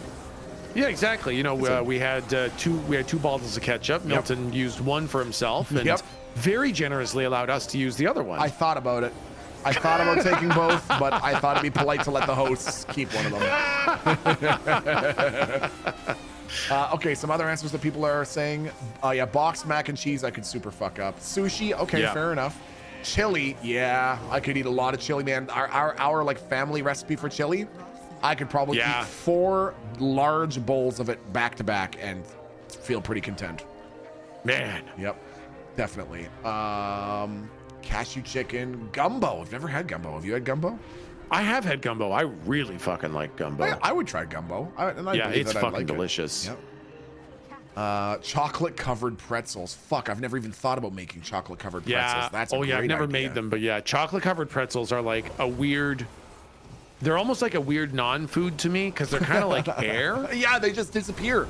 They just vanish. I just kind of breathe near them and they just kind of evaporate, man. See ya. Teriyaki wings. You must have had teriyaki wings at some point. Oh my god, I love teriyaki wings. Really? Oh my god, yes. I have never had it, but just based on the smell alone, I don't think I like it. Not in one of my weird. They're basically salty, right? It's just like sure. That makes sense. I think, I feel like when you got past the different sauce part, the like unknown aspects of the flavor profile, you'd realize it's basically just salty and savory. Okay, sure, I believe that. I don't mind those flavor combos. I don't like. Right? Yeah, they're really quite tame. They're one of the most boring flavors for. I find wings because non-adventurous. They're pretty basic. Oh my god, they're kind of like salt and pepper wings. Sure. In that they're delicious, but they're not anything too crazy. Yeah, I know. We pronounce teriyaki totally fucking weird. Do we pronounce teriyaki weird? How are you supposed to pronounce it? Yeah, we got it from our mom. Yeah, of course. Of course we did. Yeah. Of course the most Canadian upbringing we could have had. Teriyaki. Hey, want to try some of them teriyaki wings? I hear are pretty good, eh? Ooh. Bite into a little teriyaki wing. Dang it, I'm getting some teriyaki wings this weekend, man. You want some teriyaki wings? Okay. Some teriyaki? Whoa, that teriyaki's pretty interesting, I hear. Little different. I will eat pickled eggs until I'm sick. You used to like pickled eggs and now you don't. So I loved pickled eggs when I was younger, and I've wanted to get back into pickled eggs. Okay.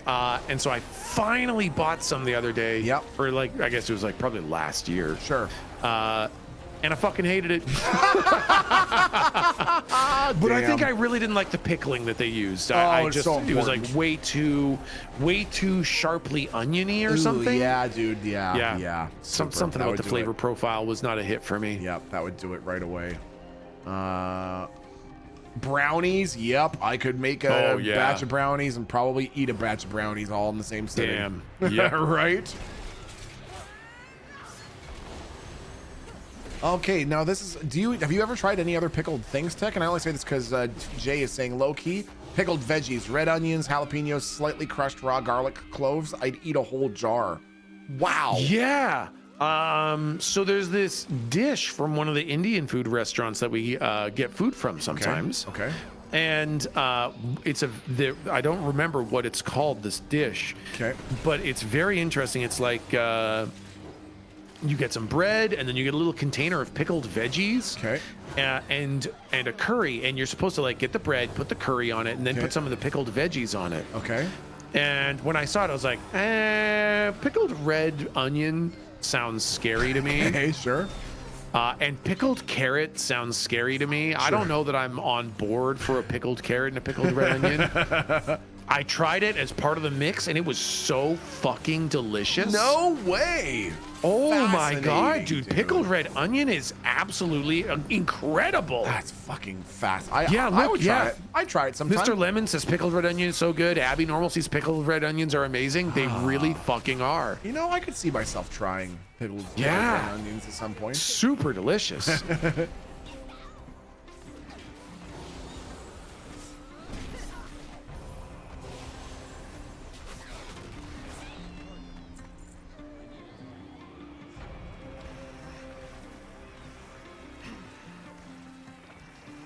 That's been one of the things that I've been really happy that my palate has expanded to allow me to enjoy.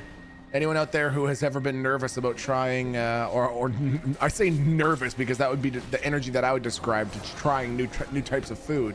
Well, trying something like Indian food, man, Tech recommended that I try vindaloo. Yeah. Oh my God, man.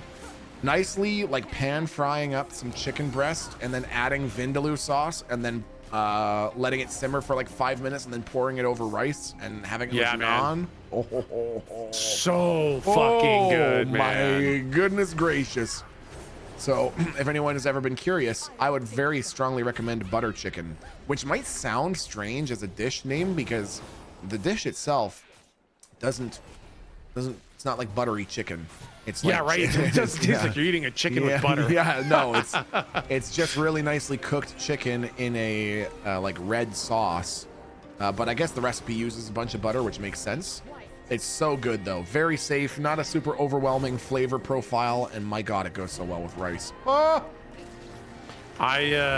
Butter chicken's a great intro one, especially I've found if you buy butter chicken in North America, they give you a pretty white person's tame butter chicken flavor profile.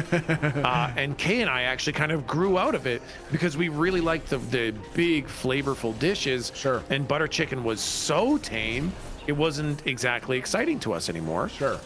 until we went to one of the many places up here that makes the best butter chicken I've ever had. It's so full of flavor and it's so delicious. I actually prefer it over many of the other freaking dishes that they have, which I never thought I'd do for butter chicken. Interesting. Yeah.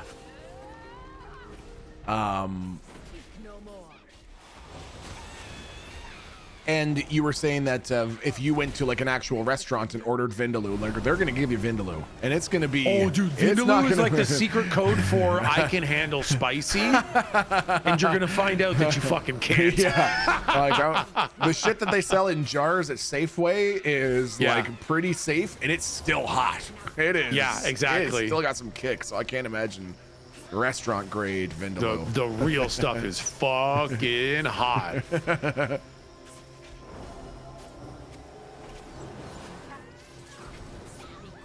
Kyle Dodson says, I actually didn't know that. I literally thought it was butter chicken. I know, right? Yeah, that's what you'd think, right? But no, it's like a thick red sauce with nicely cooked pieces of chicken in it. Yep. Yep. If you told me the name was something completely different, like red curry chicken dish, I'd be like, yeah, that makes sense. That sounds right to me. Butter chicken's very strange and not what the dish actually seems to me in my head. Oh my god. What happened? That fucking enemy was at 1% health for like 5 minutes. Just trying to do this fucking stupid thing.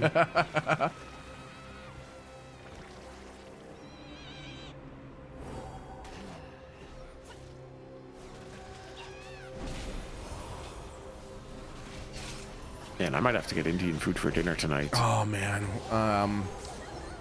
Aaron and I are gonna be watching some the movie show that we're gonna be watching is Medieval Combat, Medieval Knight type something or other. And so we're gonna be going with a classic medieval knight dinner. We're gonna get like meats, cheeses, pickles. Oh, love that. Various fresh breads. Right? I don't think so. Vistage says tikka masala is all pretty good as well. That was the second dish that Kay and I really liked of Indian food. Okay. After we enjoyed butter chicken, we enjoyed tikka masala. I have still never had it. Yeah, it's very good. I think you'd really like it. Yeah. Okay. Similar. Not that it needs to taste similar, but it's a similar. I don't even know distance from my normal palate. It's not any more extreme. Yeah. It lives in the same place as like butter chicken. Sure. With just a couple more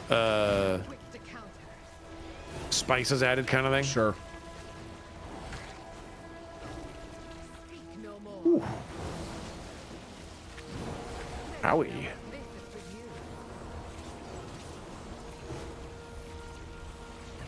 Yeah, because it's interesting seeing some people in chat who sound sort of like I was pretty recently and didn't really know much about the different Indian food dishes.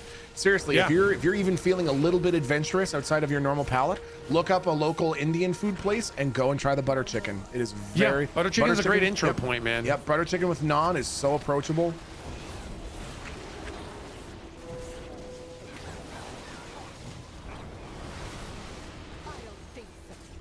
Yeah, get some naan as well. Yeah, naan is just bread. It's just bread. It's just bread in a slightly different shape, but it goes so well with it. Naan literally means bread. Exactly. If you ask for naan bread, you're asking for bread. Exactly. Like if you ask for chai tea, you're asking for tea. Exactly.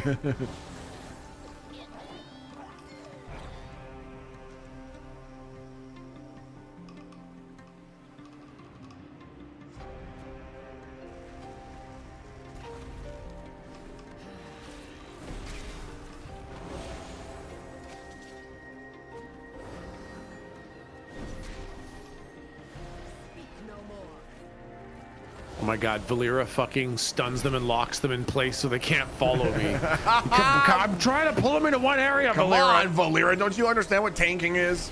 Exactly.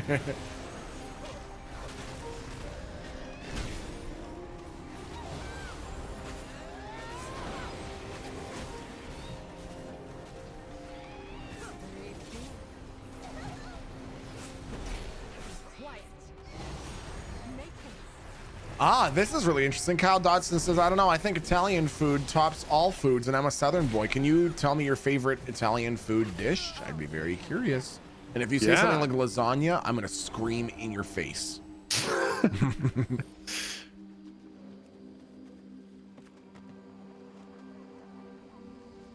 Kay and I are going to make some baked ziti this weekend. What is that? Doesn't that contain zucchini? No. Okay, I just always thought it did because the words sound so similar. I thought it just must make sense. Oh yeah, ziti is like rotini or fusilli or spaghetti or whatever. It's just one of the shapes of pasta. Got it. It's just the little round guy, like little tubes.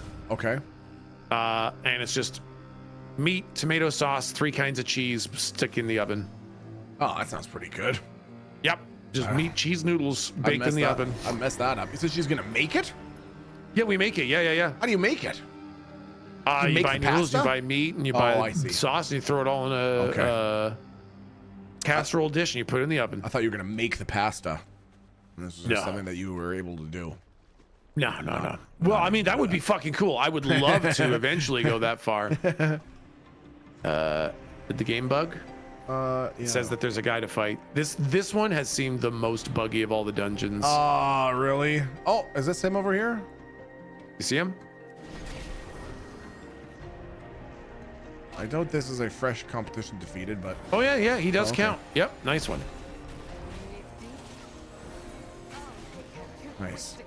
Nice.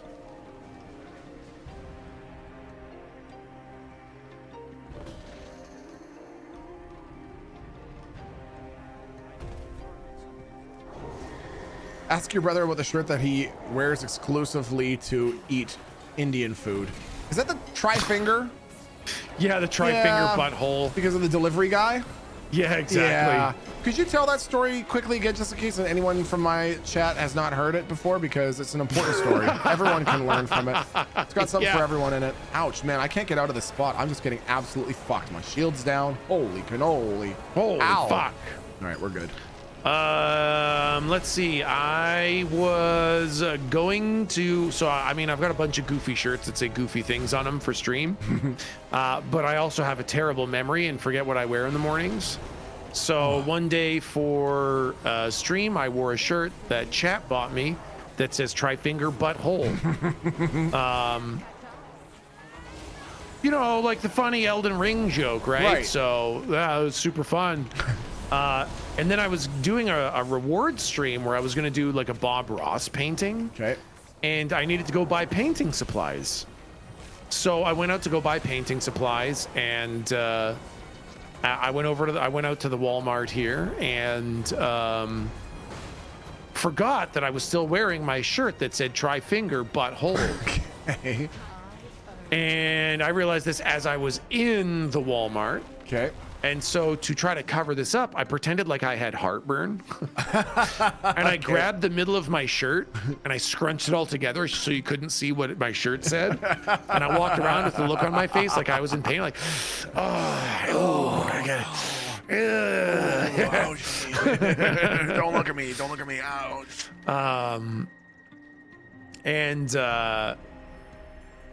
I got the paints. And I was leaving. I was like, oh, thank God, that was embarrassing. I'm kind of hungry though. I think I'd like some Subway. So on the way home, I stopped off at Subway and completely forgot I still had the shirt on and just stood there ordering my entire fucking Subway sandwich with this tri-finger butthole shirt proudly displayed. And then I got home with my Subway and I was like, ah, oh, fuck, man, I just wore this shirt right fucking in front of him. So then later that night, man, we must have had no groceries in the house because we ordered Indian food. Sure. And I remember being like, thank God I've made it through the gauntlet of going outside with this fucking shirt on. So we ordered Indian food and I had still forgotten to change my shirt. So the Indian food delivery driver shows up.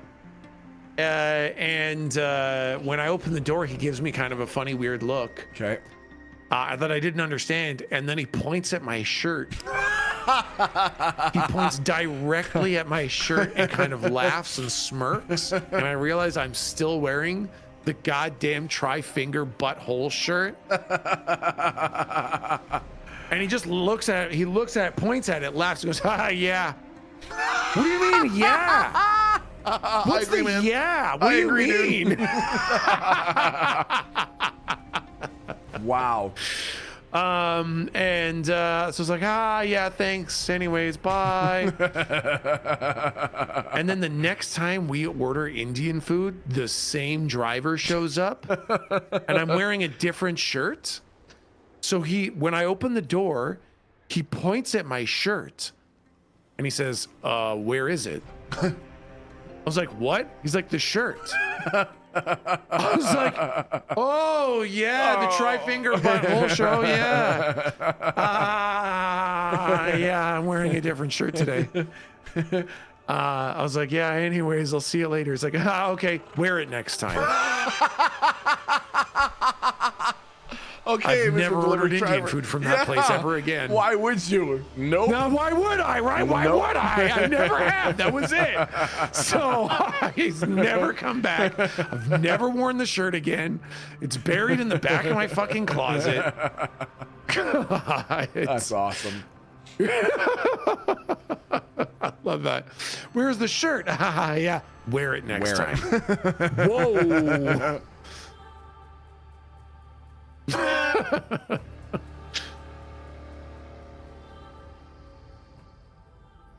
You didn't burn it? No, it might be good for a joke someday.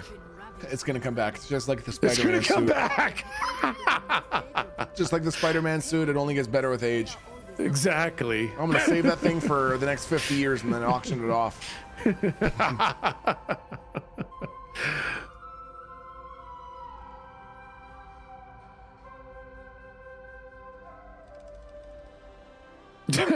Tech, what if the guy was having a tough time and it was his perfect brand of humor and he was looking forward to you so much? His t-shirt kindred spirit.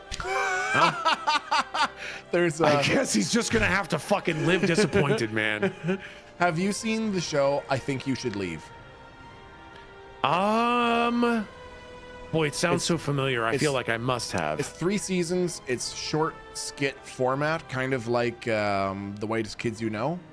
Yeah. Either way, if you have not seen it, you're not allowed to watch it. Do you understand me? We're gonna watch it together. So even if you have seen it, you don't remember it, you're not allowed to watch it again. Even though I'm about to reference it, you're not allowed to watch it until we are hanging out, and then we're gonna watch it together. Okay? It's a lot of weird rules, but I'm on board. No, you have to. And this, I completely want agree. you to understand that this is non-negotiable. Okay. There's and so that's all it is. It's like little, I don't know, 3 to 7 minute, totally random skit ideas. And one of them is the main guy. I never remember his name. I have to learn the actor's name because he's really good, and I've enjoyed him in everything I've seen him in, and I'm so bad at remembering his name. And he's just driving his car, and all of a sudden the guy behind him starts honking like crazy. I don't know if I've told you this before, and he's honking like fucking crazy, like he's mad. The guy behind him is honking. Okay, yeah. Tim Robinson, that's his name. And the guy behind him is he's honking. amazing. Yeah, the guy behind him is honking his horn like crazy, and then okay, and he goes to work, and when he comes back out, the guy's parked behind him, still honking at him, and then he goes to his wife's parents' funeral or something like that, and the funeral is interrupted by the sound of this guy in his car honking behind Tim Robinson's parked car. And so he goes up and he's like, "What are you doing? You have to fucking leave me alone." And the guy points to Tim Robinson's car, and there's a bumper sticker that says "honk if you're horny." And he's like, "That's me! That's me!" And Tim's like, "What are you fucking talking about?" He's like, "You have a bumper sticker that says honk if you're horny. I'm horny. That's me." He's like, "Jesus, you have to leave me alone." That's like your guy with the finger butthole shirt. Why would you wear the shirt if you didn't want me to respond to it? Exactly. The shirt said tri-finger butthole. The shirt Get said, back out now. Wear the shirt again. I don't know why you're not wearing it right now. The Old Milk Baker says, "Have you ever watched The Detroiters? It's an earlier Tim Robinson show with 2 guys trying to run an ad agency. It's so funny. I actually have watched the entire show.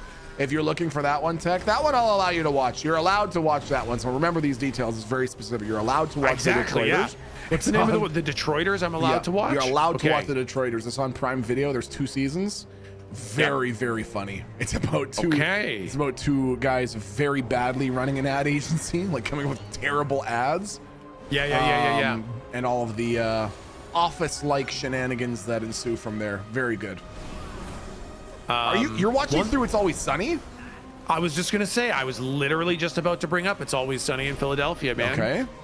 So I am now about, I think halfway through season 2. Wow. Of It's Always Sunny in Philadelphia. Okay. Yeah. What are your thoughts? It is American Trailer Park Boys. No, is it really? It really is. Okay. It's very different because it's American. Sure. But it is absolutely American Trailer Park Boys. Yeah. That's awesome. Okay, well, that actually makes me more inspired to watch it. I've talked about this before, and I know that this is such a fucking stupid thing. Like, I get it. People are, with the sort of shit that I talk about on a regular basis, shocking, horrifying things I say, that it's weird for this to be the answer. But in the first few episodes, they play pretty direct with like some racial humor. I found it really hard. I don't know why. Dude, it is hard. It's really, and they kind of constantly do that. Like that is a thing that I am constantly challenged with in the show. Yeah. They constantly do and say things that make me really feel bad. Yeah, man. Like, oh my God. I mean, yeah, I don't know. I don't know. Make your own judgments. Yeah, of course. Yeah. But it's kind of, I don't know. It starts to kind of just become the package of the show kind of thing. Okay. And it's like, I don't know. That's why I say it's American. It's American Trailer Park Boys, because it's like, it's got a different flavor and a different vibe and a different twist to it. Sure. But it when you kind of get it, it's good. It is very funny. Oh, that's so crazy. I'm definitely gonna have to watch it. And Jay brought up a good point. Jay says, oh yeah, I mean, the show's 20 plus years old at this point, so the humor in those early seasons is a lot edgier by today's standards. Totally. And like, you really lose an appreciation of just how edgy a lot of media and content was in that time. I didn't realize that until I went back to watch Rush Hour 3. Oh my God. Oh my God, the jokes they make in that movie. Oh, they were making me sweat, man. I was like, oh, you can't say that. You can't fucking joke about that. Are you kidding me? And this is Rush Hour. This is a made for theaters movie, so it makes sense that there's going to be some of that sorts of stuff. Hey! That's just it, right? Like, part of it was edgy anyways, right? And Thank you, my friend. It's built from a different place than like Trailer Park Boys. Super duper. But it's also very old, and so a lot of the oldness does not help it out in those ways. Yeah. I imagine if you watched it live when it was coming out, it would hit a lot different, and it would really kind of be a show that would, like, you know, worm its way into your heart. Sure. But going back, 20 years later, there's a lot you got to kind of like choke down. Yeah, exactly. Yeah. Catch and Craft brings up something exactly related to this point. Catch and Craft says, Milton, have you seen Blazing Saddles? Talk about a different time. So many people told me that it was their favorite movie. When I was working for the university, how many years ago now? 17 years ago. My direct supervisor's favorite movie was Blazing Saddles, and she was like very meek and all the rest. And so I was like, well, this is probably a pretty funny movie. I couldn't make it more than half an hour in. I couldn't do it. Same thing. I get it. The same thing, right? The point is the way that they're addressing the race thing so on the nose. Like, that's part of what is being communicated in the medium. But I just really have a hard time with it, dude. Really struggled. Right? Yeah, exactly. But yeah, I would say now that I'm kind of into It's Always Sunny. Yeah. I know the characters, I know the stories, I know the vibe, I know all that. I am enjoying it. I watch it every day at lunch, and it's very fun and very funny. Yeah, no kidding. Well, I'm gonna have to pick it up then. I'm gonna have to watch it. I would really love to know your thoughts on it once you kind of get through the tougher times. Yeah, I think we're now on season 1, episode 18 of Star Trek. We've never, we've never watched we've literally never watched the show before, and we've never given it a shot before. And I keep remembering that you say you just gotta tough it out until like halfway through season 2. And so, you know, if we were told that the first season and a half were exactly what the rest of the show is gonna be like, we'd probably still watch the rest of the show. But knowing that it only gets better from there is very inspiring to keep watching it. And so similarly with It's Always Sunny in Philadelphia, knowing that people agree that the first few episodes can be just a little on the nose, but that you're continuing to enjoy it as it goes, and you sort of learn Yeah, that's Yeah, boy, yeah, season 1 was rough. Yeah. Oh man. Yeah. Which one am I watching? I'm watching The Next Generation, by the way. So good, man. Holy shit, I can't get over it. The only thing good. The only thing that I fucking don't understand is why the fucking streaming services all spoil literally the entire episode in the episode description. Yeah, I've stopped letting Kate read those. Yeah, seriously. Because it literally spoils the entire fucking thing. Like, it's like they start out on the Starship Enterprise, but then they meet some people who seem good. Yeah. Turns out they're bad and a giant fight ensues. Yeah. But it's okay. They blow up their ship at the end. Yeah. It's like, dude, it's cool, man. Dude, and it was the one that we like just watched. I was just trying to make sure that it was the correct episode to play. And the opening 6 words are like, USS Enterprise is hijacked by a group of hostile aliens met aboard Star Space Station, whatever. And we then watched the episode. That wasn't revealed until like 34 minutes in of the 41-minute episode. I was like, what the fuck, man? Come on.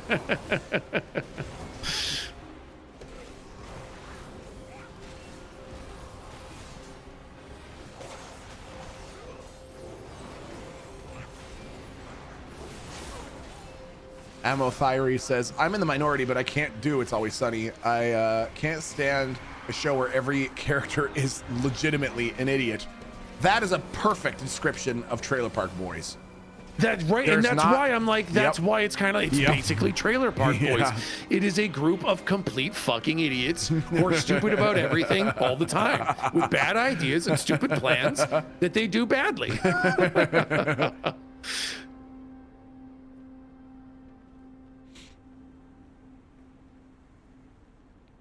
You doing the 3 dailies? Yeah. Nice.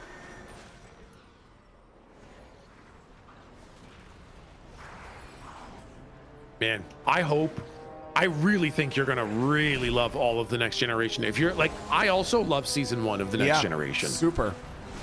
So if you're there and you're loving season 1, I think you're really gonna love the rest of the show. Yeah. And then I think you're really gonna love the rest of Star Trek. Like, watch Deep Space Nine next. Okay. Oh, I was told to watch Voyager next.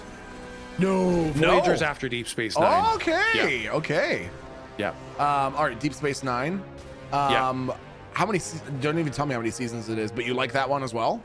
Yes, very much. No Deep Space kidding. Nine is great. It took me honestly a little longer to get into than The Next Generation. Fascinating. Like, I found it really quite slow, quite uninteresting. Okay. For quite a while. Okay. But eventually, again, you kind of know all the characters and all the storylines and all that, and it's amazing. It's like, I like it almost as much as The Next Generation. Wow. That's how good it is. That's actually pretty impressive. Yeah. And then Voyager takes twice as long again to get into. Okay. I had so many start and stops with Voyager. Really? Yeah, like I watched 3 seasons of it and still just fucking hated the show. Oh, wow. Until finally, I think it's season 5 that 7 of 9 shows up. Oh, okay. And that's when the show starts getting good. Oh, wow. Okay. And finally pushed through until that point. And yeah, Voyager is also excellent. It just took a lot longer to get into. That's so crazy, man. And are all the movies worth watching too? They're fun. None of them are as good as the show. They're all fun and they're all enjoyable, but like none of them even compare remotely to the show. Fascinating, dude. This is, I'm so like, whatever the 7 of 9 thing is, I've never even heard that. I've never even heard that referenced in pop culture, so I'm excited to learn about it, man. Oh my God, that sounds so sick. I don't know any of this. So much of this stuff is completely new to me that I'm really excited to yeah, that's awesome, man. It. Yep.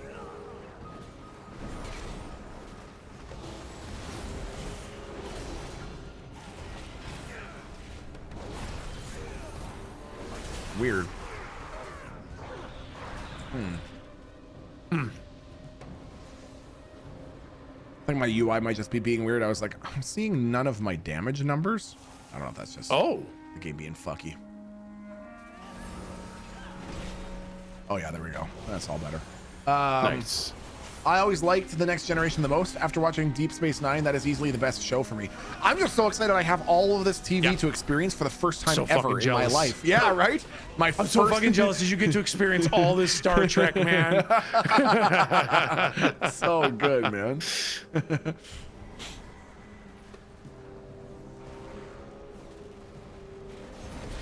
If you like The Next Generation, I highly recommend Strange New World. Is that like one of the ultra new series? Yeah. And have you seen it? I have not seen it myself. I've heard good things though. Interesting. Yeah, I remember seeing the thumbnail for it when I was going through one of the services. So yeah, I think it's been taken off all our streaming services. So I've never seen it, and I don't think we can watch it. Shit, classic. Yeah, I know, right? I'm so sad. Yeah, damn. That's awesome though.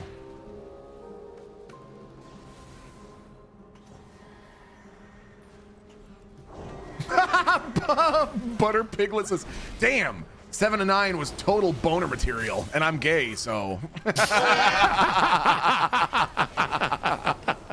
awesome. That is awesome.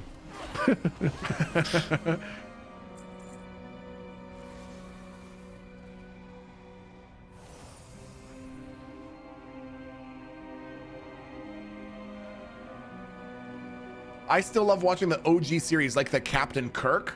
Like, dude, fuck yeah. Man, those ones. I think I'm going to reappreciate those once I've watched through Next Generation and Voyager and Deep Space Nine. I just need to experience modern Star Trek before I can go back and appreciate the OG again. I mean, we've already seen every episode 100 times. Exactly. It's just you're absolutely right. You need to watch all of The Next Generation to prepare your fucking brain to properly intake original series for the same reason, man. It's old. It's old and it's got some fucking problems. And as much as it had awesome things, so much of Star Trek has been like pushing the boundaries forward, being more inclusive, being less bigoted and biased, and really trying to push things forward. But the original series is fucking old. It's like 60s, 70s type deal. Yeah. So Milo 55 says it was so culturally advanced for its time. It really truly was. But now in the rear view mirror, it's real fucking far back. It's there, real man. dated. Yeah. Yeah. Isn't that interesting? But it's so good. And in fact, Kay is taking a lot of Captain Kirk for the personality of her character in RAM. I saw that, which is the D&D campaign coming up on Tuesday. It's going to be every Tuesday at 10 p.m. Eastern and 7 p.m. Pacific Tuesdays. Exactly. Thank you. That I saw that only today. I remember when she was describing it when we had our meeting, and she was describing her character, but I didn't see it directly until I saw in the general channel of the Discord, and I was like, "That's amazing! That's incredible!" Yeah, right. Isn't that so good? That's what she's taking as her character inspiration. I was like, "That's fantastic." It's like it's not the whole character, but she's trying something that's this is a very common experience. People feel extremely self-conscious about the characters they play in D&D campaigns. Sure. They're like, man, my guy was this and my guy was that, and I did this and I didn't do that, and I'm embarrassed about this and that. Interesting. And so Kay is trying to do something with a character that she can like really, grab a hold of the character and really get into it. Yep. And so I think she's looking for kind of a strong personality, foundational rock to kind of draw from. And Captain Kirk is one of those foundational kind of bold adventurer kind of personalities. That's so fantastic, man. I'm genuinely so excited. I think that's so fun to interact with her character. I just think that's such a fun idea. I applaud it. It's one of the reasons why I thought and think it's so much fun to play Kiki Chanel. Because it's nothing like what I'm like in real life in terms of screaming and swearing obscene things at people in real life for no reason. But the character is it's a character. It's not a self-insert. Exactly. And so same deal with Schmeg. I think Schmeg is going to be so much fun because Schmeg is not a self-insert. Schmeg is a character that I've just made up. I'm just going to give her bullets. Yeah, man. So anyways, that's super fun. What was the new show that you recommended that I watch all of the Star Trek and then seasons 2 Oh, and the 3. Orville. The Orville. I was gonna say Picard, but the Orville. Got it. Yeah. Oh, Picard, you do want to skip season 1. There it is. Got it. Yeah. Yeah. Because they basically did season 1 of Picard. Okay. And then they did season 2, and season 2 they said season 1 didn't happen. They did all the same story points again. Got it. Completely different, and just said that season 1 didn't happen. Like, let's say an example is in season 1, Riker gets shot in the head, right? Okay. Yep. In season 2, Riker just shows up, not shot in the head, and has a completely different story that has nothing to do with getting shot in the head, and nobody ever talks about it because it just never happens. So don't waste your fucking time with season 1. Okay, very fair. Interesting. Audrey says Orville ended up a lot more insightful and culturally relevant than I expected. Fascinating, man. Yeah, it looks like it's going to be a fart poop joke Family Guy show. Yeah. And it's probably one of the most culturally fucking insightful and nuanced discussion about very complicated topics that I've ever seen. It's like what Star Trek tries to do. Sure. They do like on a grand stage. Wow, that's fascinating. That is absolutely fascinating. Yeah. Very interesting. Milo says Milton needs to put Farscape on the list if he has not seen it yet. Was Farscape that weird fucking show? Was it that one? It was. With That's the one. weird little floating dude and the. That's the guy. What the fuck was that acid trip of a show? I don't even fucking know, man. It was weird. Yeah. All I remember is that it came on late, and when it would come on, I would have the immediate sense of, it's time to go to bed. It's time, Yeah, I time to know. turn off I the would get a TV, headache man. every time I watched it for no right? reason, man. Rigel, that was his fucking name. Yeah, Rigel, yep. Yeah, that was a weird show. That was an absolute trip. Houston DT says, love that show. Really? I will legitimately check it out. I will legitimately go back and give it another shot because it's been so long since I've watched it. I don't remember anything about it. Right? Yeah, I want to go back and watch it sometime because I also it's like a fever dream to me, man. Yeah, super. Now here's another one that I'm not sure if you've seen, and either way, it's the one that I plan to boot up for Aaron and I when we are done watching through Star Trek, and that is Battlestar Galactica. Oh yeah, no, never seen Battlestar Galactica, neither have man. I. Not a single episode, never seen the movie, never seen one iota of it. But I'm pretty sure we'll see some people in chat vouch for it as a pretty good series. Oh yeah, yep. Right? Yep, some people really, really like that show, which makes me want to get into it and like it. Seriously, right? Yeah. Watching Battlestar Galactica now, it's so good. I really like Battlestar Galactica. Very fun show. Such a ride. It's fun. I love it. It's amazing. The new one is so damn amazing. It rocks. Wow. Battlestar Galactica broke me. Excellent show. No kidding. Yeah, so I'm really excited to watch those too. That's lots more content I've just never seen before. Right?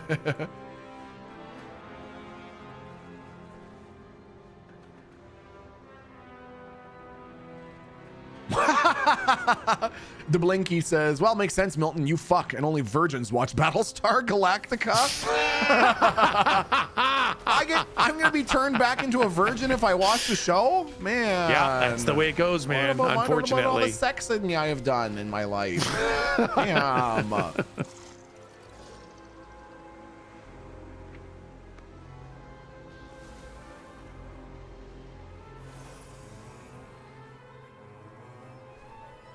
I enjoyed the old Battlestar Galactica as well, but the newer one is much better. Man, all right, well, that's good. It's good to know, man.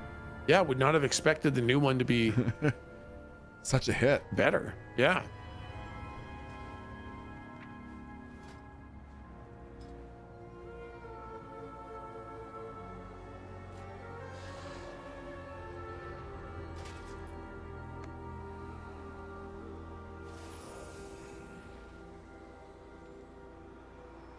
Oh, fuck. What happened? The fucking thing despawned. Damn it. The fucking damn it thing. Shit, dude. Damn it shit, dude. Damn it shit farts. Are there any other items that are item level upgrades for me? I think I might be just about fucking as kitted up as you can get pre-season, man. You know, I'm just looking at what's your rings? What are your rings? 220 and 224. Yes, exact same as mine. Yeah. I'm just seeing if there's any more dailies that are my worth doing. boots suck. Oh, my chest plate sucks. All of the dailies that are out there for me suck right now. So I'm thinking I'm pretty much just kitted up too, and I'm 219, so that's pretty good. That's fucking awesome. Have you done your blood prey thing? I have not. All I have to do is complete the hunt. Okay. Which zone did you? Oh yeah, we're Silver or Everstone Woods. Same. Oh, nice. Let's see if we can get that guy. Yeah, because that also gives insane item level rewards. I thought it did. Apparently it's like the best item level rewards are from that. Yeah, someone in chat was recommending if you wanted item level 243 to do the hard mode for prey hunts, which I don't really know. Oh, that's cool. Oh my god, it's our prey! Get out of here, Oh my God, there's your prey! Get the fuck out of here, you jerk! Dev the Lizard says, how are you guys liking the new expansion? I'm so behind already. Oh. I personally am really, really, really enjoying it. Me as well. Yep. It felt like with the last expansion, they kind of reinvented the wheel. Sure. And this one, they're kind of cruising on that newly invented wheel. But I would very much like agree. that. Yep, I would very much agree. Yep.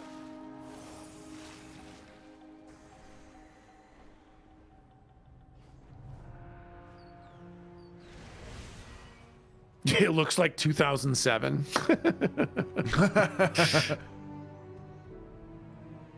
I need Azeroots so fucking badly. Do you? Oh, for your alchemy? Yep.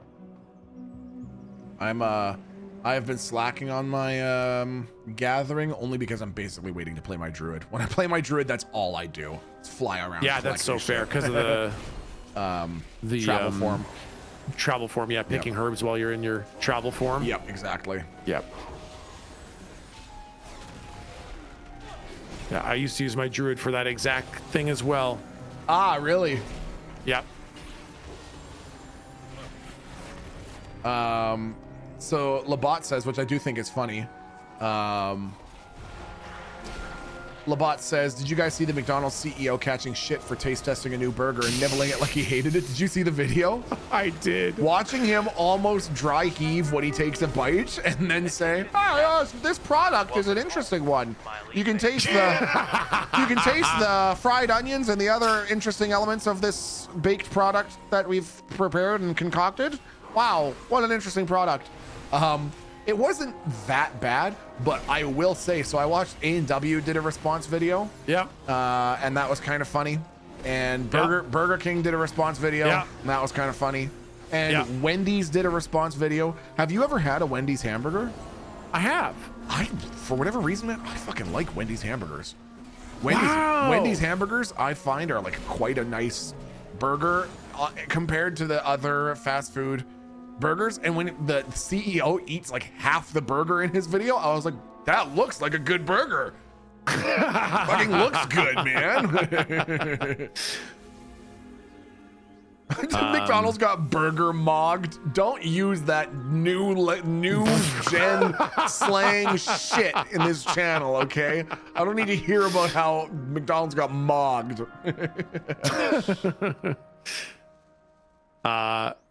Chimera says, I like McDonald's. I do too. Like, I was so fucking disappointed, man. Yeah, I know. Even the hamburger that he was eating looked pretty good, and I don't even like hamburgers like that. Yeah, I've eaten that burger, and it is an incredibly messy burger. Okay, sure. Like, I would complain about how messy that burger is, to be honest. Yeah, and the fact that he hated it so much, I was like, dude, why did you guys make it so fucking sloppy? Who the fuck is at the wheel? Who's driving your goddamn company? So true. What the fuck is happening here, guys? It's Come so true. on. It's so true, man. Are you shit? What? It must be AI that's fucking making all the decisions for them, man. But it's the only fucking explanation. The thing that I think is, I read this morning that for the last fiscal year, that CEO that you saw eating that McDonald's burger raked in $18.2 million as his salary. So what I think it is it's just people that are so obscenely rich and float in such weird elite and exclusive circles that they just like lose the ability to relate to other humans. And then one Yeah, of the it's just the ownership game, right? Yeah, oh, and that's literally what it is, because the comments that I saw that sort of made sense is they said what people need to understand is that this was not targeted at like entertaining customers. This was for stakeholders. This was for stakeholders to see a statement being made by the sitting CEO actually partaking in one of the products. It was not to try to get millions and millions and millions of new people to be interested in eating McDonald's. It was just an executive making an executive video for like other executives, basically. Yeah, And I was man. like, oh, weird. Very fucking weird. It's just every time you see an example of the soulless, heartless corporation machine where absolutely nobody's driving the fucking bus. Every time you see an example of that in the real world, it's just like, man, none of us have our fucking seatbelts on. It's all being made up. It's all fucking made up, man. It's all made up, and it's all going to hell, and it's all so bad, dude. We are the fucking marionettes for the world owners. Oh fuck! It just hurts me so fucking bad. It's a phase. We're gonna come out the other side being whisked off to an artificial galaxy made by aliens who have our better interests at heart. Yeah, that was what saved the Romans. That's exactly. Thank you. That's why they vanished. Atlantis. Atlantis isn't waiting at the bottom of the ocean. Aliens came down and scraped it off the face of the planet and carried it off to Zeta Ganubali, and that's where they're living.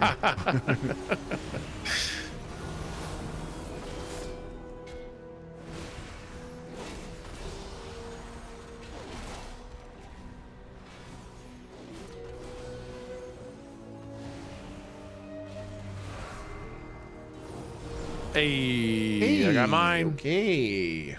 Love that. I got a cloak that doesn't do anything for me. I got gloves that are worse than mine. Hell yeah. So worth it, man. So worth it, man. There's a rare spawn over here, though. Ooh. Banneran. Did you know the movie Hook got like 33% on Rotten Tomatoes and like 3 out of 10 on IMDb? Oh my God, I love that so much. Right? People fucking hated that movie. Oh my God, dude, that one of my favorite movies of all time. It is, isn't it? It's so good. And was the movie that Kay and I shared our very first kiss to. Oh man, come on, that's perfect. Yeah, so that one is an immortal, perfect movie.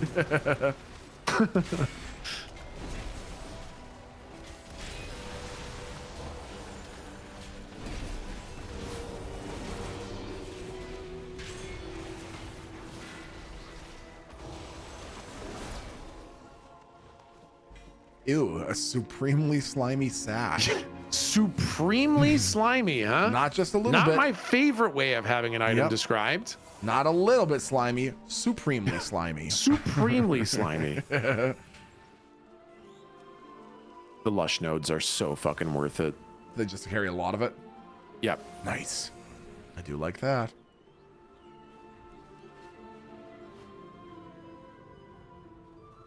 All right. Well, I'm seeing the time, and I'm really trying to procrastinate because for the rest of the day, I'm fixing my D&D campaign. Oh, yeah. Oh, I want to throw up, and I don't want to do D&D. No, you know what? Maybe we just call the whole thing off. No, we're not going to call the whole thing off. You know what you should do? You should just go into episode 1 with no plan. Don't even write anything down. Don't even have your notes open. It's almost kind of a fucking good idea, man. Seriously, who cares? Some of our best sessions were literally when I had no notes and I had nothing prepared, and we just fucking made it up. Literally, that's exactly it. So anyways, that's just my weighing in is to absolutely not stress it, because we're just gonna have a fucking blast on Tuesday and just roll with whatever happens, and it's gonna be, you see, it's gonna be fucking smooth like butter. You're gonna be like, oh my God. Debbie said, I always find it hard to believe Tech kisses. He has such Goku energy. I figured he has never learned how to kiss. I fucking love that. That's excellent. Goku is the perfect. Energy is the greatest compliment ever, but it definitely does come with a side of not knowing how to kiss. So fucking valid. Oh my God. But dude, this was super fun, Yes, and yeah. I'm really excited for this coming Tuesday. Yeah, man, genuinely, dude, it's gonna be fucking amazing. I'm so stoked. I just can't wait. Love it. Love D&D. Love playing. It's gonna be just excited to have some laughs and sit down around a dining room table and play D&D. Exactly, man. Yep. I don't think I don't think your guys' backstories are going to play a major role. That was fun world building stuff, and the campaign is just going to be a fucking romp and an adventure, and we're gonna have some fun, man. Yeah, that's fucking perfect, man. Sounds perfect to me. So thanks for the games today, dude. Yeah, thank you. This was super fun. I really always love playing WoW with you, dude. Yeah, man, seriously. It has slapped for 20 years and it continues to. Absolutely agree. So have a good night, have a good weekend, and I'll shoot you a message later on, man. Yeah, for sure, man. I'll see you later. All right, see you later, dude. Okay, Chathew. Oh, Chathew, dear Chathew, my Chathew, 'tis that time. 'Tis that time, my friends, okay? And I don't want to hear people saying no. Okay, no, I don't want to hear people saying no. You can't just say no to me, Chad, okay? You can't just say no, all right? Listen, my friends, a quick baby or two in Sims, just a quick baby or two. Chat, you can't just say no. That's not how it works. Penetrated my friends in the ass and pumped fluid into them. Don't listen to that. Pumped fluid into them, Chad. No. And as I penetrated them in the ass, they'd go, No. And then I'd pump them full of fluid, okay? And I've never fingered them. Don't listen to that. That has been taken out of context, and it's just a quote that you don't need to understand or worry about for now, okay? Pyrotechnics, hey, thank you for the 2-month resub. I'm gonna have to check out the chair company. Elimi, thank you for the 16-month resub. Chat, thank you so much for being here today and hanging out with me. I appreciate every single chance we get to play and hang out together. Thank you for all the subs, gifted subs, lurkers, chatters, followers, viewers, VOD watchers. Join the Discord if you haven't already. Shut up, Neural Johnson. There's no VIP giveaway in 10 minutes. Well, you don't type VIP please into the chat. That doesn't make any sense. Neural Johnson's just lying to you. Join the Discord if you haven't already. Discord.gg/MiltonTPike1. Come and hang out. And other than that, chat, Monday. I'm thinking Monday, this upcoming Monday. So in 3 days, Resident Evil 9. With spoop alerts. I'm gonna try to do a big, what I might do is like a 5-hour stream at a normal time and then a 5-hour stream in the evening or something like that. I'm gonna figure it out, but basically I want to do a whole lot of Resident Evil 9 on Monday, so be there for that. And don't worry, Kiki Chanel and GTA Roleplay is of course not going anywhere. I'm very excited to play on Chase Roll RP, so it's gonna be awesome. Anyways, thank you for being here, chat. Be good to yourselves, be good to each other, get enough sleep, drink enough water, and I'm gonna see you very soon for the next stream, okay, chat?